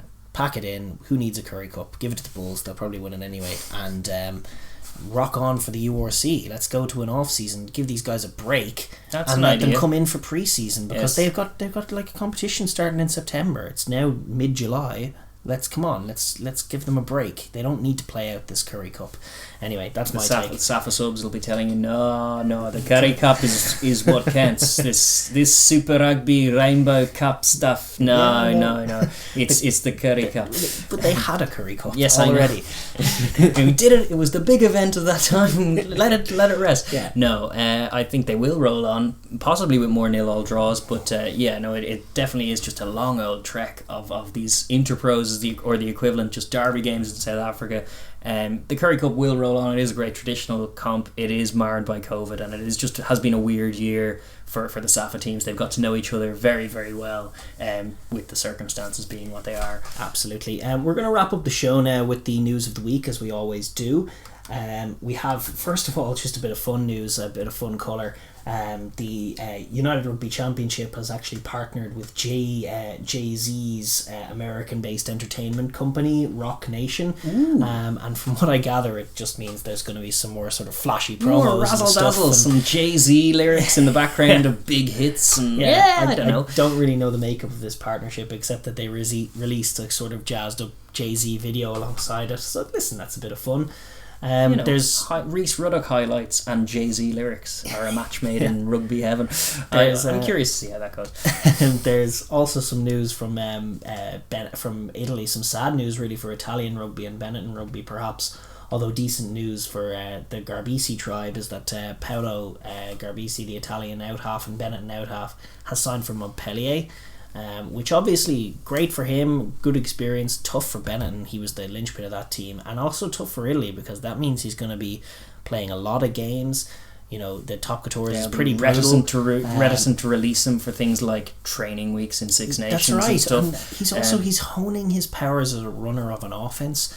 And the Montpellier team is really totally different from that, and he's not going to have carte blanche to run an offense. He might not even have carte blanche to run, or attack. Well, he is going to be playing with Andre Pollard, which is the true. positive spin. You know, he learns from a World Cup winning all while lining his pockets because the bankroll is good. Being paid, it's a great thing for Garbisi ultimately professionally.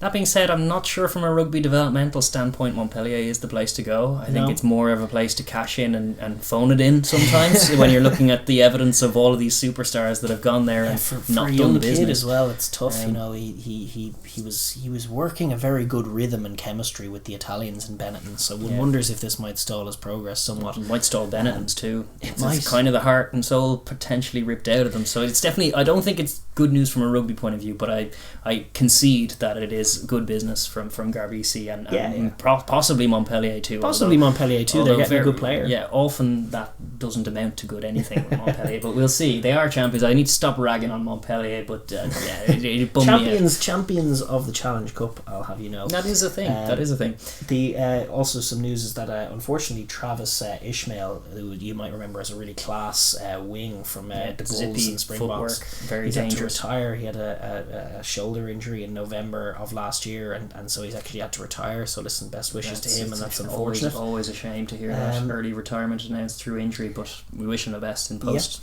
I want to give a shout out to Gloucester as well. They've announced the signing of Vian Conrady, who is a Namibia international. You probably remember him from he's been at a couple of World Cups, hasn't he? So you remember him from those Namibia teams that rock up. Exactly. He's a physical back rower. Back rower, exactly, in the Namibian mould, and it just good on a few counts. Gloucester are now up in their tier 2 stocks. I do like them, and they also were scouting the MLR because he's been one of the top performers from the New England Free Jacks. And I expect to see a lot of this. The MLR is going to be just a competition in flux because it's not all old men like the MLS in America or Americans who aren't making the cut. There's just a load of talent floating around in that MLR that teams are going to be picking up. So it'll definitely be interesting to watch that as we go.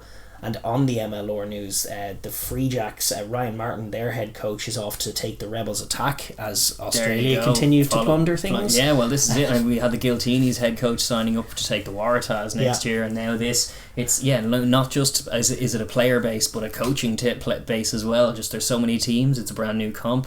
You're going to see innovative coaching, a good opportunity for young coaches to kind of make a name for themselves over there and then get scooped up to play Super Rugby or to coach in Super Rugby. This is a good pathway. I think this is good for the development of the game worldwide and in America, so this is all good to see. Absolutely. And the assistant coach of the Giltinis, Stephen Hollis, or Hoyles, I think. Hoyles, he's the it's late, leave me alone. Stephen Hoyles, he's going to take charge. He's another Australian and former Wallabies loose forward who was the assistant coach of the Giltinis. So one expects a seamless enough transition there for them. But lots of good Aussie coaching talent in the MLR. Absolutely. Good news from Wales as well is that they have a new performance director who's also a former winger of theirs, Nigel Walker, also an Olympic athlete in his time. Class quick winger, if you'll remember him. So he's going to take up the post, which is great. Wales have been, I think, without a performance director for a while. I can't remember who it was who left that role a while ago. So good to see a bit of money, Welsh rugby making a hire. Maybe things aren't as desperate as all that. That's a positive sign in and of itself. But good news for Nigel Walker and I suppose for Wales too. I see the Blitzboks have had to go into isolation ahead of the Olympic Sevens following a COVID-19 positive case on board their flight. So they're all close contacts with that positive case. It's just they can't. People in South Africa can't catch a break at the moment. It's terrible. Their Olympic future is at the moment in flux, but here's hoping. I think they're meant to play Ireland on the opening day. I think that's actually our opening game. We'll see. We'll see. Hopefully, obviously, the competition starts next weekend, so we're just hoping for negative tests, which will allow them to end their quarantine. Ideally, because it's crazy. Though, it's no fault of their own. It's someone else on the plane. Damn, these Olympics are going to be a catastrophe. I don't know how they're going to work. There's just COVID's just flying in and out. Like it's just going to be. It's with all these nations and teams from all kinds of sports gathered together. together. I just think it can't not be a super spreader. I think the Japanese public are right to not want it. Yeah, but it's going ahead anyway. So listen, we'll preview it, and hopefully the sevens goes off. We will cover the sevens, and we will obviously follow that story as it develops, because it could mean one of two things really. Either it goes ahead or they're out, which would be the big shame. Yeah. I wanted to also talk about just there's we mentioned this at the top of the show, but they've finalised the changes to the World Rugby laws that are going to come in from the 1st of August. Now, we know about the goal line dropout, we know about the 50-22. There's been some complaining going on about this stuff in recent days. I've seen in corners of Twitter and such, but I mean, these are good adjustments, I think, but in both cases. And I think compounded with the goal line dropout, which people really hate because they think, oh, it's not rewarding the attacking team.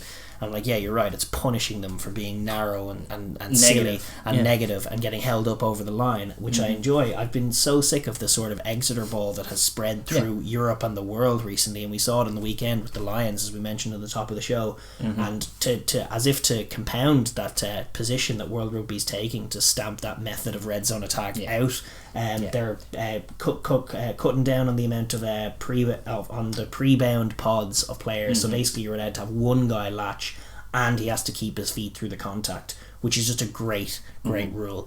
I'm really, really excited about it. I just think that this could chalk it off entirely, or at least force them to be more disciplined when they're trying to do it. Hold your feet. If you want to do it, make an effort, as opposed to the ref just whistling the defence off the park while not looking at you. Yes. So a good law change all of that is true. And like, that's certainly, we stand on that side. I know there's some claims that it's like, as you say, penalising the attacking team, really, but it's like, are they attacking? There's a reason our podcast is called The Overlap and not called the Gun It for Contact or the 3-man pod or forwards. We want to see teams try and attack space at pace. That's what the game fundamentally is, in our humble opinion. So when you see a team trying to hack offensive footy in the red zone by just diving and just sealing and sealing. To see it being punished with a goal line dropout is an appropriate punishment for it. I think it will incentivise teams to get a little wider from the ruck, even if that's a disadvantage to Ireland, because we're at a juxtaposition as far as force us to do more with the ball. Why not? It's good innovation. There's also an interesting adjustment which was made in the consultation with a number of people, including Dan Levy, about the jackling, the cleaning out of the jackler. He's obviously in a position to know, because he suffered a horrendous injury. His career is still in flux on account of a hit he took while in the jackal position at the peak of his powers. He still hasn't fully come back. He played a few games earlier in the year, but he's gone again.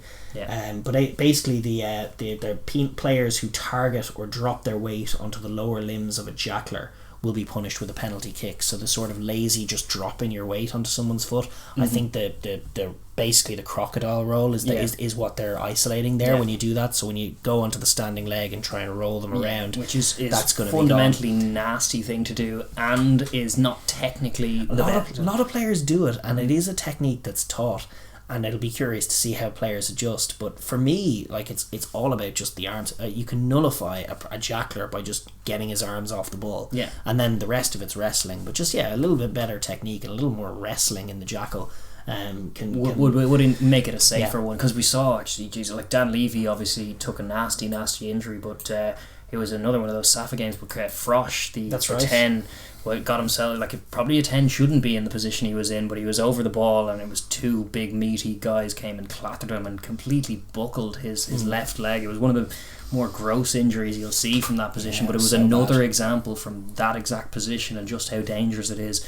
So another good innovation. I think the crocodile roll specifically needs to be gone, because, as you say, I would like to see, because I know a lot of these guys are sports nerds, a lot of them watch NFL, a lot of them watch MMA, like watching the guys in the UFC, there's a lot of things that can go on. There's a lot more to it than just hit from the gate and take them out. You can get in there in a ruck and kind of get underhooks and reef them out, or you can do a lot more that's grapple based than collision based. And I'd like to see the game move towards that, because I think it would make a genuine dogfight out of the breakdown anyway. I agree, but in a less collision heavy, dangerous way, where we lose top quality players at the peak of their powers just because of one hit. So to be honest, I don't understand the complaints. I like all of the law adjustments. We've talked about 50-22 in the past, but exciting to see how these play out right across World Rugby now. From the whole globe, they're going to be trialled apparently, but basically it's going to be the law from the 1st of August. And we're going to just sign off with some sad news and just some hope. Our prayers and thoughts are going out to Levan Maisashvili, who's the caretaker coach, who's been the permanent coach. He's been there for 18 months, and he's done good work with them. Yeah, he's secured a Grand Slam this year in the Rugby Europe Championship. That's right. Put in some good showings in the Autumn Nations Cup. Has developed their game. Has also got COVID in South Africa. He hasn't flown back with the team on account of how he stayed in Johannesburg. He's in critical condition, apparently recovering from COVID. That's just according to a number of reports. He's been he's done a phenomenal job, better job than anyone could have expected in terms of expanding George's game, and I've been really, really impressed with him. I think I'm just hoping he comes through okay, because neither the poor man nor Georgia need anything like that. So I'm just fingers crossed for Levan Maisashvili. He's a stand-up coach, and hopefully he pulls through. Absolutely. But obviously it's terrifying at the moment. It is scary. It is scary, and it's a reminder that it is a pandemic, and it is a scary disease for a lot of these guys. And he was going out to play a game against South Africa. Yeah, we may have gripes about games being cancelled, but these are the reasons, and it's terrible to see that, and we do just wish him all the best on his recovery, and hope to see him back in the coaching box with Georgia next season, and fit and healthy to go. That's the idea. Absolutely. Yes. So listen, on that somber note, and hopefully that hopeful note, we're going to sign off on the show. It has been a phenomenally long episode, but we had a lot to get through, and we're going to be back again next week with even more meat as we look ahead to the first test of the Lions tour, or the Lions series against the Springboks. That's going to be very, very exciting. We're also going to look ahead to the Olympics and look back on some of the games just gone as the series and the summer series and all these international games wrap up as well. So be sure to tune in for that. If you enjoyed the video, and be sure to leave a comment down below as well, because we do enjoy the chat. Yes, absolutely. Ring the bell so you're notified when we drop episode 100 next week. Otherwise, just we will see you then. It's always a pleasure. Do leave the comment down below, any questions, any queries, any comments that you do have. We love to read that. We love to get an active thread going. But beyond that, nothing else to say, but see you next week, folks. Bye-bye.